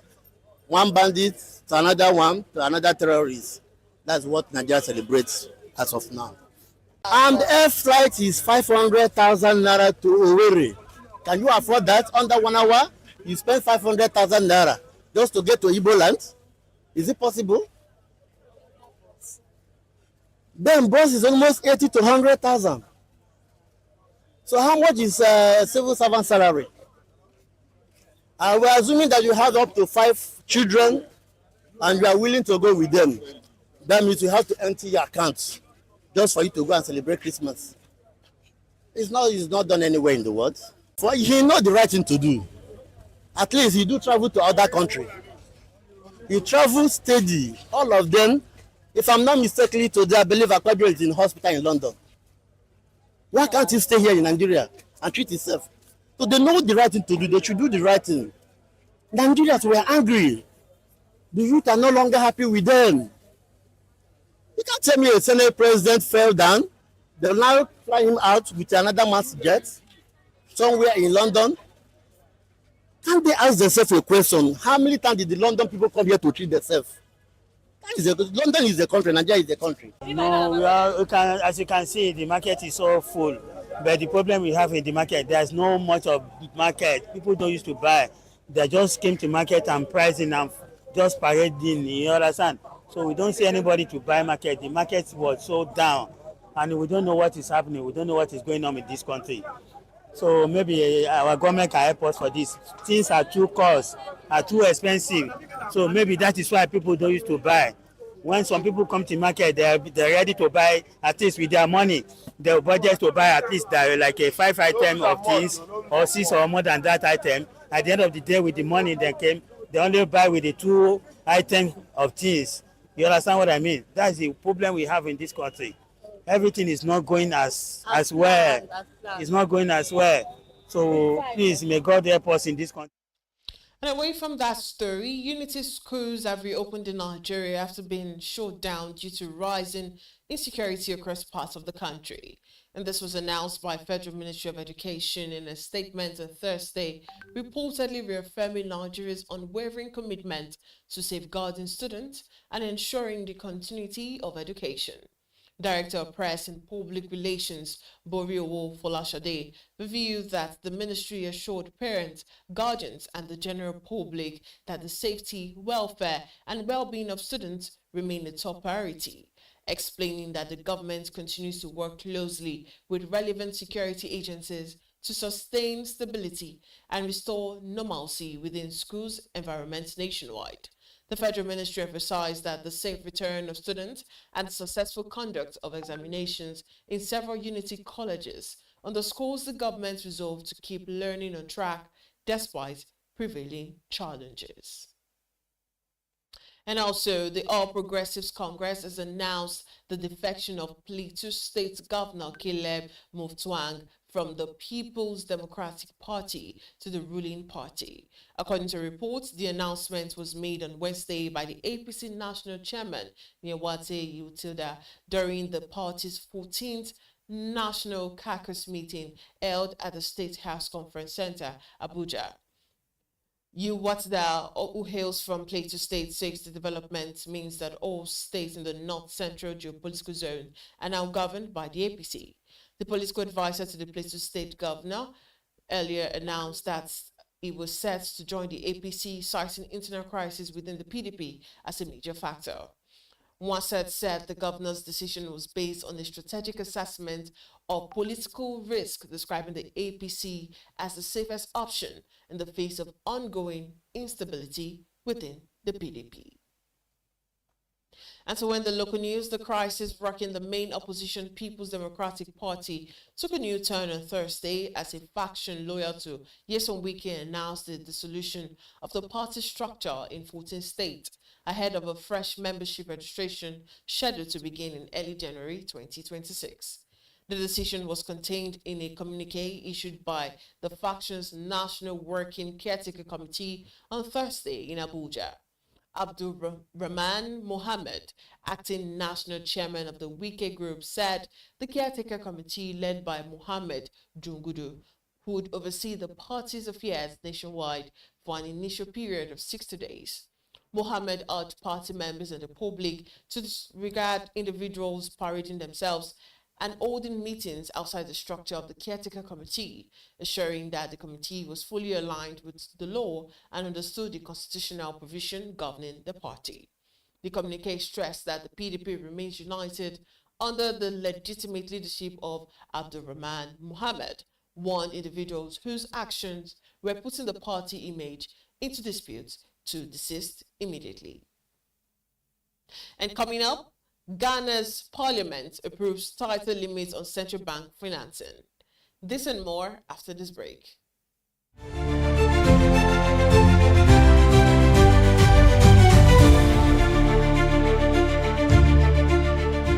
Meet Monica, your all-in-one financial solution. Convert crypto to Naira at juicy rates anytime, anywhere. Enjoy fast withdrawals straight to your bank. Buy airtime, data, and pay bills in seconds. No stress, no delays, just seamless transactions. Monica, the smarter way to move your money. Download now. Okay now, dependable insurance. After God, you are the next insurance. See as the boys the Allah, all the ladies the Allah. Ensure your car protections from accidents. Unforeseen loss, you can see them. Mistakes are meant to happen. If you don't jam the car, they'll jam yours. Will you beat them? Ah yes, you will get them arrested. Your plans for that day is affected. You waste your money, you waste energy. With AXA, you can be protected. Get the protection that pays today. Call 0700 AXA Mansa to get a motor insurance that pays. At Stanbic IBTC, we are here to help you grow with financing that helps you expand, expert knowledge across 20 African markets, trade solutions that open doors to 195 countries globally, and an online banking platform that works hard because with us, there's possible, then there's more. Visit www.stanbicibtcbank.com/business for more. Stanbic IBTC. True strength. What defines it? The brilliance of a player? Or when a team comes together to win? a solo beat, or the rhythm of many. The flair of one dancer, or the art of a troupe. One distinct voice, or the beauty of the symphony.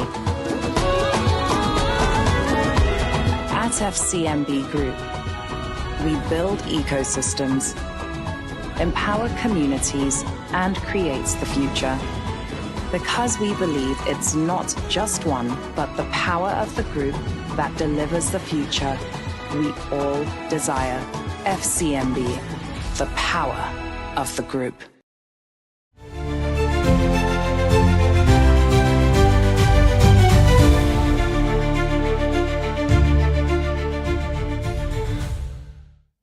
Welcome back. This is still the news updates. We now head to the African scene, where Ghana's parliament on Thursday approved amendments to the Bank of Ghana Act, imposing stricter limits on central bank financing of the government to safeguard its independence.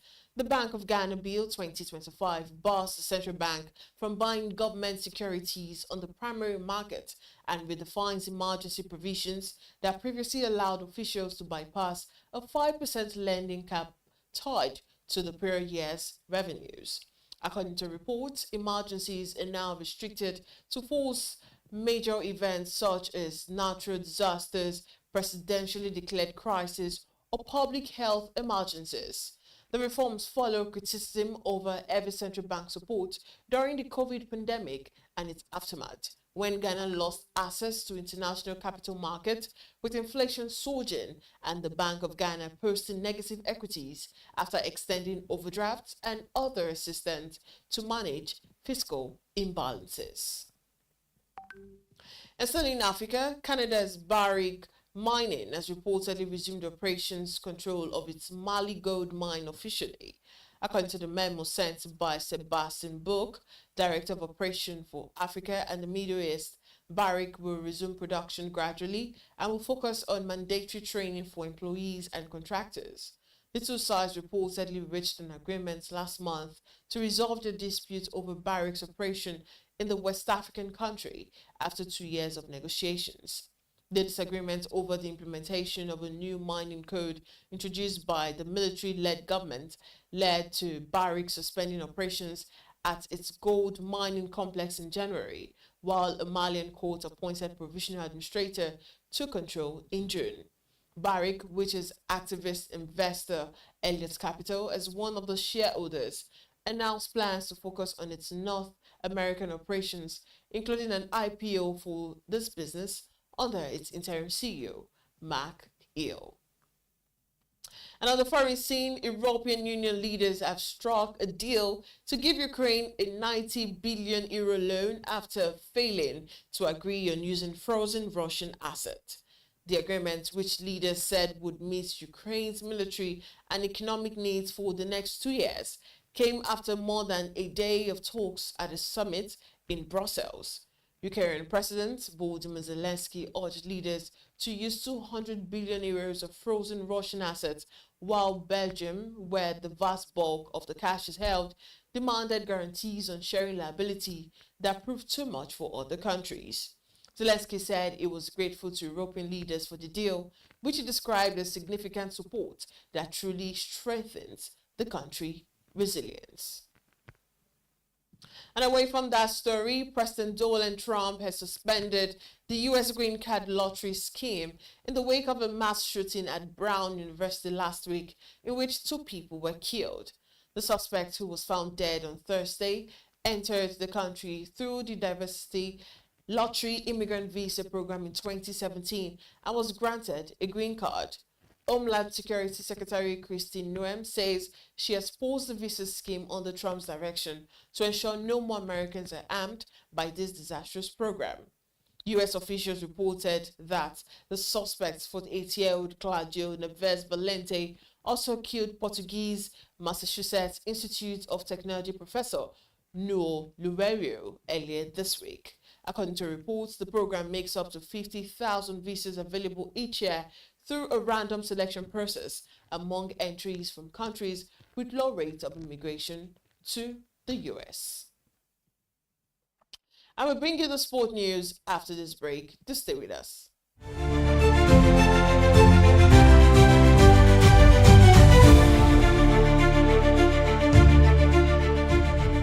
You didn't start off to deal with payroll.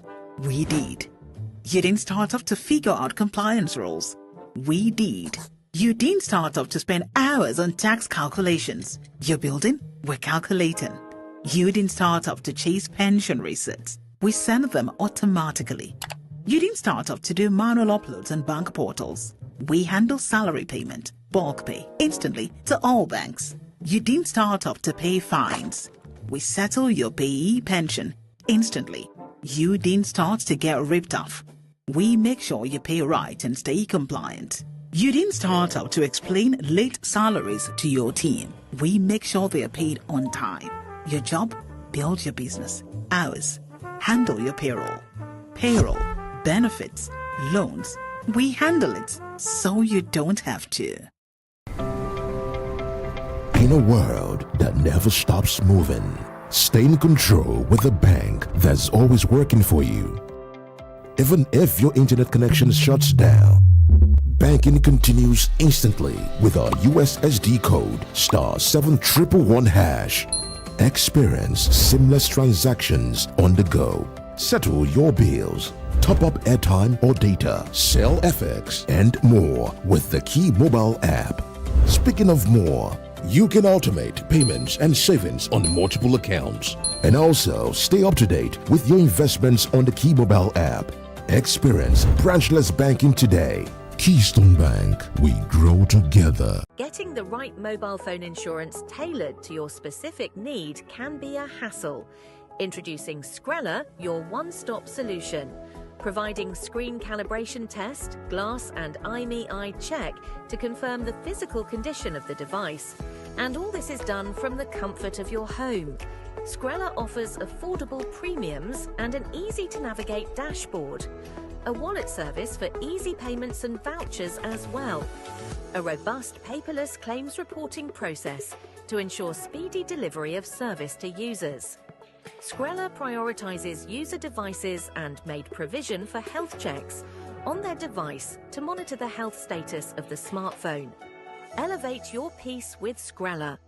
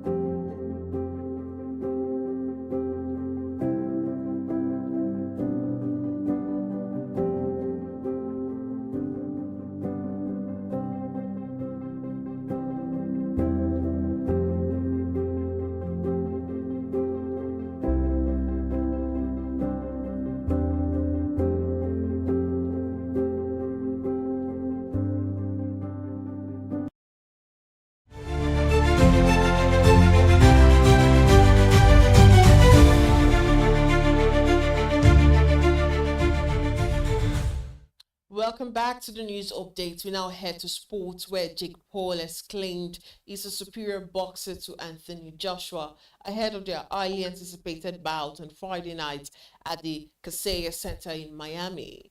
The contest, sanctioned by the Florida Athletic Commission, is a professional fight scheduled for 83-minute round.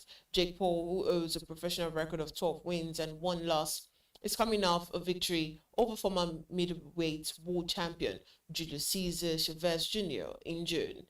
Joshua is, however, confident of extending his winning run, insisting that he has the edge over the former unified heavyweight champion. And to end the news, the Super Eagles of Nigeria have arrived in first Morocco ahead of the 2025 Africa Cup of Nations, touching down in the host city on Thursday night. Super Eagles coach Eric Schilel and his squad made the trip after spending 5 days in a preparatory camp in Cairo, Egypt.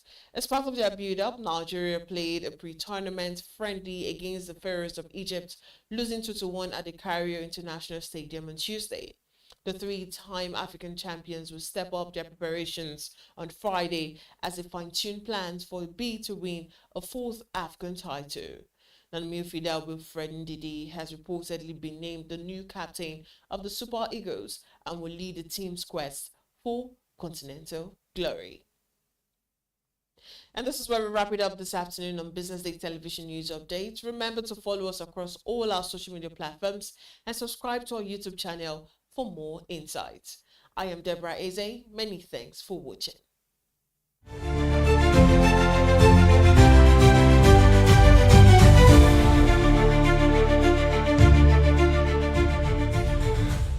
Information is everywhere, but insights, that is rare. Business Day Premium gives you analysis, data, and context that keep you ahead. Business Day Premium. Read deeper, decide smarter. They say money never sleeps. Wake up to clarity, insights, and the stories driving business in Nigeria and beyond. From the heartbeat of small and medium enterprises to the pulse of national economic policy, this is where business meets perspective. With expert guests, real-time analysis, and stories that matter to you, we go beyond headlines to bring you the full picture. Join us every morning as we break down the numbers, decode the policies, and spotlight the people shaping our economy. This is Business Money.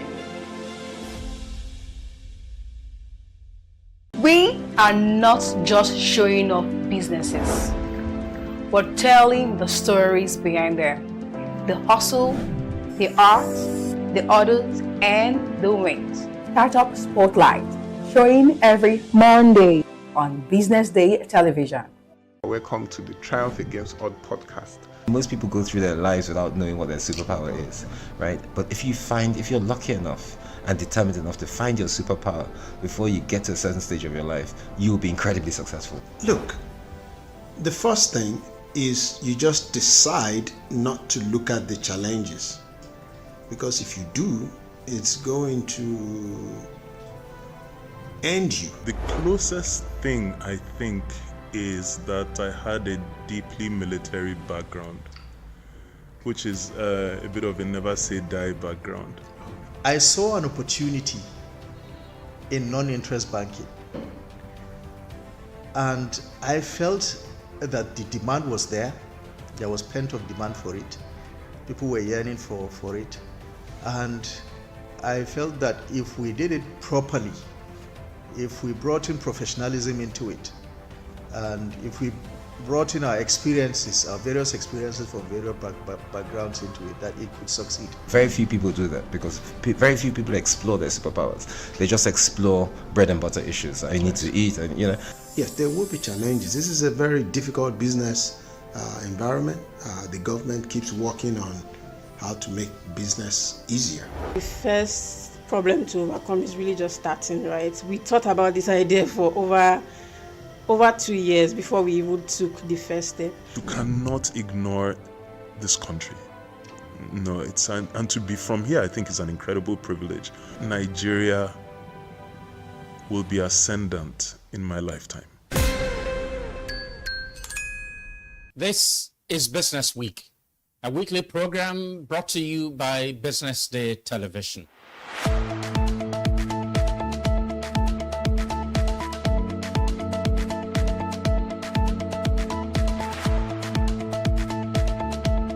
For many years, we've talked about the need to, essentially diversify our revenue stream away from, the huge dependence on oil revenues. It looks like that is happening now. So that means that we're better protected when, you have these wide fluctuations in oil prices and all of that. So but as you say, and I agree, that we should commend the government. At least revenues are not falling. There have been times in the past when we recorded drops in revenue. That's not the case today. We're seeing revenues actually going up. Increasingly, we can see the developed countries focusing on renewable energy and so on and so forth, which means that in the long run, we must look for alternative sources to funding. So the government says that crude oil theft has essentially come to an end. We need to do more to ensure that we totally eliminate crude oil theft and start to think of how to boost production. But it's a good first step. I mean, by eliminating crude oil theft, it also creates an incentive for international oil companies to probably return and, start to take up more projects in the upstream industries.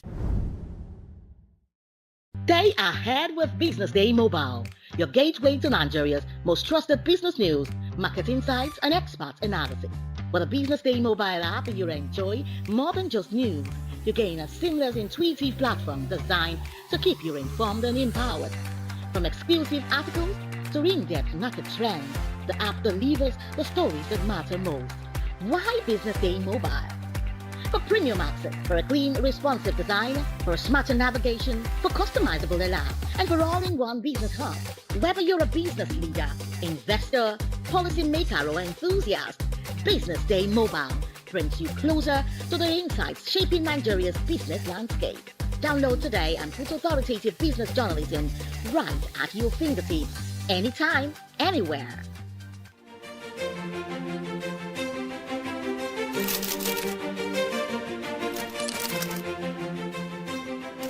I am, of course, a great admirer of the impeccable credibility, professionalism, and business savviness of Business Day. If you really mean business in Nigeria, start your day with Business Day.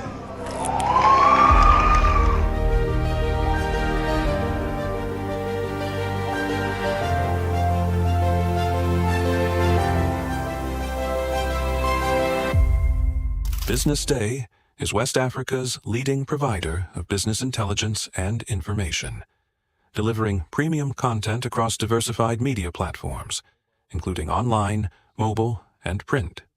Since its inception in 2001 with a weekly newspaper production, Business Day has expanded its reach to provide exclusive content accessible through print, mobile, and online channels. Our premium offerings are further enriched with syndicated content from esteemed sources like the Financial Times, The Economist, and the Harvard Business Review. At Business Day, our mission is clear: to be the foremost provider of business and financial content, empowering readers to make informed decisions in Nigeria and Africa.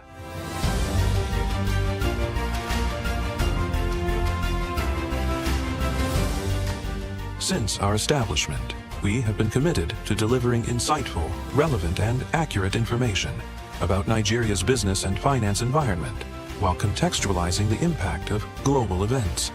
We monitor the stock market, analyze the companies driving it, and report on government policies and their economic implications.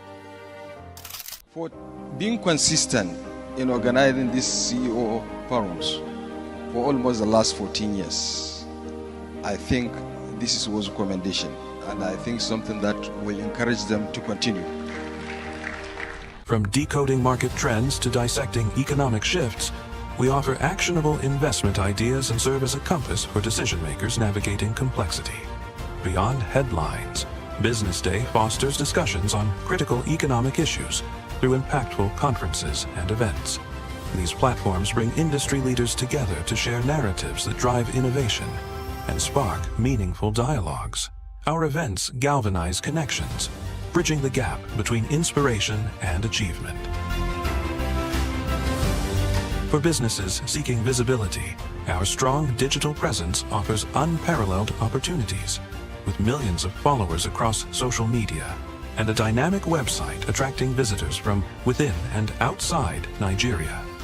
Business Day is the ideal platform to boost visibility for your products and services.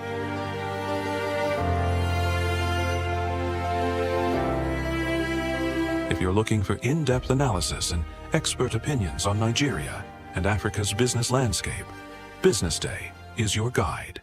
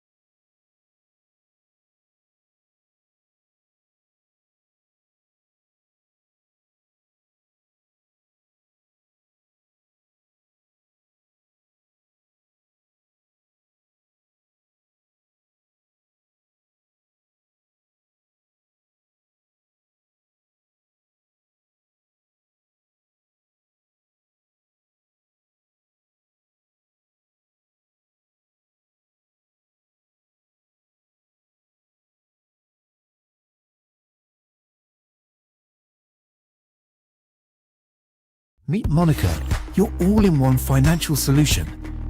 Convert crypto to Naira at juicy rates anytime, anywhere. Enjoy fast withdrawals straight to your bank. Buy airtime, data, and pay bills in seconds. No stress, no delays. Just seamless transactions. Monica, the smarter way to move your money. Download now. Okay now, dependable insurance. After God, you are the next insurance. See as the boys the Allah, all the ladies the Allah. Insure your car protection from accidents. Unforeseen loss, you can see them. Mistakes are meant to happen. If you don't jam the car, they'll jam yours. Will you beat them? Ah yes, you will get them arrested. Your plans for that day is affected. You waste your money, you waste energy. In tax, you can be protected. Get the protection that pays today. Call 0700 AXA Mansa to get a motor insurance that pays. At Stanbic IBTC, we are here to help you grow with financing that helps you expand, expert knowledge across 20 African markets, trade solutions that open doors to 195 countries globally, and an online banking platform that works hard, because with us, there's possible, then there's more. Visit www.stanbicibtcbank.com/business for more. Stanbic IBTC. True strength. What defines it? The brilliance of a player? Or when a team comes together to win? A solo beat? Or the rhythm of many? The flair of one dancer? Or the art of a troupe? One distinct voice, or the beauty of the symphony. At FCMB Group, we build ecosystems, empower communities, and create the future. Because we believe it's not just one, but the power of the group that delivers the future we all desire. FCMB, the power of the group. Entrepreneurship is for everybody, but not everybody is for entrepreneurship. They are the dreamers. I remember it was like 3 a.m. by 21st of December 2021. The disruptors. Life is not affordable, let's be real. The doers. BusinessDay Academy has trained over 3,000 event professionals. In a place where the odds don't play fair, they play harder. I would like my business to be remembered as one of the homegrown organizations that has helped with shaping the narrative of this continent positively. From first-time founders to industry giants, this is where serious business meets unexpected terms. I could stay up hours of the night just watching things about space. Welcome to Entrepreneurs Lounge with Norma, where we unravel the buzz and glamorous headshots to bring you the untold. When I went for youth service, where I was sent to, instead of me to go to work, I went to go and learn how to sew. Raw. I'm blown away by the challenges they're facing. And and real stories of Nigeria's fearless young entrepreneurs. And not only yes. Watch Entrepreneurs Lounge with Norma every Tuesday on BusinessDay television.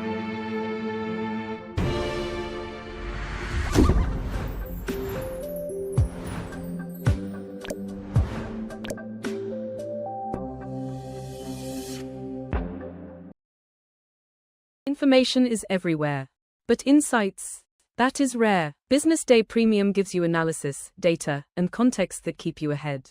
BusinessDay Premium. Read deeper, decide smarter. They say money never sleeps. Wake up to clarity, insights, and the stories driving business in Nigeria and beyond. From the heartbeat of small and medium enterprises to the pulse of national economic policy, this is where business meets perspective. With expert guests, real-time analysis, and stories that matter to you, we go beyond headlines to bring you the full picture. Join us every morning as we break down the numbers, decode the policies, and spotlight the people shaping our economy. This is Business Money. We are not just showing off businesses, but telling the stories behind them. The hustle, the art, the orders, and the wins. Startup Spotlight, showing every Monday on Business Day television. Welcome to the Triumph Against Odd podcast. Most people go through their lives without knowing what their superpower is, right? But if you're lucky enough and determined enough to find your superpower before you get to a certain stage of your life, you will be incredibly successful. Look, the first thing is you just decide not to look at the challenges, because if you do, it's going to end you. The closest thing I think is that I had a deeply military background, which is a bit of a never say die background. I saw an opportunity in non-interest banking, and I felt that the demand was there. There was plenty of demand for it. People were yearning for it, and I felt that if we did it properly, if we brought in professionalism into it, and if we brought in our experiences, our various experiences from various backgrounds into it, that it could succeed. Very few people do that because very few people explore their superpowers. They just explore bread and butter issues. I need to eat, and Yes, there will be challenges. This is a very difficult business environment. The government keeps working on how to make business easier. The first problem to overcome is really just starting, right? We thought about this idea for over 2 years before we even took the first step. You cannot ignore this country. No, and to be from here, I think is an incredible privilege. Nigeria will be ascendant in my lifetime. This is Business Week, a weekly program brought to you by Business Day television.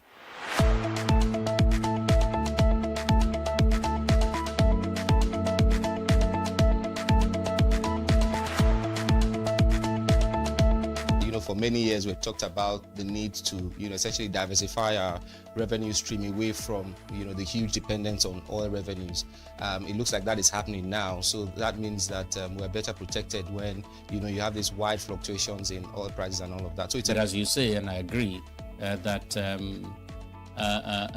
we should commend the government. At least revenues are not falling. There have been times in the past when we recorded drops in revenue. That's not the case today. We're seeing revenues actually going up. Increasingly, we can see the developed countries focusing on renewable energy and so on and so forth, which means that in the long run, we must look for alternative sources to funding. So, the government says that crude oil theft has essentially come to an end. We need to do more to ensure that we totally eliminate crude oil theft and start to think of how to boost production. But it's a good first step. I mean, by eliminating crude oil theft, it also creates an incentive for international oil companies to probably return and, start to take up more projects in the upstream industries. Stay ahead with Business Day Mobile, your gateway to Nigeria's most trusted business news, market insights, and expert analysis. With a Business Day Mobile app, you enjoy more than just news. You gain a seamless, intuitive platform designed to keep you informed and empowered. From exclusive articles to in-depth market trends, the app delivers the stories that matter most. Why Business Day Mobile? For premium access, for a clean, responsive design, for smarter navigation, for customizable alerts, and for all-in-one business hub. Whether you're a business leader, investor, policymaker, or enthusiast, Business Day Mobile brings you closer to the insights shaping Nigeria's business landscape.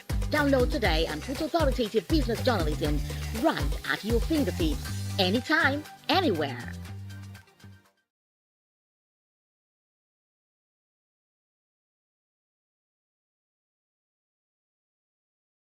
Entrepreneurship is for everybody, but not everybody is for entrepreneurship.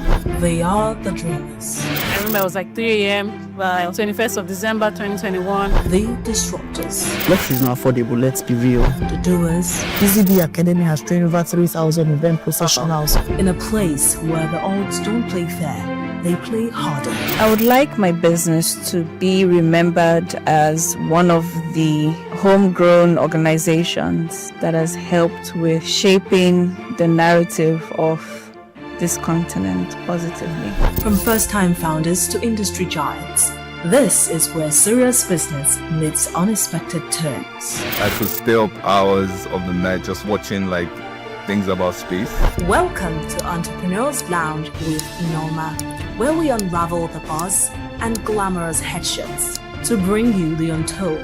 When I went for youth service, where I was sent to, instead of me to go to work, I went to go and learn how to sew. Raw. I'm blown away by the challenges they're facing. And real stories of Nigeria's fearless young entrepreneurs. And not only yes. Watch Entrepreneurs Lounge with Norma every Tuesday on Business Day Television.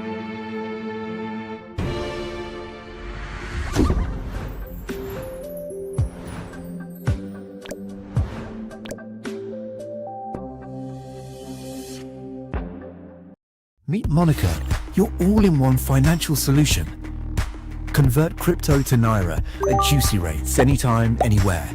Enjoy fast withdrawals straight to your bank. Buy airtime, data, and pay bills in seconds. No stress, no delays, just seamless transactions. Monica, the smarter way to move your money. Download now. Okay now, dependable insurance. After God, you are the next insurer. See as the boys the Allah, all the ladies the Allah. Insure your car protection from accidents. Unforeseen loss, you can see them. Mistakes are meant to happen. If you don't jam the car, they'll jam yours. Will you beat them? Yes, you will get them arrested. Your plans for that day is affected. You waste your money, you waste energy. With AXA, you can be protected. Get the protection that pays today. Call 0700 AXA Mansa to get a motor insurance that pays.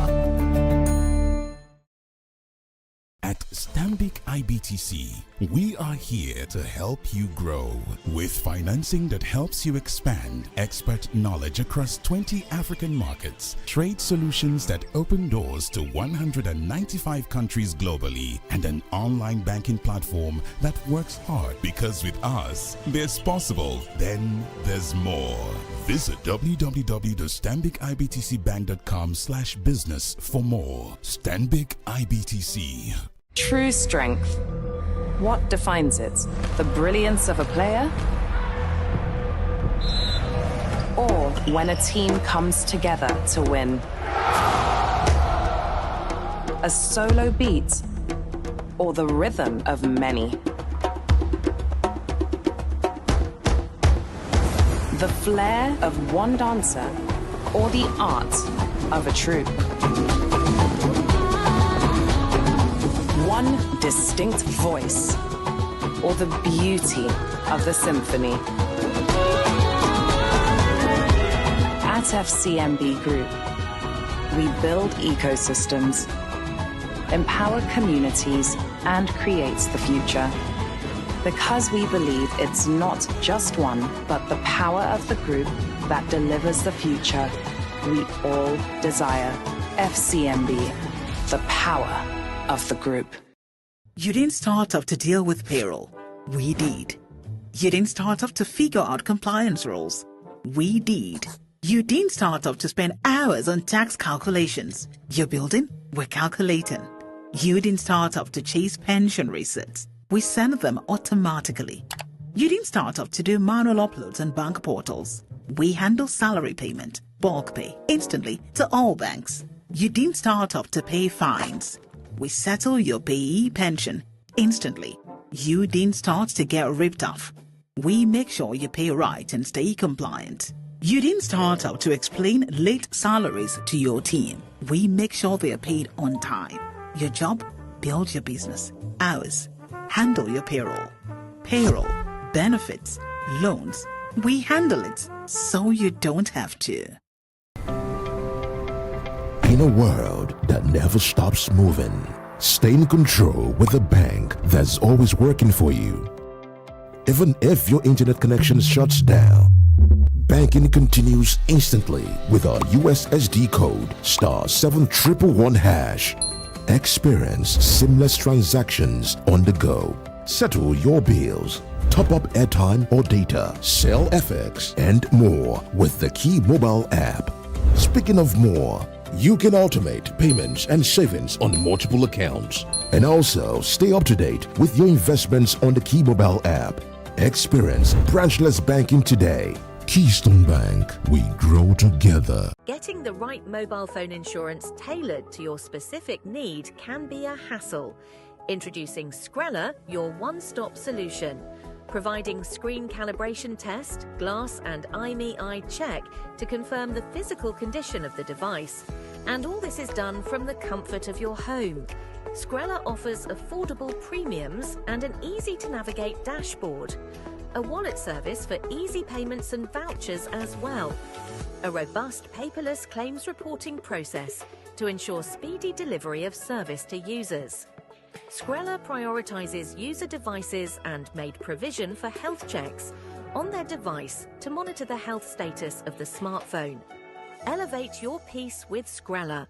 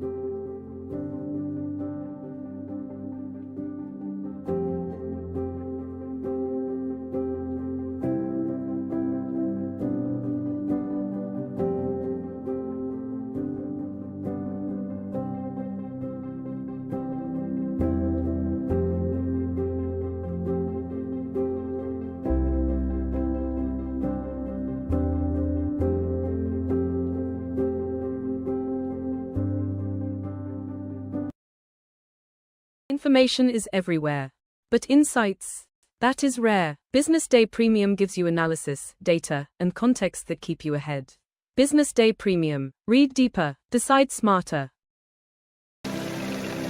They say money never sleeps. Wake up to clarity, insights, and the stories driving business in Nigeria and beyond. From the heartbeat of small and medium enterprises to the pulse of national economic policy, this is where business meets perspective. With expert guests, real-time analysis, and stories that matter to you, we go beyond headlines to bring you the full picture. Join us every morning as we break down the numbers, decode the policies, and spotlight the people shaping our economy. This is Business Money. We are not just showing off businesses, but telling the stories behind them. The hustle, the art, the orders, and the wins. Startup Spotlight, showing every Monday on Business Day television. Welcome to the Triumph Against Odd podcast. Most people go through their lives without knowing what their superpower is, right? But if you're lucky enough and determined enough to find your superpower before you get to a certain stage of your life, you will be incredibly successful. Look, the first thing is you just decide not to look at the challenges, because if you do, it's going to end you. The closest thing I think is that I had a deeply military background, which is a bit of a never say die background. I saw an opportunity in non-interest banking, and I felt that the demand was there. There was pent-up demand for it. People were yearning for it, and I felt that if we did it properly, if we brought in professionalism into it, and if we brought in our experiences, our various experiences from various backgrounds into it, that it could succeed. Very few people do that because very few people explore their superpowers. They just explore bread and butter issues. I need to eat, and Yes, there will be challenges. This is a very difficult business environment. The government keeps working on how to make business easier. The first problem to overcome is really just starting, right? We thought about this idea for over 2 years before we even took the first step. You cannot ignore this country. No, and to be from here, I think is an incredible privilege. Nigeria will be ascendant in my lifetime. This is Business Week, a weekly program brought to you by Business Day Television.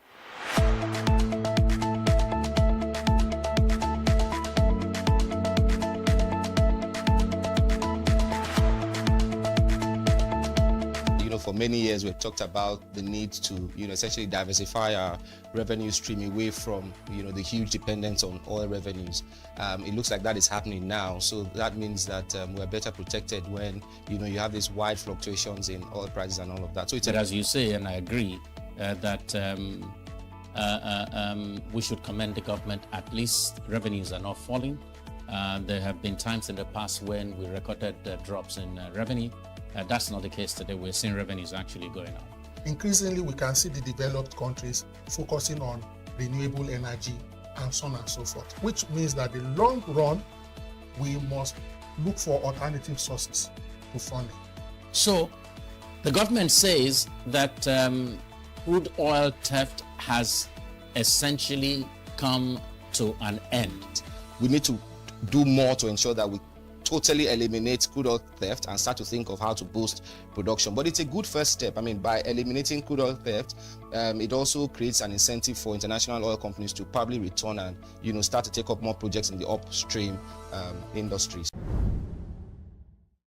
Stay ahead with Business Day Mobile, your gateway to Nigeria's most trusted business news, market insights, and expert analysis. With a Business Day Mobile app, you enjoy more than just news. You gain a seamless, intuitive platform designed to keep you informed and empowered. From exclusive articles to in-depth market trends, the app delivers the stories that matter most.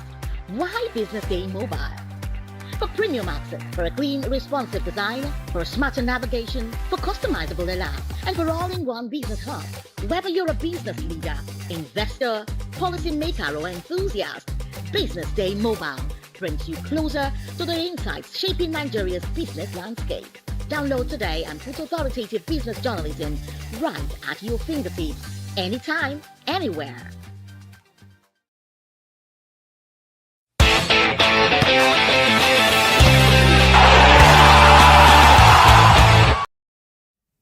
All right. Good afternoon. You're watching Business Day Television, and this is Math Center. I'm in your bank work. Presenting with me today is Faith. All right. Faith, good afternoon. Welcome to the program. Thank you. I'm happy to be here. Always happy to discuss sports. All right. Nigeria's chance of qualifying for the 2026 World Cup was revived last week after the was it this week on Tuesday after the Nigeria Football Federation appealed DR Congo. They defeated us in the playoff via penalties, and what Nigeria Football Federation is saying that several players that played for DR Congo that day were not eligible to play that match. They said several of them, during the process of changing nationality to play for DR Congo, documentation were not properly done.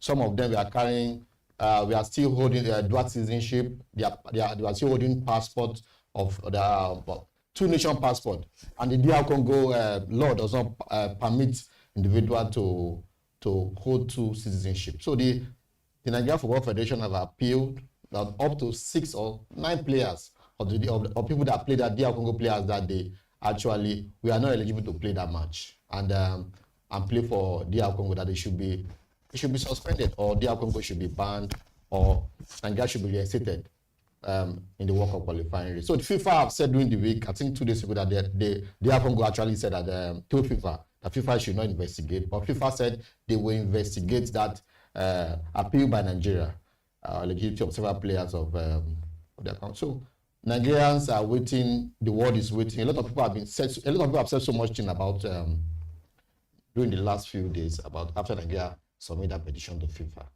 What is your take, Faith? I could feel the happiness among Nigerians when the word went out that Congo could be disqualified from going to the continental playoff when they played when Nigeria NFF filed the case. That's a year for year. Nigerians were happy. The hopes were revived, and we could see ourselves probably being at the World Cup again. World Cup is something Nigerians really love and will always want to be at, but we don't just want to watch by the side, we want to be in it, we want to be active. And Nigeria hasn't gone to the World Cup for like how many times? We missed out last time in 2022. Yes. So it's a great thing for Nigeria. Hopes are revived. We are happy once again that our boys will be there at the World Cup. So it's something we should look forward to. We are waiting for FIFA to give their verdict. And whatever they say, we hope and pray it's in our favor. All right, the Nigeria Football Federation Secretary General actually said, speaking to journalists during the week, Mohamed Sanusi said Nigeria is waiting FIFA's verdict. So we are waiting. The Congolese rule says you cannot have dual citizenship or nationality. I'm quoting the NFF Secretary General now. Wan-Bissaka has a European passport. Some of them have French passport. Some Dutch passport. The rules are very clear, and we have submitted our petition, Sanusi said.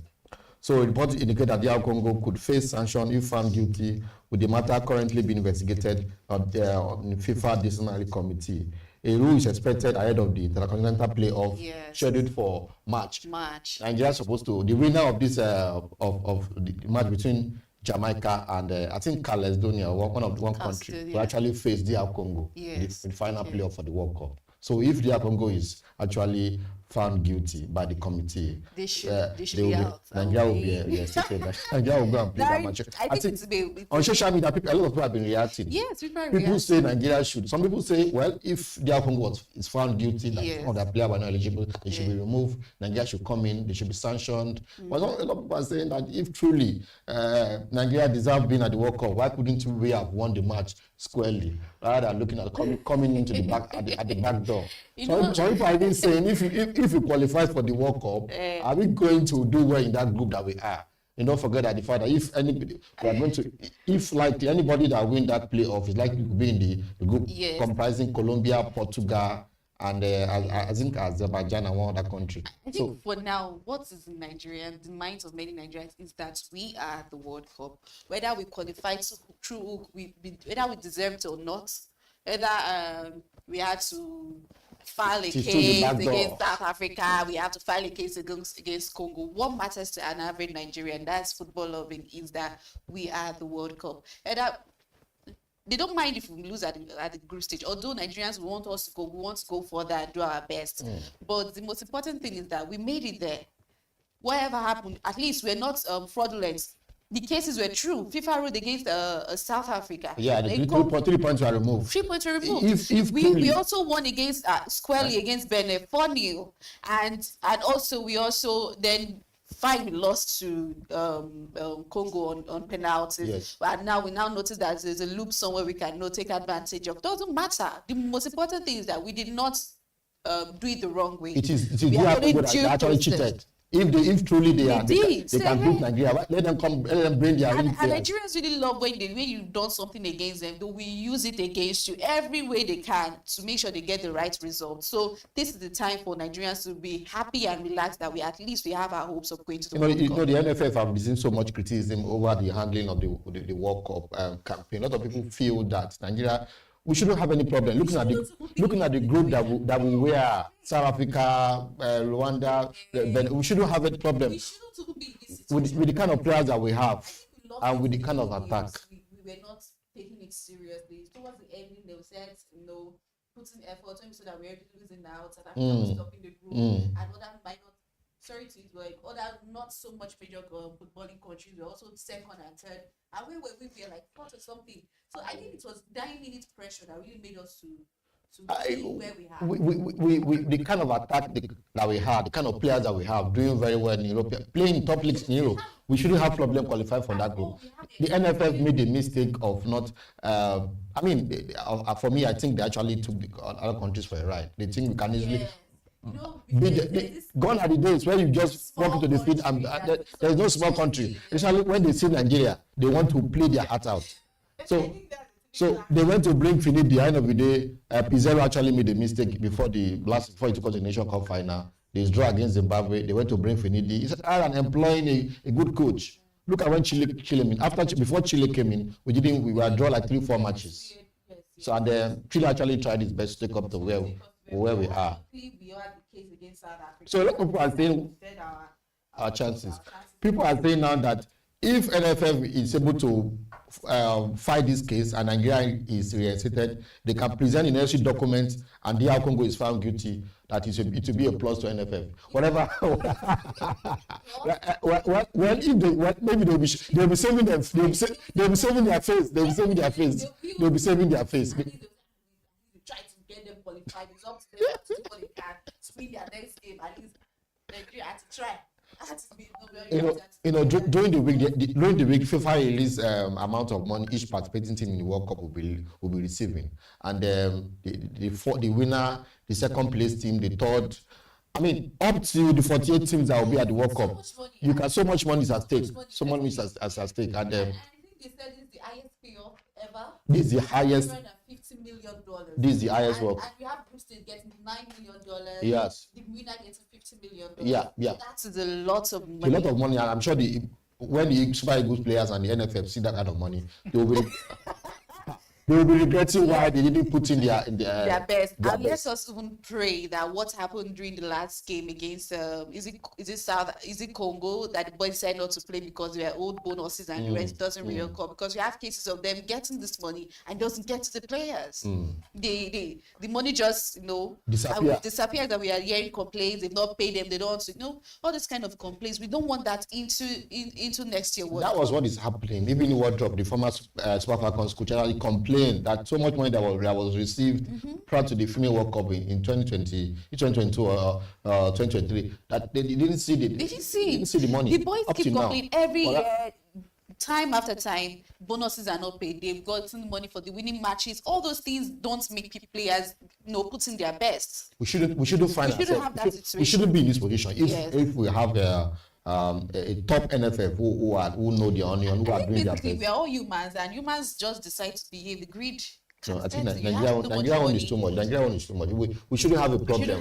With the kind of players that we have, we shouldn't be in this position. There's no reason why. If you are choosing nine countries in Africa is to go to the World Cup, Nigeria shouldn't be among one of them. Yes. We should be. Yes, there's no reason all right. Be. The AFCON is starting 2 days. The Nation Cup is starting, and then the excitement is in the air. A lot of people. I can't wait. I mean, look at around the biggest everywhere. The biggest football competition in Africa. Continent is happening everywhere on social media. Within Lagos, you can see billboard around Lagos. Yeah, I mean across the continent. Nigeria. The excitement is built up.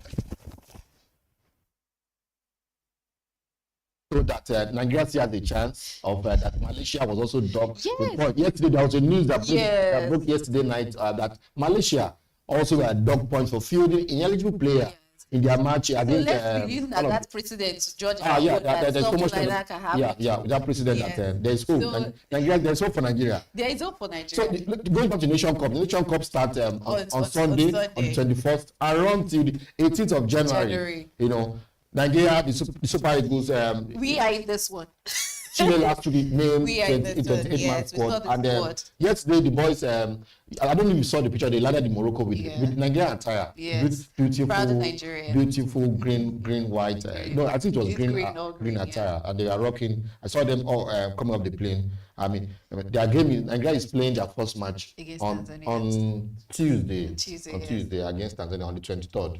And let's take us through the AFCON groups. Okay, on Monday we have in Group A we have Morocco, Mali, Zambia, and Comoros. Comoros is coming in for the second time. The last time was 2021, the round of 16. So let's see what they have to offer us. Comoros. And we have Zambia and Morocco. So which team do you see coming out of this group? Zambia, traditionally, they were champions in 2013. Yes. Morocco, they've not won the Nation Cup. They won last 1978. I think they were the semi-final of the World Cup 4 years ago. So they are the number one ranked team in Africa. And going to the Nation Cup, everybody is tipping them to win the Nation Cup. And they have a very solid team. You may not necessarily the best of attack in Africa, but they play as a team, they play as a unit, and they have a very good coach. So I see them going far. They will come out of that group. I also have the thoughts that they will come out of that group. Then we have Group B. We have Egypt, South Africa, Angola, and Zimbabwe. I think this is a very tough group. A very tricky group, you can say. South Africa, Egypt, very good side. You saw South Africa at the World Cup qualifying stage. You don't really seem to. There's no particular one you say that a major star. A standard player, but they play as a unit. All of them, most of the players from Sundown, from the local league, Orlando Pirates, Sundown. And 70% of the players are from Orlando Pirates and Sundown. So they have been able to bring them together to play as a team. And that have actually helped them. The same thing that the Spanish team did 2010 World Cup, bringing most of the players from Real Madrid and Barcelona. Yes. So that has actually go a long way in the way to. Now let's look at at Egypt. We have Mo Salah. They are 7-time champion of this AFCON trophy. And also there's the Man City guy, Mamouche. Yes. Do you see them coming out of this group with the like of? I know South Africa wants to pull through, but Egypt. Do you see them coming out? They defeated Nigeria 2-1 at the friendly match some days ago, and they have a very good squad, compact team, and they're being coached by Hossein Hassan, one of the greatest strikers in Africa. When you talk about the Nation Cup, he was there in 1997 when they won it. He was the top scorer, and he played in about 6 or 7 Nation Cup. The experience. So he knows what it takes to at this level to go far, and he has been able to bring that team together. Last Nation Cup, they didn't do particularly well, but over the last few years, he has been able to infuse some local players and bring in 1 or 2 stars from across the. They will be able to watch out. So we watch out for the team. I also watch out for. Yeah, but for me, I think South Africa will probably top that group, and Egypt will come second. Yes. Then we have the Group C, where our dear country is Nigeria, Tunisia, Uganda, and Tanzania. There's a lot to say on this group. But I would say I would be highly disappointed Nigeria doesn't top this group, or we don't win most of our matches. Oh, of course, most of you always expect Nigeria to top. I always hope Nigeria. Because no, Nigeria, there's so much experience in that. You can always buy over Nigeria anytime. I think we have the experience, we have the team, we have the influence. There is no way we don't win. We shouldn't win this group game.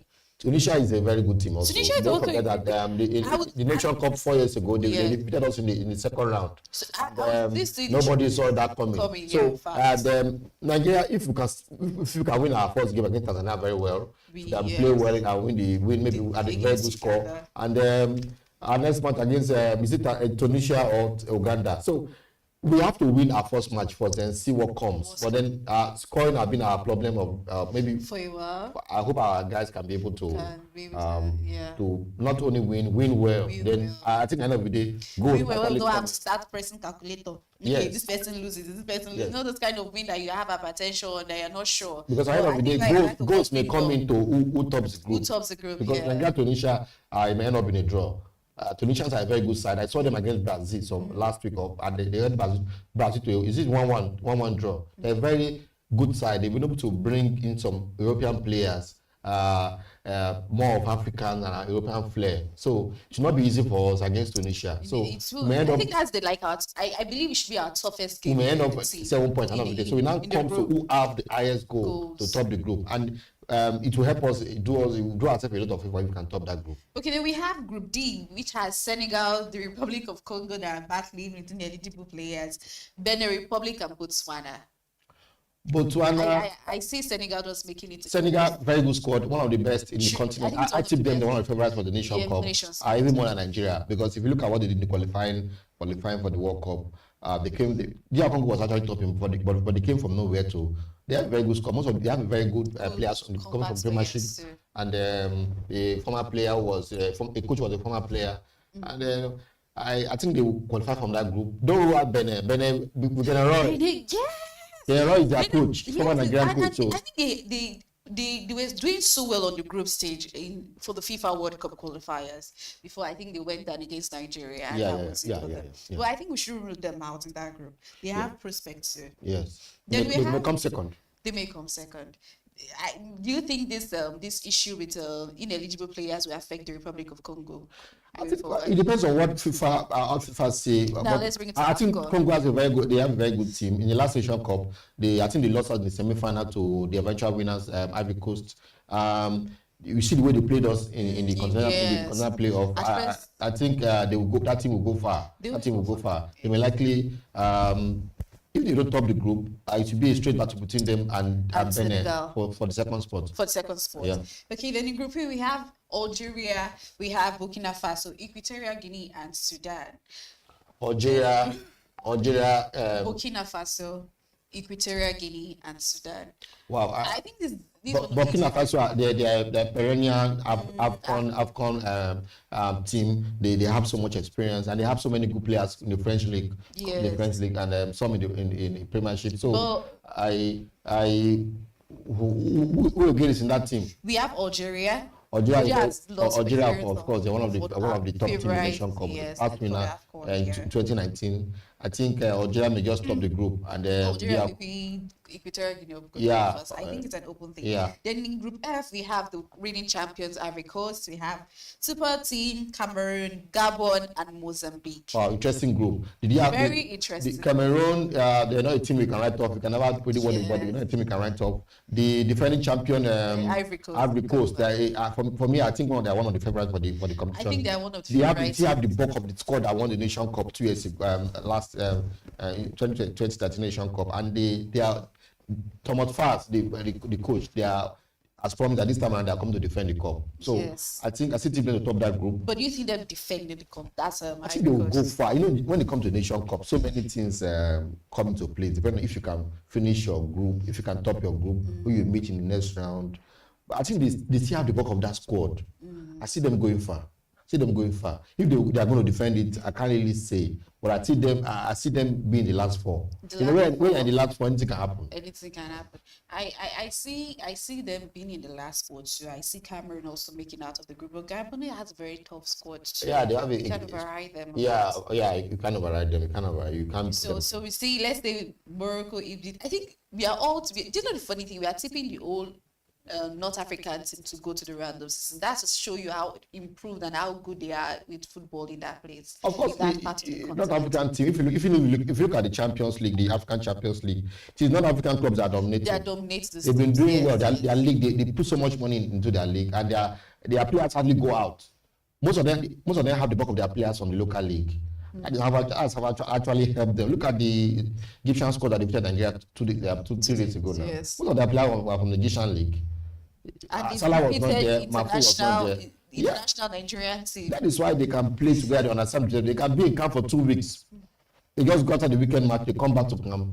That is why that's been easy for the coach to mold. I think Nigeria has a lot of work to do. We shouldn't just rely on on having a lot of international. My greatest worry for Nigeria going to the Nation Cup is the defense. The defense. You said that defense. Our attack has issues. I always feel that when we remove Osimhen from the forward, our attack, the whole thing paralyzes. That was what we saw against DRC. They couldn't do anything. I was waiting like, what's going on? When Osimhen was injured, went off. The whole team just destabilized. They could not even hold the ball together. They could not even hold the ball together. We need to work on that as we're going to the Nations Cup. The defense, we concede goal very easily. And one of the reasons why we did well in the last Nation Cup was that Pezzero was able to, Ekong is no more in the team. He brought Ekong to the defense. Batsi started at 4. Batsi was playing 4, and we didn't concede up to the semi-final, and South Africa, it was their penalty. The final considered 2 in the final. So I think the biggest worry now is that defense. If Chile can fix that defense, I think if he can, it will be a good one, and also attack even the middle. There's so much work to do. The creative part. A lot of people say the creative part. And they should work on their penalties. I wasn't happy with the last one against Congo. We're just missing penalties. At least Nation Cup, they will likely play because penalties, a game may come to penalties. They need to work on that. So it's all right. falling the right. All right, that's the end of the group. Yes, that's the end of the group for the AFCON the AFCON group stage for the competition starting on Sunday. So there's so much expectation, excitement in the air. Don't miss AFCON. Who are you tipping? Who are your top 4? I am a proud Nigerian. Nigeria. I see Morocco also making it. Egypt, then Senegal. All right, that's for me. I think probably it's going to be between Nigeria, Nigeria, Cote d'Ivoire. I'll say Cote d'Ivoire too. Nigeria, Cote d'Ivoire. I don't see Egypt going far. Okay. Nigeria, Cote d'Ivoire, Senegal, and then Morocco.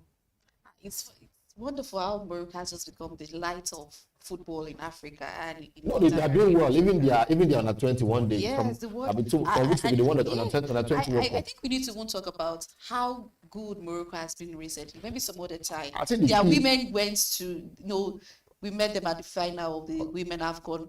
Then that on the 20 team went to the on the 20 World Cup and won it. Then they have been so good. No, the talk about it is about the fact that the talk is that they've invested so much into infrastructure. I think Nigeria needs to take their country. Even recently caused the last one decade, and it's paying off.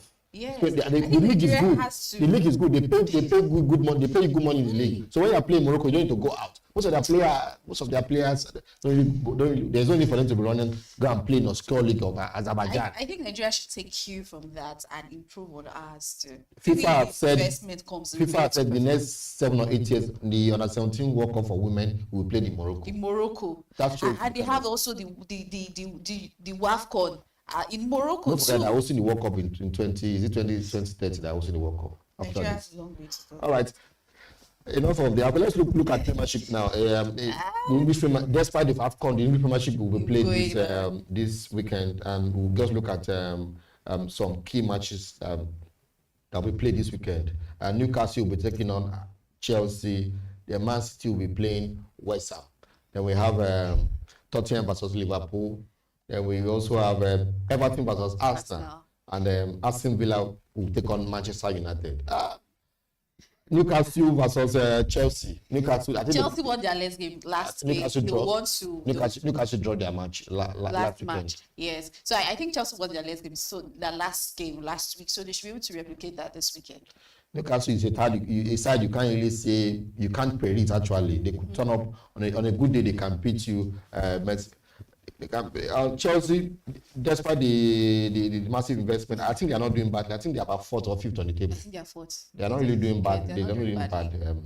Man City versus West Ham. The Man City, I think they are second on the table. Yes, they're second on the table. 2 points behind. 4 points behind Arsenal. 4 points behind. 2 points. 2 points behind Arsenal. About 34 points. And 2 points behind Arsenal. They're on the run. They're on the run. If I make any mistake of drop just one loss or a draw, point, and we are off. I want Newcastle. I want Man City on top. You can never take them. Flow. They defeated Brentford over last weekend. No, during the week on Tuesday at the Carabao Cup. So I feel I see them. I think they're on a winning streak right now, and if they keep on going like that, maybe they will win the Premier League. The biggest challenge. So you think Arsenal will not win the league this year? Arsenal can be so inconsistent sometimes, and it's not good. We have a game against Everton. The last game against Wolves. Yes. It was own goal. They were. They were lucky now. They can be so unpredictable sometimes. Some days you wish them to win, and So I don't know. At this time, it's fingers crossed by Arsenal. Yes, Tottenham versus Liverpool. Tottenham versus Liverpool. Liverpool seems to have overcome their Liverpool, yes, they're winning now. Yes, and Tottenham have been quite unstable. Yeah, so I see. Some people they even talk that the what's the name of the coach now, that his job is on the line. And despite the investment, yes, they're not getting. Unfortunately, Liverpool, Tottenham is at this point. This season again, they're at this point.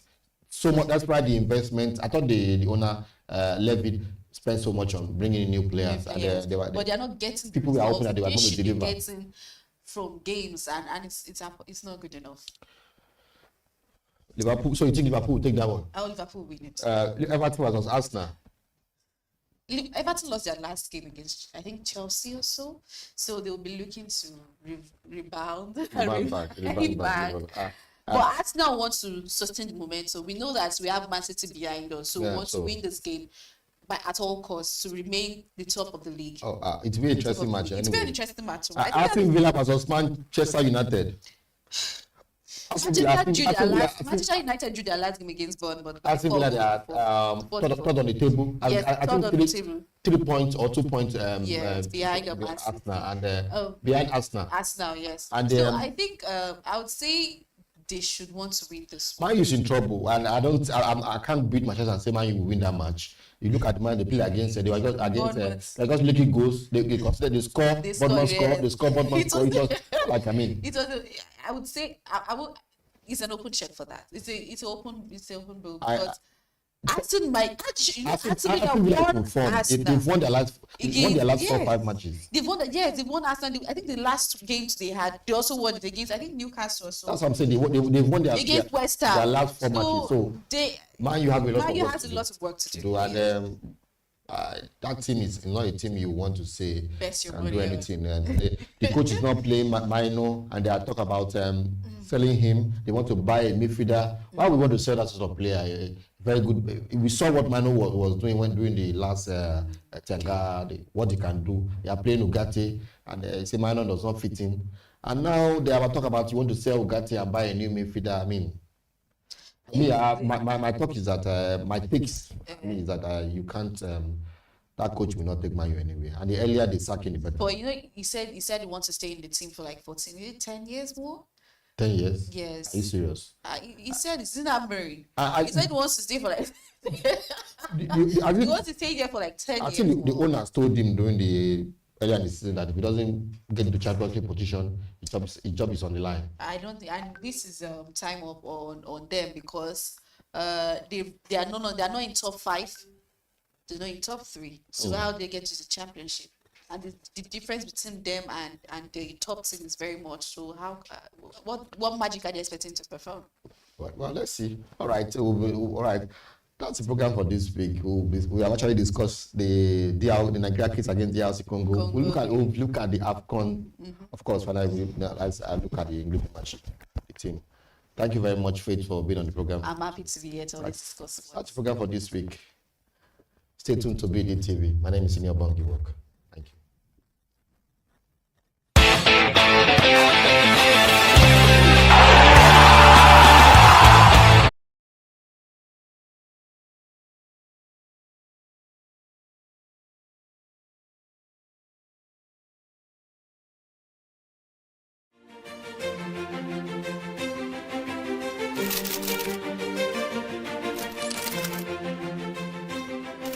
I am, of course, a great admirer of the impeccable credibility, professionalism, and business savviness of BusinessDay.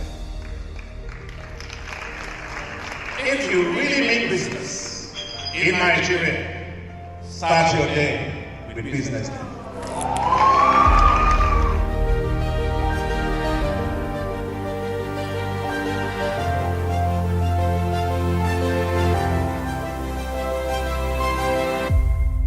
BusinessDay is West Africa's leading provider of business intelligence and information, delivering premium content across diversified media platforms, including online, mobile, and print.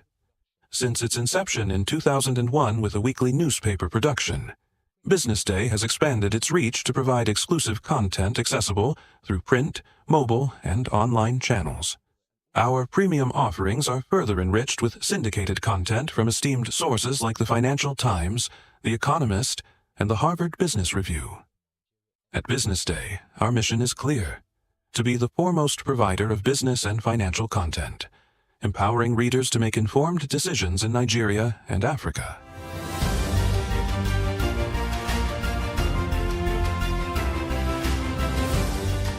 Since our establishment, we have been committed to delivering insightful, relevant, and accurate information about Nigeria's business and finance environment, while contextualizing the impact of global events. We monitor the stock market, analyze the companies driving it, and report on government policies and their economic implications. For being consistent in organizing these CEO forums for almost the last 14 years, I think this was a commendation, and I think something that will encourage them to continue. From decoding market trends to dissecting economic shifts, we offer actionable investment ideas and serve as a compass for decision makers navigating complexity.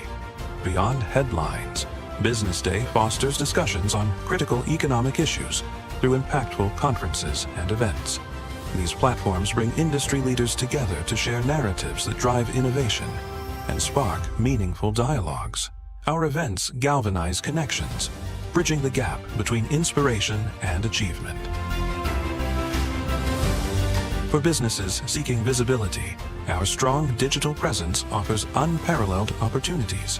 With millions of followers across social media and a dynamic website attracting visitors from within and outside Nigeria, Business Day is the ideal platform to boost visibility for your products and services.